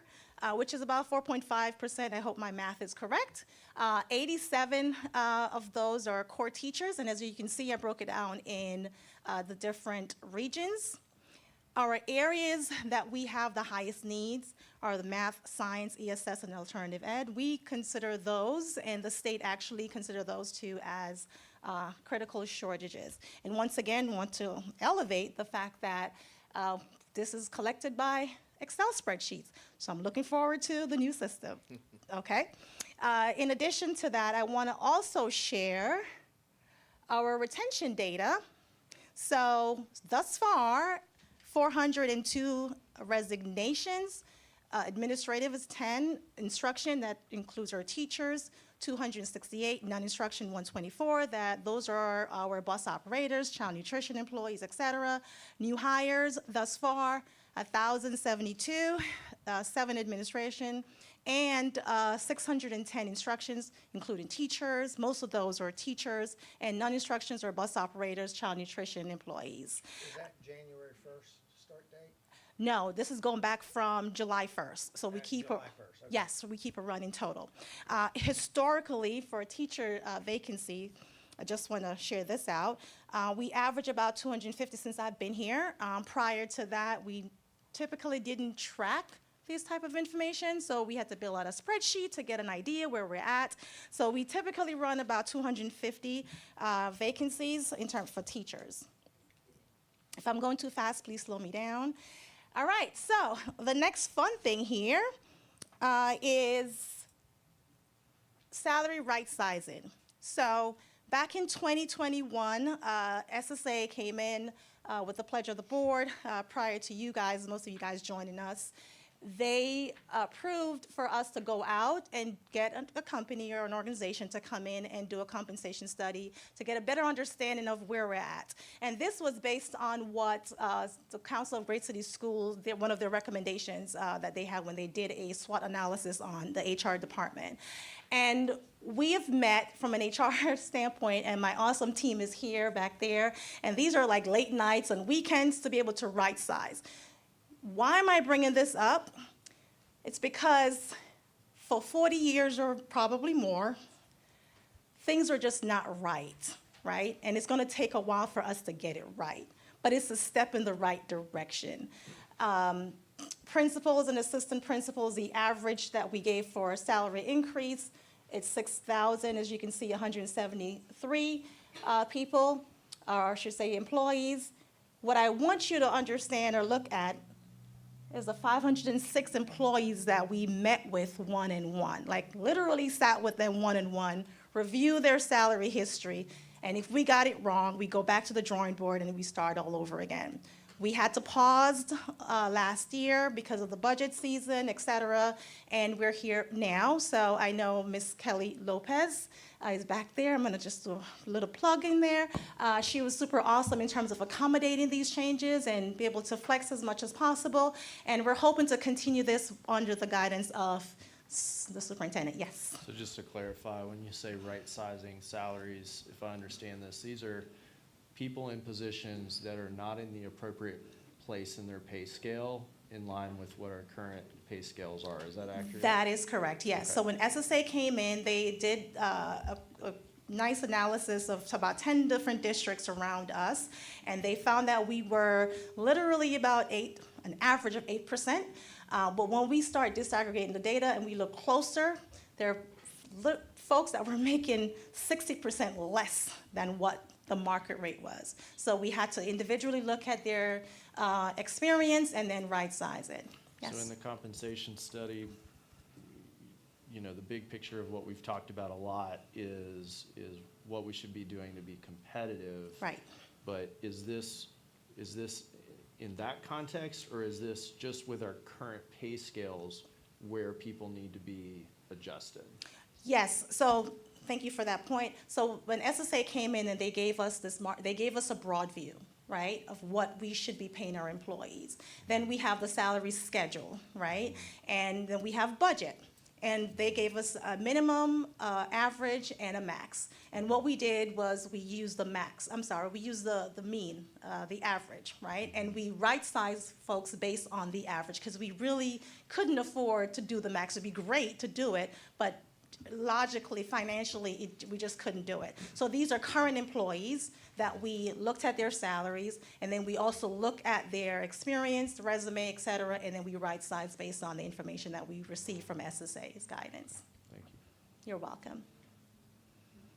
Okay, so declaration of intent and transfer. So last year or prior to, so I'm a different individual. I like to do things a little funky fresh a little bit, step outside the box, get a little bit uncomfortable, because sometimes when you're doing the same thing over and over and you're getting the same results, it just doesn't make sense, right? So we've used SurveyMonkey in the past, and it was too much, it was too difficult, it was too contentious, the timeline was too short. There was always something that was not working right. So this year we chose a different approach where we build out a Google Drive or Google Sheet, and I know, Amy, bear with me, I know we're gonna get away from Google, but this was, what I loved about this result, compared to what we had in the past, more people participated in the transfer.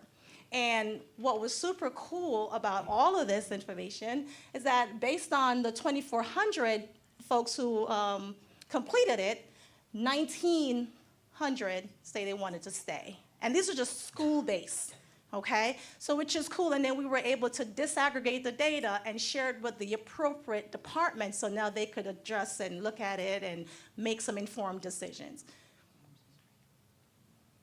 Okay, so, you know me, have to have a little fun. Come on up, my Vanna Browns. All right, so we're going to get back into a serious conversation, but for right now, we're going to pause for a little bit, and we're going to transition. Thank you. Good afternoon. Good afternoon. Good afternoon.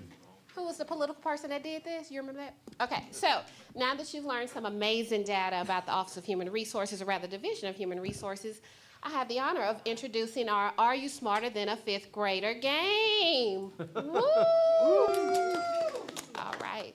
And every question that's asked comes with a prize. And here is our amazing host. All right. Sorry, I had to do a wardrobe change real quick. Okay. Pose for the camera, Warren. Oh, yeah. Okay.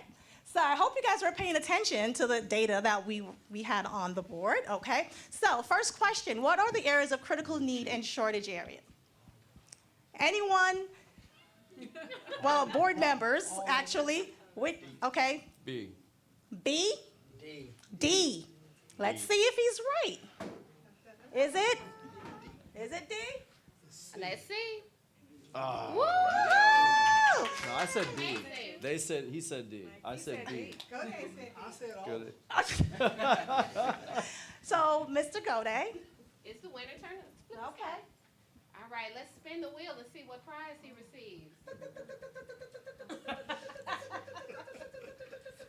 Were you ready to stop? You just did. All right, orange is going to be one of these, Mr. Godet. You have to choose one and read it out loud for us. One of them is reading the consent agenda. Can you read it? Promo, video, and workout with team, HR and Staff. Yes. Woohoo! So yes. Just got So you're voluntold. gonna have to do a promo video for a wellness initiative. So we have these ongoing fitness classes. So we'd like for you to do a 30-second promo and then come work out with us.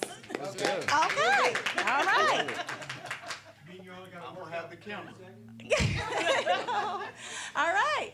Question number 2. How many employees have had their salaries right-sized thus far? Board members. D. D. All right. Good job, Pat. All right, let's see. Spin the wheel. It's just for effect. Better not be choose reading a the consent agenda. Lunch with team and lunch and learn with clerical staff at IRC, lunch prep by child nutrition program. Woo-hoo! So yes. So you will be, these will be the clerical staff from central office, HR, child nutrition, payroll, business office. We want them to get a chance to get to know y'all. So this is going to be pretty much an hour at IRC. Come hang out with us for a little bit and get to know more about the staff. All right, last question. The declaration of intent and transfer request form was completed by 2,414 employees. How many of those employees did not request a transfer? Okay, wait a minute now. All right. Spin the wheel for effect while I walk over there. All right. Too fancy, huh? And this is your prize. Please read it aloud. Teach a class in your district for half a day. Grand prize winner, right there. All right, awesome. All right, so we're gonna transition back to business. Let me transition this jacket too. That's right. All right. Yes, ma'am. All right, Thank back you. to business. All right.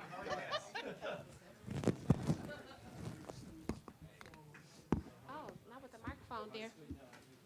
Oh, wait. Thank you. Oh, sorry, thanks. All right, that was fun.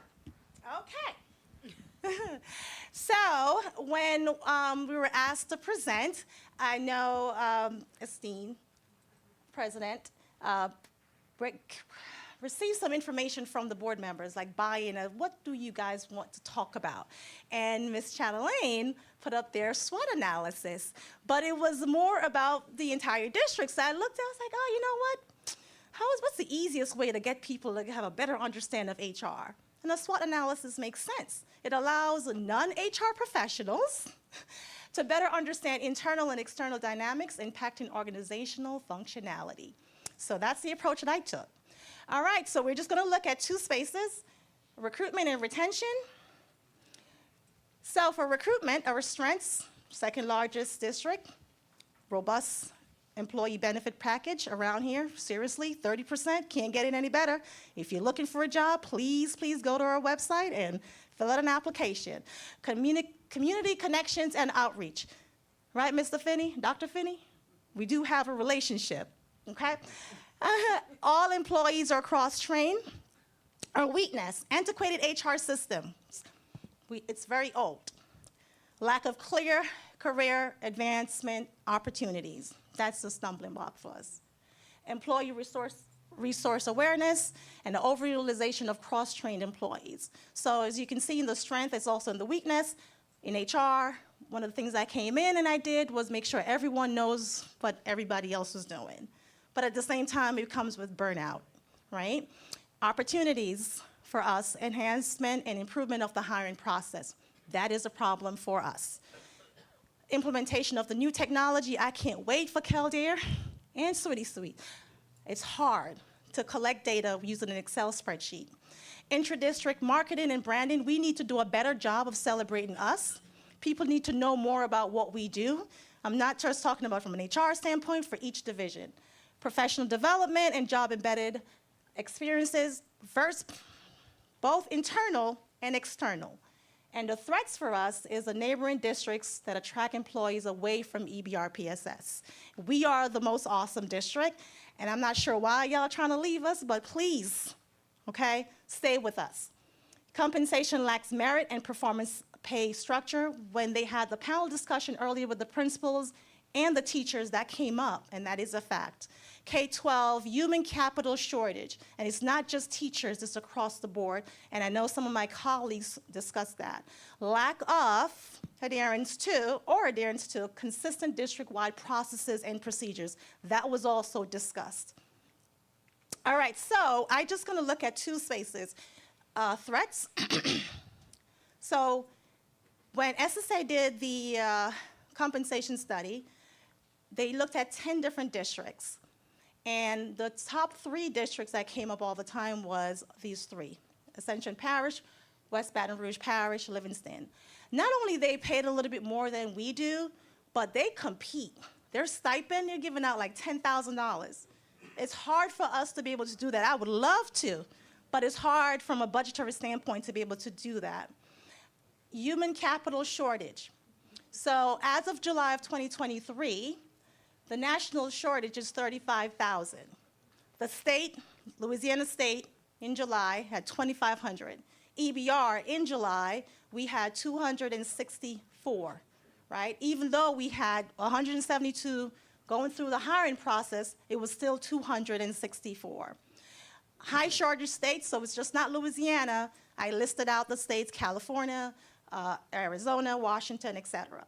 But some of these states also pay high salaries, and they're still experiencing shortages. So like New York City and Connecticut, they pay a little bit more, but yes, rent is higher there, et cetera.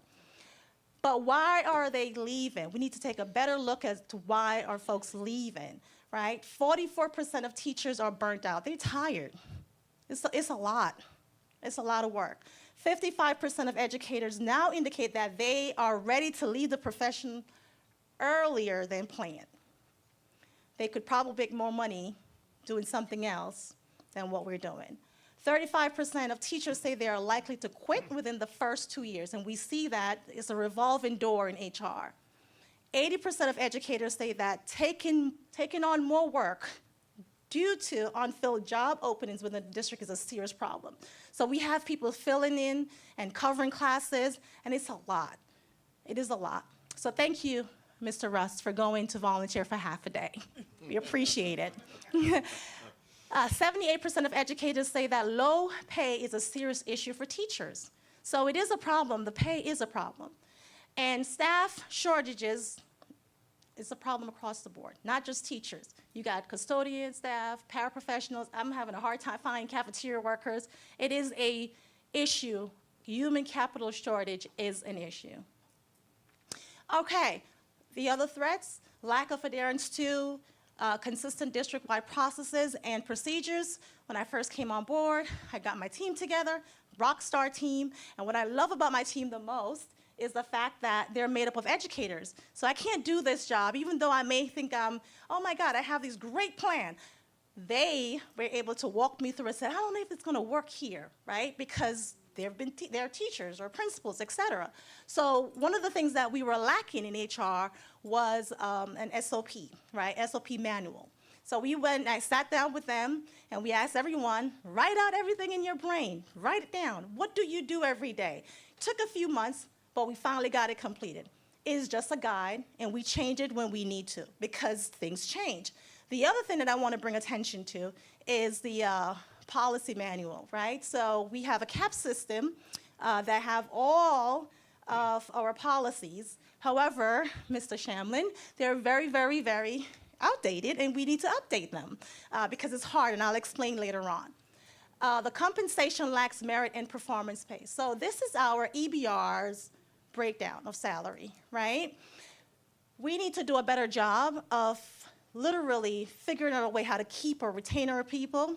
not just by salary, but how do we make sure that they always feel like they're valued, right? More stipends, more supplements, whatever we could do. Kelly Lopez, I'm just going to throw a plug out there, is to be able to, we need to do more. Performance-based, right? So for a highly effective teacher, it's what, $550?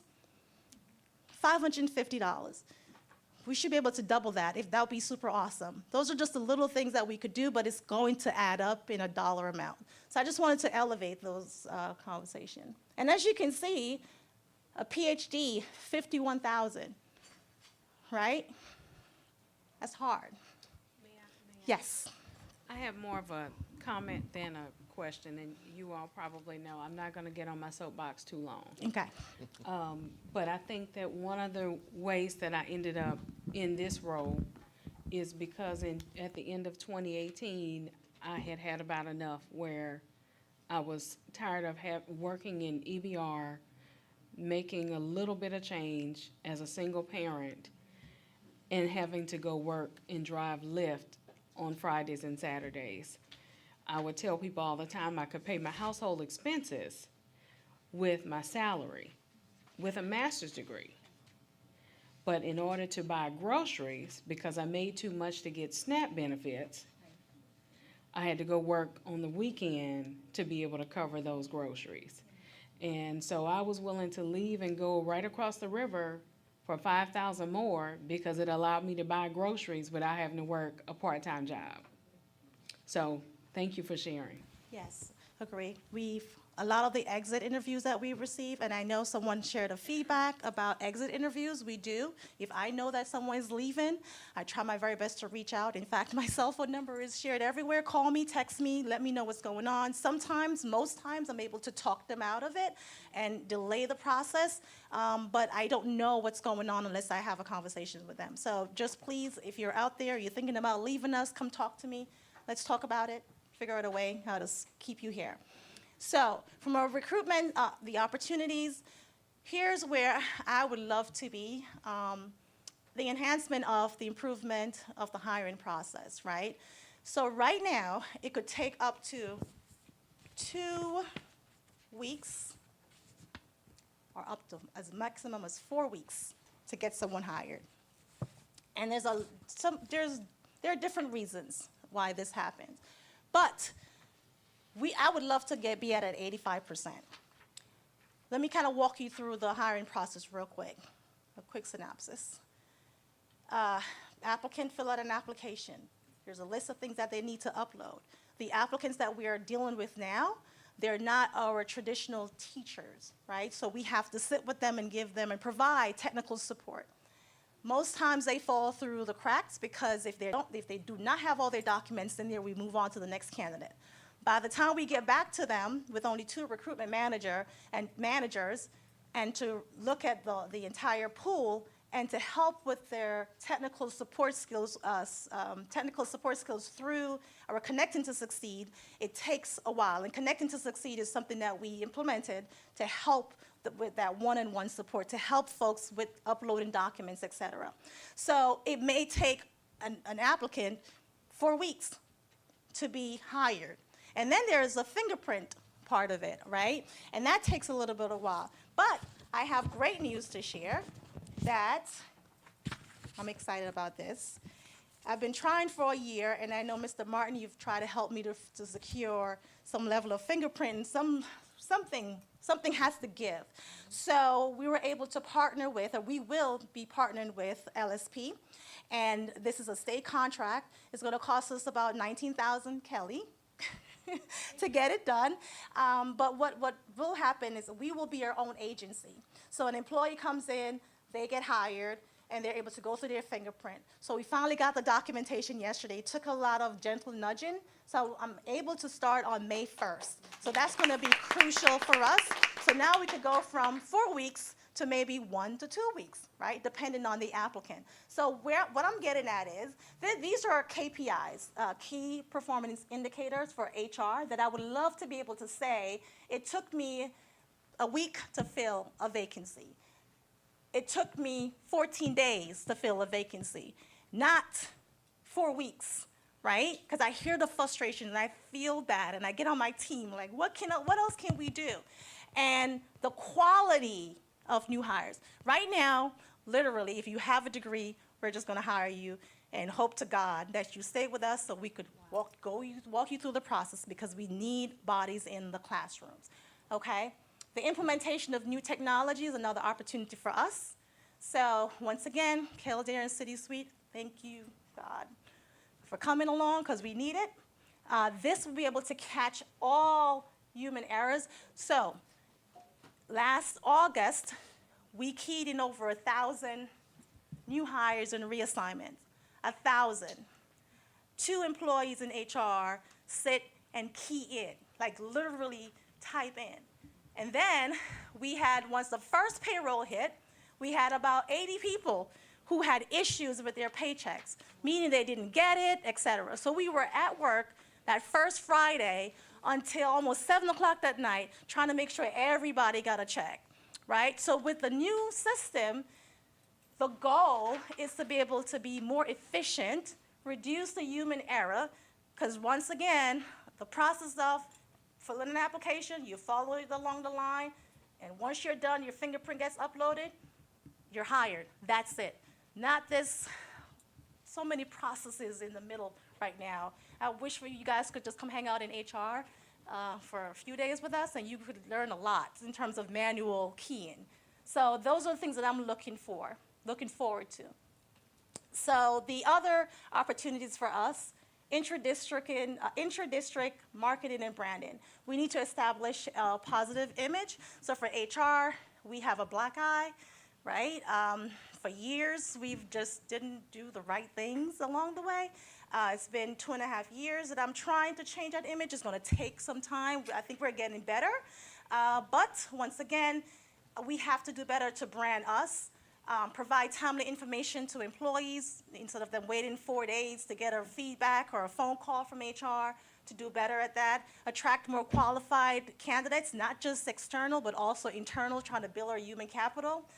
Create a strong appeal and identity for divisions. So once again, I know the team is here, they do their own thing, but how do we lock arms together and work towards a common goal? Professional development definitely is needed, especially my department. Would love to be able to do more and send them out of town and get them some more exposure, but once again, it all depends on budget.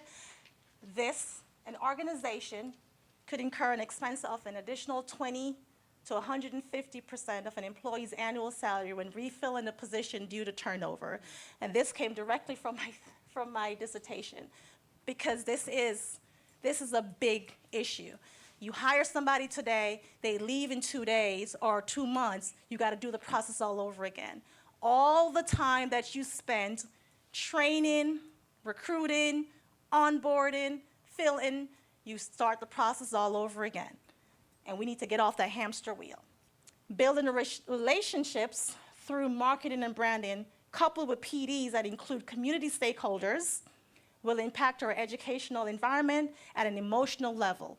And I'm going to stress the emotional level. We are human beings. We need to connect more, right? There is no better way to do this than consistently collaborating on strategies that will provide a positive difference in the lives of children and educators. So once again, we have to be able to get into a better space emotionally. It doesn't make us soft. It just means that we're human beings, okay? So we could provide for our kids. Invest in human capital creates support and invaluable partnerships. All right, so the initiatives for recruitment, all these are the different things that we currently do right now. With the staff that we have, we go above and beyond to get folks hired in our classrooms. Please share this out. We have Spring Fling coming up on April 27th, so stay tuned to that. Retention, here are the strengths and weaknesses for retention. So I'm going to be focusing just on the opportunities and the threats. So health and wellness stipend. Once again, shout out to Kelly. I'm putting a plug in there for that.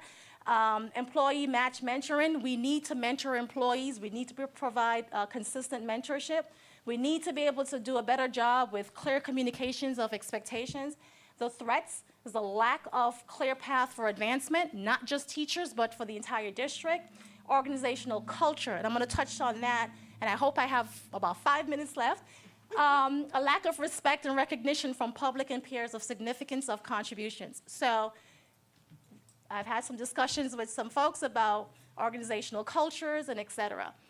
Now I'm just going to pull out some bullet points here.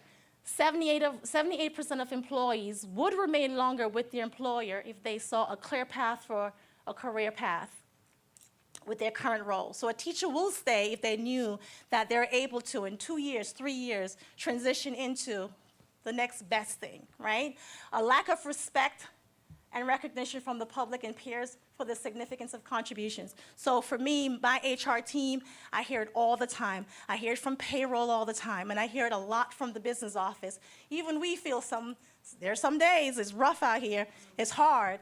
But what we need to do, this will help to reduce, if we're able to have a better understanding and a more respectful environment, it improves employee satisfaction, right? It provides collaboration and productivity, okay? And reduce stress, most importantly. All right, organizational culture. A poor organizational culture can definitely negatively influence employee engagement. As leaders, we must implement employee relation strategies such as employee engagement, self-awareness, relational transparency, nurturing teamwork, and building a culture of teamwork to improve staff engagement in decision-making process. Once again, directly from my dissertation. It works. I did research on this, okay? All right, moving on, the different opportunities that we have, right? So what I'm going to point at is this issue right here, offer training and support when onboarding employees and foster a development of the district culture. Revamp the new hired, we talked about that, the welcome kit. And CAPS. So why I bolded this, the employee policy, employee conduct, and attendance. Right now, last year, we had 177 employee issues that we had to put people on paid administrative leave. And then this year, thus far, we're at 123. Most of these issues are inappropriate contact with students. The policies are just not there to support the new workforce. We have to do a better job or figure out a better, a much more, what's the word I'm looking for? Effective policy to be able to hold employees accountable. And once we do that, we need to share and reshare and make this information accessible for everyone. So replacing the lost employee costs the business, or it could cost us up to 213% of an employee's salary. All right, so moving forward, opportunities for HR and for everyone in this space, orientation best practices, in addition to providing clear understanding of job roles and expectations. A lot of people don't know when they get hired what their roles and responsibilities are. Even though they have a job description, you still need to sit with them and walk them through it. Provide explicit communication of expectations. You've got to let them know what the expectation is. Like, you just cannot hire them and put them in the classroom and that's it. This will help us to reduce staff turnover and improve our job satisfaction. So once again, this is our retention initiatives. These are the different things that we do. Pilates, a lot of different things. I'm not going to go into it. We also have a pop-up pep rally where we bring our masseuse out there, taste testing. We try to be inventive with, with the resources that we currently have. So a couple more here. If you could go back, please. Yes. Okay, so there is going to be a gala for the teacher and principal of the year? Yes, so we did one last year. Our version of a gala is a little bit more downscale because we go out and we try to get funding to do it. So it's always at the either PDC or IRC, and we jazz it up a bit and try to do what we can on a budget.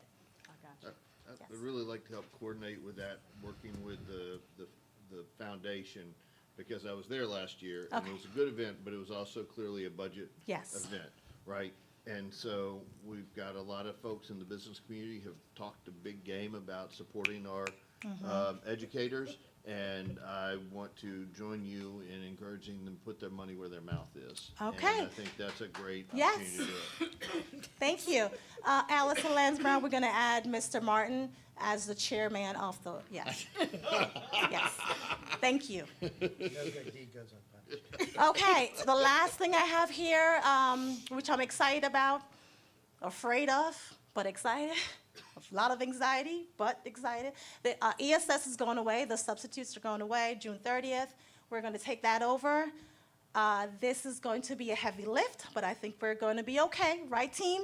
What I am looking for the most is to be able to utilize our substitutes in a different way. So what I'm getting at is, in high school, there are A days and B days. We do have retirees that we want to come back that ESS did not hire or keep or held on to or retain. So we're going to be able to utilize them on A days and B days. I think we're able to maximize them at the 25%, whatever their cap is. So, but once again, it's going to be a heavy lift, but I'm looking forward to the challenges and the opportunities that this How soon will that start? Because I've had some to text and ask, Mhm. when will they be able to become a sub? So the hiring campaign begins on April 1st through October 15, 2024. So will it be June 30th? I'm done. I'm sorry. Will it be June 30th? June 30th is when the contract ends, but we already have someone in place reviewing the substitute list that we have, but we can't really do any outreach to them as yet because we're still on the contract with ESS. Yes. In terms of retention and the teacher burnout problem, what's your perception of the level of not feeling support for discipline problems within the school, within the classroom? What's your perception of the level of that problem? It is, when we do meet with folks, when I do meet with them on their way out, they do express they do express frustration about that. They talk about the policies are just not strict enough. They're overwhelmed. They do feel like it's not managed at the site level, even though the principle is that they're doing as much as they can, but we have to do more. So one of the cool things about Mr. Smith, we met and talked about the staffing allocations guide. So we're trying to get away from CSM and rebranding it because we want to not create anxiety. We want to make sure this is a process, but we're looking at the UIR school, UIN school, to give them more support in those spaces because it's needed. But yes, I do have teachers leaving, especially the new ones that are coming in that literally have no teaching experience. It's hard for them to adjust. So they're just going to leave, and we're going to go back to square one again. If I You're can welcome. ask another question, and this may be a question for Mr. Smith.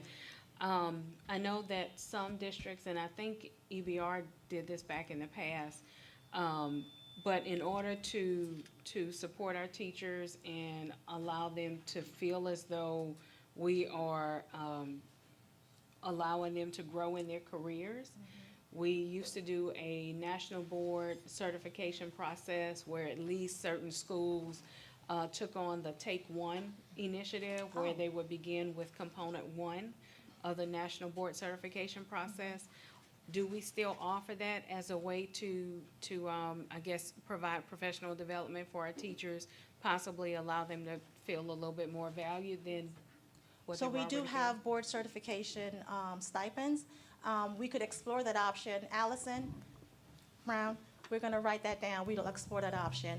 Just anything, if you guys have any other ideas, let us know. That's one option, but also allow leadership capacity within the school level. You know, because when I was a teacher, I had the opportunity to chair the school improvement team. I was the grade level chair, you know, just allowing teachers the opportunity to rotate leadership within the building. Absolutely, yeah. A couple of things. One, as the board, you know, moves into looking again at our strategic plan and some of the metrics that we talk about, that one of the things that I'm going to challenge us to set as a goal is to have the district recognized as one of the top places to work in Baton Rouge in, say, 3 years. That's a pretty heavy lift given where morale is right now. but I think that's going to be very important. I think the other thing, and one of the keys to get us there, and I'm saying this to encourage you to help us think about how to do this, is we all talk to various teachers and principals, and we all get a sense of what's going on, but it's only a sense, and anecdotes are not data.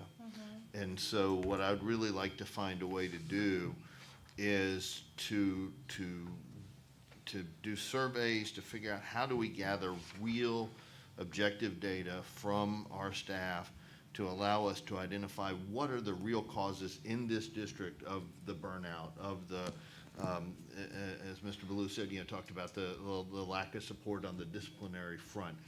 What percentage of people are burnt out because the classrooms are unsafe, as we saw in some of that DM group survey? What percentage are really burned out because there's 50 hours a year of professional development required that we don't pay them to do?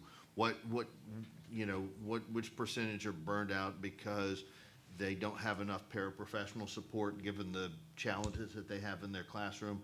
So I really want to figure out what are the right questions to ask, and how do we ask those so we can get data that the board can ultimately use to set policy, but that the superintendent and your office and the principals can use to make concrete changes on the ground. So we have, we implemented about 2 years ago culture survey to address the retention and turnover. So what we've used as a threshold, if you're at 9%, if the school is at 9%, we come out and do a culture survey. And we have, we collect quantitative and qualitative data. And then we come back and we share that information with the ED and the chief of schools, and we go back and we visit the school and we provide the data and share with them best practices and recommendations, right? It's a lot to do because we're a big district and we would love to do more and then use that information to improve. So we would love to be able to collaborate and figure out. So once again, we have Mr. Martin chairing another committee. Thank you. I'll close with one more question. Yes. Mine is, Oh, I'm sorry. well, let me ask this then. What has been the statistics to support the completion of the survey? Because I know a lot of times the question has been, where will this survey, what will this lead to? Will it lead to quote unquote retaliation? So what has been, I guess, the completion statistics that support when you guys go out to the schools to do the culture survey? So yes, there is a level of fear when folks complete this. What we do ask, recommend that the principal is not on campus and the AP is not on campus for the staff to complete the survey. We go in as an HR team. We don't collect their addresses. We just take the data and they participate in the data. What we do with it, that's what's important. So I could come back and I've shared the data and we'll continue to do so, but it's up to the superintendent, the chief of schools, and the EDs to address that information because it's gonna get, I've literally had to do 2 or 3 surveys at a school in a school year. And we shouldn't have to go back after the first time, right? Because it's a problem. But once again, when it comes to folks feeling like they're being retaliated, I try to stress, if you feel that way, please let me know so we could talk about it. I don't want people to feel fearful. That's the whole point of doing this, a culture survey, is to be able to build that communication gap, get more employee engagement, and to have them a part of the decision-making process. Okay. I'm sorry. I need some advice as a board member. A lot of times we'll get calls or things from an employee or whoever is dissatisfied about something, okay? I have a hard time figuring out what is my role as a board member, how to respond to that, because I want to be empathetic, I want to try to understand, but I also know I'm only getting one side of the story, and not necessarily the whole story. And so how should I handle both being empathetic without coming across like I'm undercutting the superintendent and the superintendent's authority and all of that, because that's a very fine line to cross very easily. Yes, If I do that, 'cause I don't want to ferment right. dissent, but I also want to be empathetic to the problems that they Right. have. So the first thing is for us as a team, from an HR standpoint, even at school leadership, is to address the problem before it gets to you guys, right? We I don't know, want but y'all I say involved, it but does. it gets to you. For us, I follow the leadership of the superintendent. So if the superintendent is okay with, and I'm sorry, I'm done. No, the best option, Mr. Gode, is simply to allow me and staff to investigate to see if it's legitimate. And generally, if there is an anonymous or someone reach out to you instead of reaching out to the superintendent, what I'll do is I'll follow back up with you and just give you a follow-up so you'll know how to proceed in case if we wasn't able to satisfy or if it wasn't legitimate, you'll have some idea how to redirect that email or that concern back to my office. Because one of the things I worry about is you get that circle going, and we talk about negative images and that sort of stuff, and I don't want to be part of something to try to So let me foster that negative image. So let me be honest, I'm gonna be very brutally honest right now. Whenever a board member is copied on an email, especially with staff, there is a level of anxiety, okay? And it is what it is, right? So for us, what I tell my team to do is always document, right? So we literally have black and white to follow. We're not interpreting whatever this person's saying based on our feelings. But yes, when a board member is copied on an email, there's a level of anxiety for us, especially the low-level staff, the personal specialists, business office, et cetera. So that doesn't help, but I do not want the employees to feel like they cannot reach out to y'all either, because that's not my role, right? I have to do a better job, and we all have to do a better job, is to build a better relationship with employees so they know if they reach out, they need help, we could address the issue right away, and you all should feel confident in us that we can address the concern. So if you see us copied on the email, oh yeah, they got it. I don't have to worry about it. But that's gonna take some time. I'm sorry. I know we're out of time. Let me Yes. ask one last question. And we talked about advertising positions, and obviously there's difference between like the teacher positions, support positions, sometimes the higher ranking administrative positions.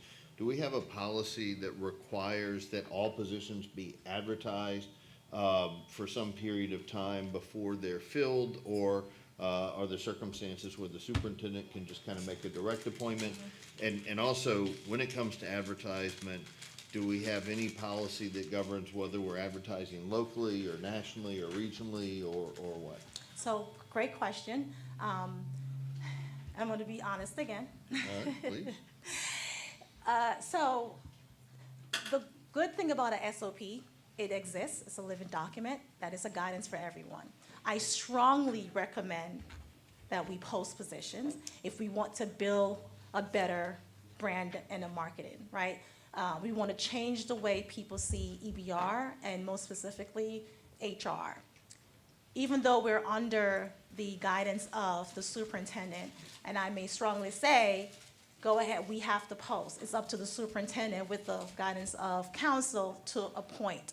Even though I'm recommending as an HR professional to say, we need to do better in terms of posting the position so everyone feels that they have an opportunity to interview for that position. Because you may do a good job interviewing, but there's a bright and shining star right behind you. So that gives me a better understanding of the human capital that's available for me later on. But I'm gonna pass it off to, because see, I see Mr. Legal standing back there. That means I'm in trouble. You're not in trouble. And I want to make sure I understood Mr. Martin's question. It was about advertising locally versus. Well, I had two. One was, is there a requirement that all positions be advertised before being filled by the superintendent?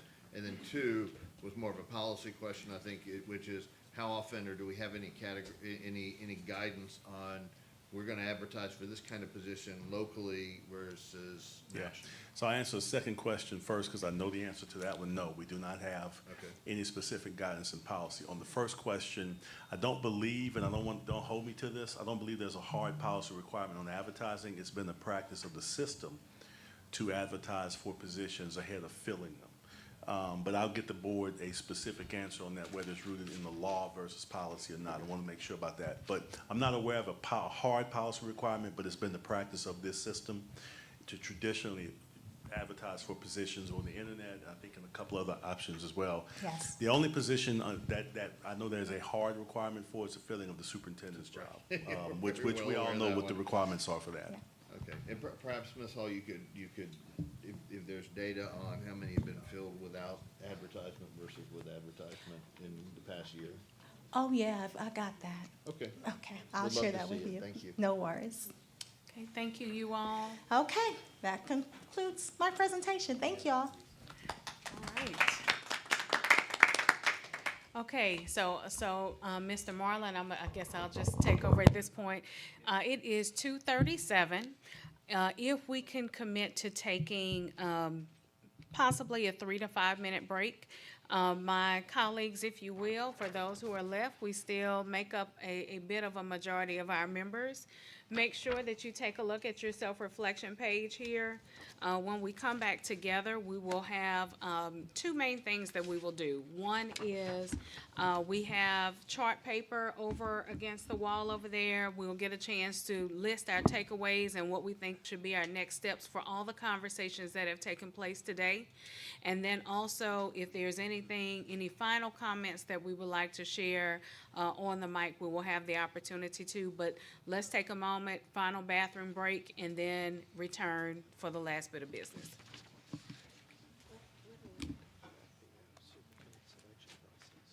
5-minute timer. I think that the workshop. 5 minutes. Counting down. Okay. Mm-hmm. That's right, we do. We're gonna try. At the workshop, Yeah, at your request. that's right. That's right, I forgot.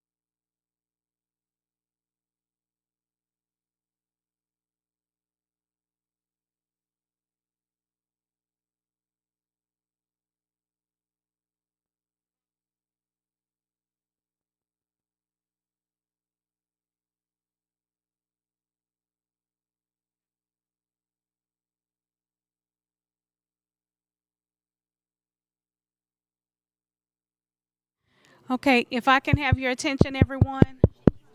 Okay. Okay.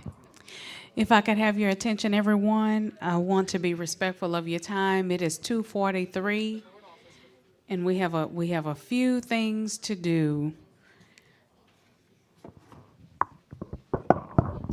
Y'all take them both back to the office, April. I'm gonna give you a hand, y'all. Okay. Thank you.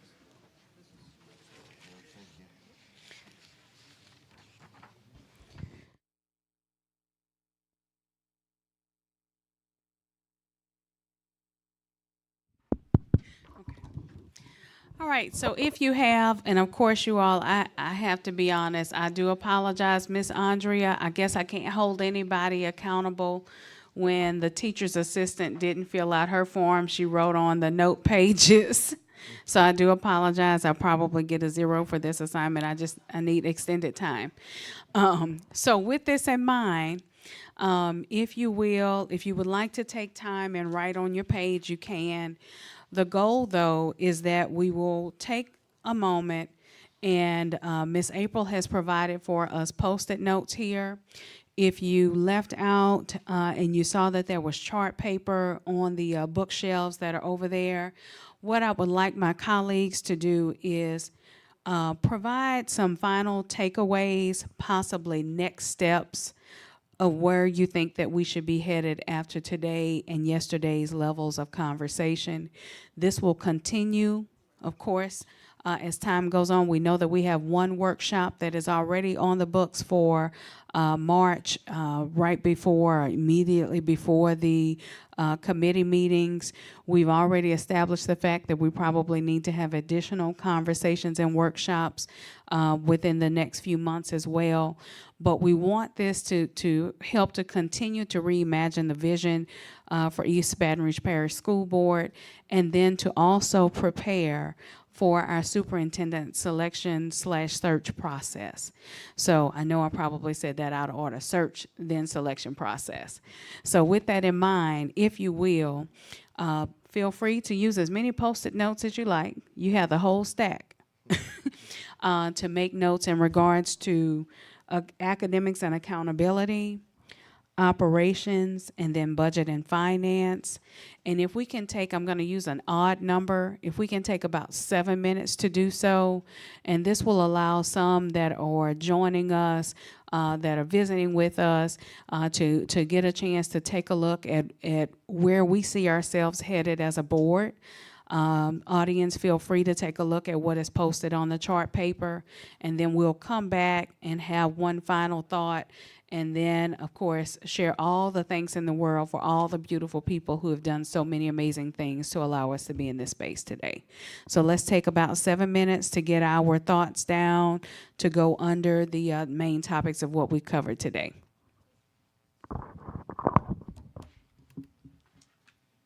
7 minute time. 7 minutes. Counting down. Thank you, Siri. She's serious.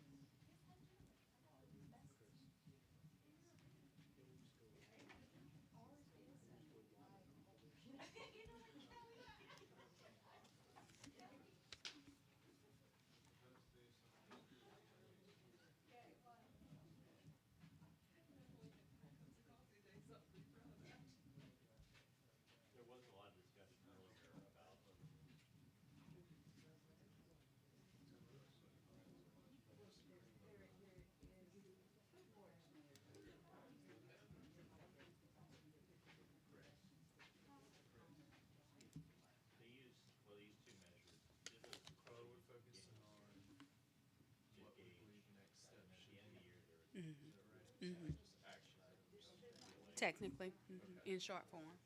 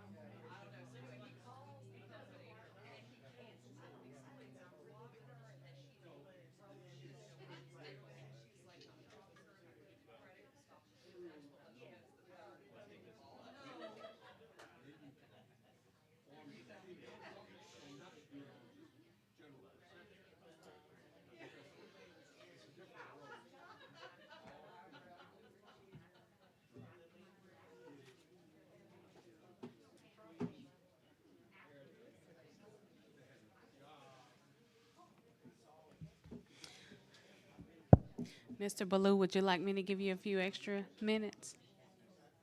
I'm on my last one. Okay.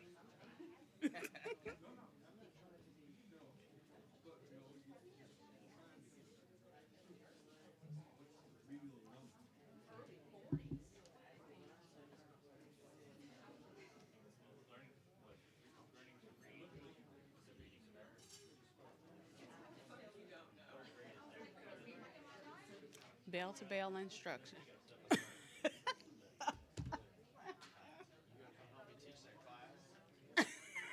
So sit in the back as your observer.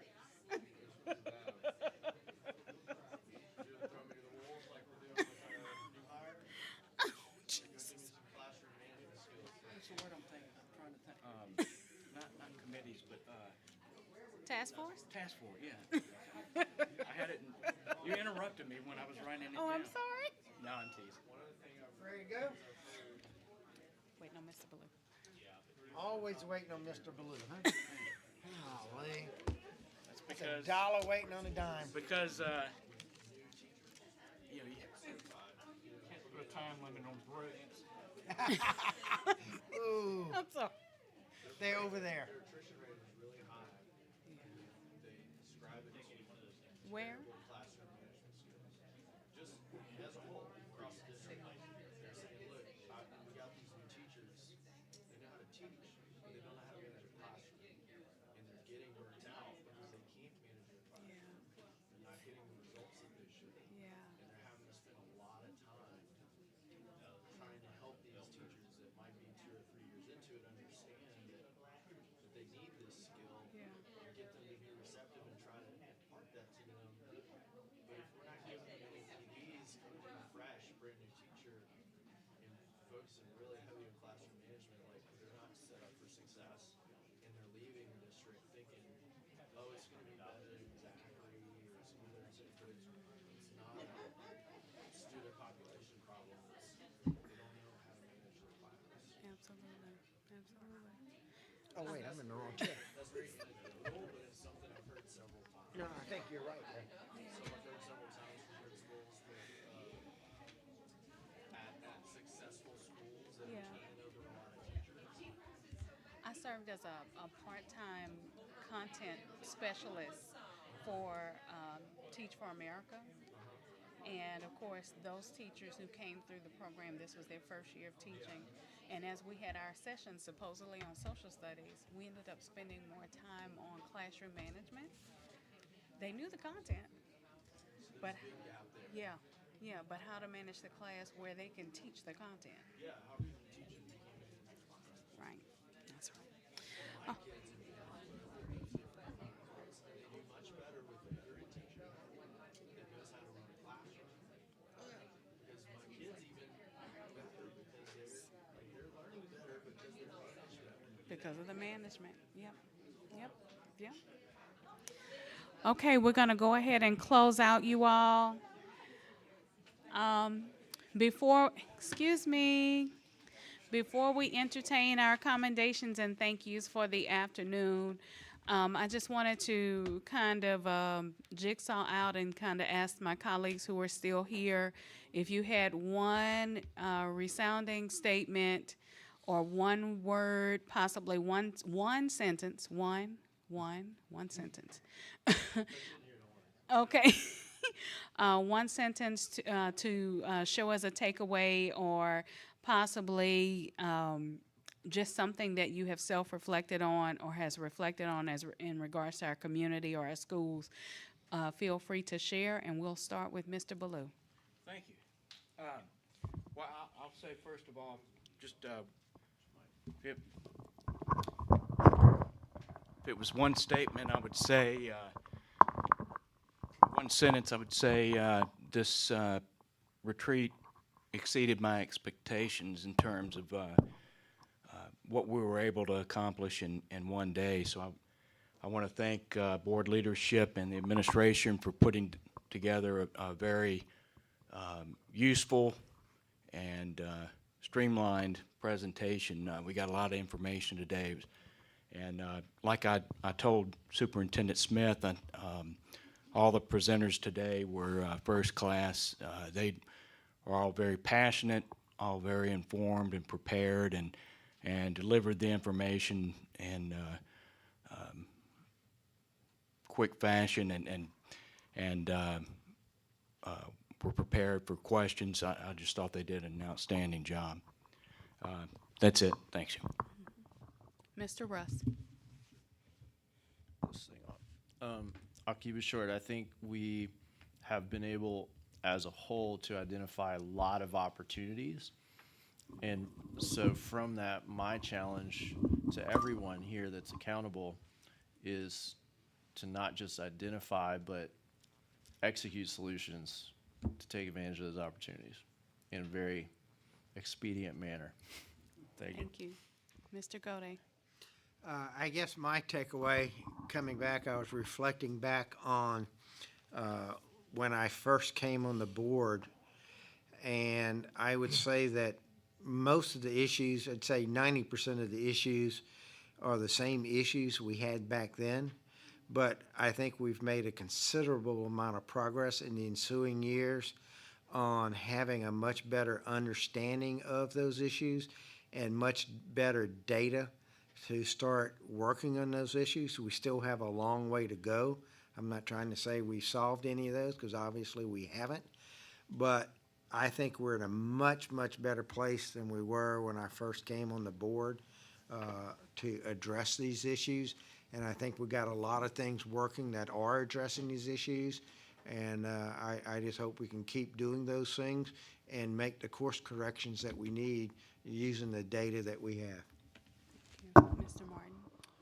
Yeah, you know, what struck me most today was listening to the teachers and principals at lunch, because I think that they trusted us to be very honest with us, and some of what they said was not awesome, right? They were not singing the praises of everybody. They were saying, here's some real problems. We have great bright spots that we need to celebrate, but they trusted us to be honest with us. And so my biggest takeaway is that it's now incumbent upon us to earn that trust, to take action that's necessary to make their jobs educating our kids easier. And I really hope that we live up to that. Thank you. Well, I am super excited, number one, and relieved actually of being able to see the data that has been discussed today.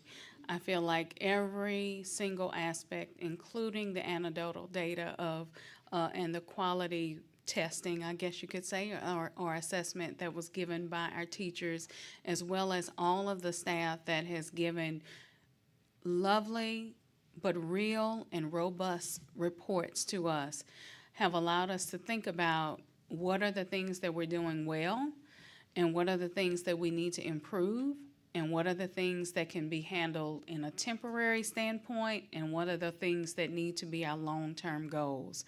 And I just look forward to us not only having these things pinned down on paper, because of course we've started that process, but then also beginning to reimagine the vision, enhancing the vision, building upon what has already been put in place, and then mending the rest, so that way our school system can return to the vibrancy that we know that it can be and that it has been possibly in the past. I know that it's going to look different. I share with, and you all, I don't know how to separate myself from my personal life, and the fact that I tell people all the time that our God is not a logical God. So some of the things that we do will not be logical to those that are around us, but be those things that we need to do that are outside of the box. And I know that Coach has talked about that today. So many of us at this table have talked about that today. And I look forward to increased innovation, but at the same time, allowing us to have a comfortable place for our teachers to work, for our children to learn, and for our parents to feel comfortable with and be able to be involved in our schools. And I would also like to say congratulations to our newest teacher, Mr. Russ. I look forward to your class that you will be teaching. Mr. Gode, I look forward to your workout session. I can't wait to see it on video. And Mr. Martin, I look forward to your lunch. I can't wait. I might be watching from the back so that way I can see what the conversations are like. I would also like to say, you all, Ms. Armin has passed out our paintings to us. Ms. Hall has asked that we display them at the next set of board meetings. So if you guys remember, make sure that you bring them with you. Also, I just would like to share as well, for all of us that are in the room, feel free to take a look at the charts that are on your way out, so that way you can see the takeaways that my colleagues and I have placed on the chart paper. I will get back with Ms. Chatelaine and Mr. Lewis to get their thoughts as well, and I'm sure you'll be hearing more about that. This is only the beginning of the work. This is definitely not the end. And so we just were hoping to have a robust start with understanding the history and presence of our district. I would like to say thank you to our security for being here with us. We thank you for taking care of us and always being on guard. We would also like to thank our technology department, because they're the reasons why we're using these mics. And of course, I've been hearing that we're live streamed. Some folks have already been texting questions and things like that. So some of the questions that you've heard have come from our text process. And then also for our child nutrition program. I don't know if you all have enjoyed your lunch, breakfast, and snacks on yesterday, but they really outdid themselves. And if I were you, I would be so very proud of what is being offered to our children. I challenge you to go and have lunch or breakfast with them one day, as well as thankful to Estruma High School for opening their doors, the custodians here who have unlocked and locked for us, and then also to Ms. Langford for allowing us to use her facility, and to all of you. All of you have been very, very instrumental in all conversations. Our audience as well as our staff members, we really appreciate what you brought, and this just gives us an understanding that the best is still yet to come for our district. So thank you again, and of course you guys will be hearing from us very, very soon. Have a great afternoon. Excuse me, ma'am, I'm sorry. Yes, ma'am. Can I just say one word, please? Sure. I'm sitting here, and I'm thanking God for being here. Absolutely. And as y'all know, well, y'all all know who I am. And one of the Mother Pearl Porter. Yes, ma'am, we do. the world famous Miss Pearl. Okay, and I'm sitting here, and the saying is, when you know better, you do better. Absolutely. Okay, and the missing piece here today, because as y'all know, I graduated 5 kids from EBR. I've been in this community for 52 years, right down the street. I started at 17 years old. But the thing, because I can go on to tomorrow, but my hat's off to each one of you all, okay? And my thing now is, it's not your responsibility to rear these children. That's in the parents' hand, okay? And until we can get, and that's what Mother Pearl is coming in with, I'm calling for the parents. What this y'all have this day? What this is? School board retreat. We're gonna have a parent retreat, if y'all don't mind. Can we have an East Baton Rouge parent retreat? We can definitely work on that. Okay, I wanna work on that, okay? Cause if we don't, and I remember cause I quit working with my daughter, she'll be 47 next week, on the 28th. And I came home when she was 2 years old, and I ended up with 6 children, y'all. But my children was my responsibility, and I realize that now. So if we don't get, cause y'all have parents, y'all have families too, right?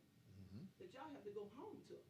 So, and y'all got to think about our kids, but to make it short, I wanna get with the EBR repair. We're gonna have a parent retreat. And I remember the days when we had the PTA meet, and my school was the PTA, I was the PTA president. And my school always won, cause I would go around and get every parent in the school to be a PTA member, okay? And I had to pay, cause we had to pay 50 cents to get them to be a member. Yes, I would indeed. pay for all mine, tell me about it. I would get all the parents. That's how I do it, okay? Cause if I had 100 parents there, them didn't have their little 50 cents, I paid it for them, okay? So I could win when we had those big meetings. So that's what I want to do. And like I say, my hat's off to you all. Y'all just pat yourselves on the back. And Mr. Smith over there, I thank God for him. Because my daughter, y'all, I said that at the meeting, my daughter was 7th grade. And she's the teacher of the year at West Baton Rouge Parish School System. She made teacher of the year last year. But he was her 7th grade teacher. So We need to get her on this side of the river. Y'all give some more money. Y'all give us that money. Y'all should run over here, okay? Because they paying over there, y'all. Okay, but anyway, let me be quiet, but I'm glad I came. So y'all just, we're gonna get up the top, okay? I'm tired of being at the bottom, okay? And I'm gonna do whatever I need to do to help you. Thank you so much. Thank you, thank you. One last thank you. You guys, our interpreters, our sign language interpreters have been working effortlessly. I know when Ms. Hall was talking, I said, golly, she's talking fast, and they're keeping up with her. So thank you so much, ladies, for interpreting for us. You all have a great afternoon. Thank you.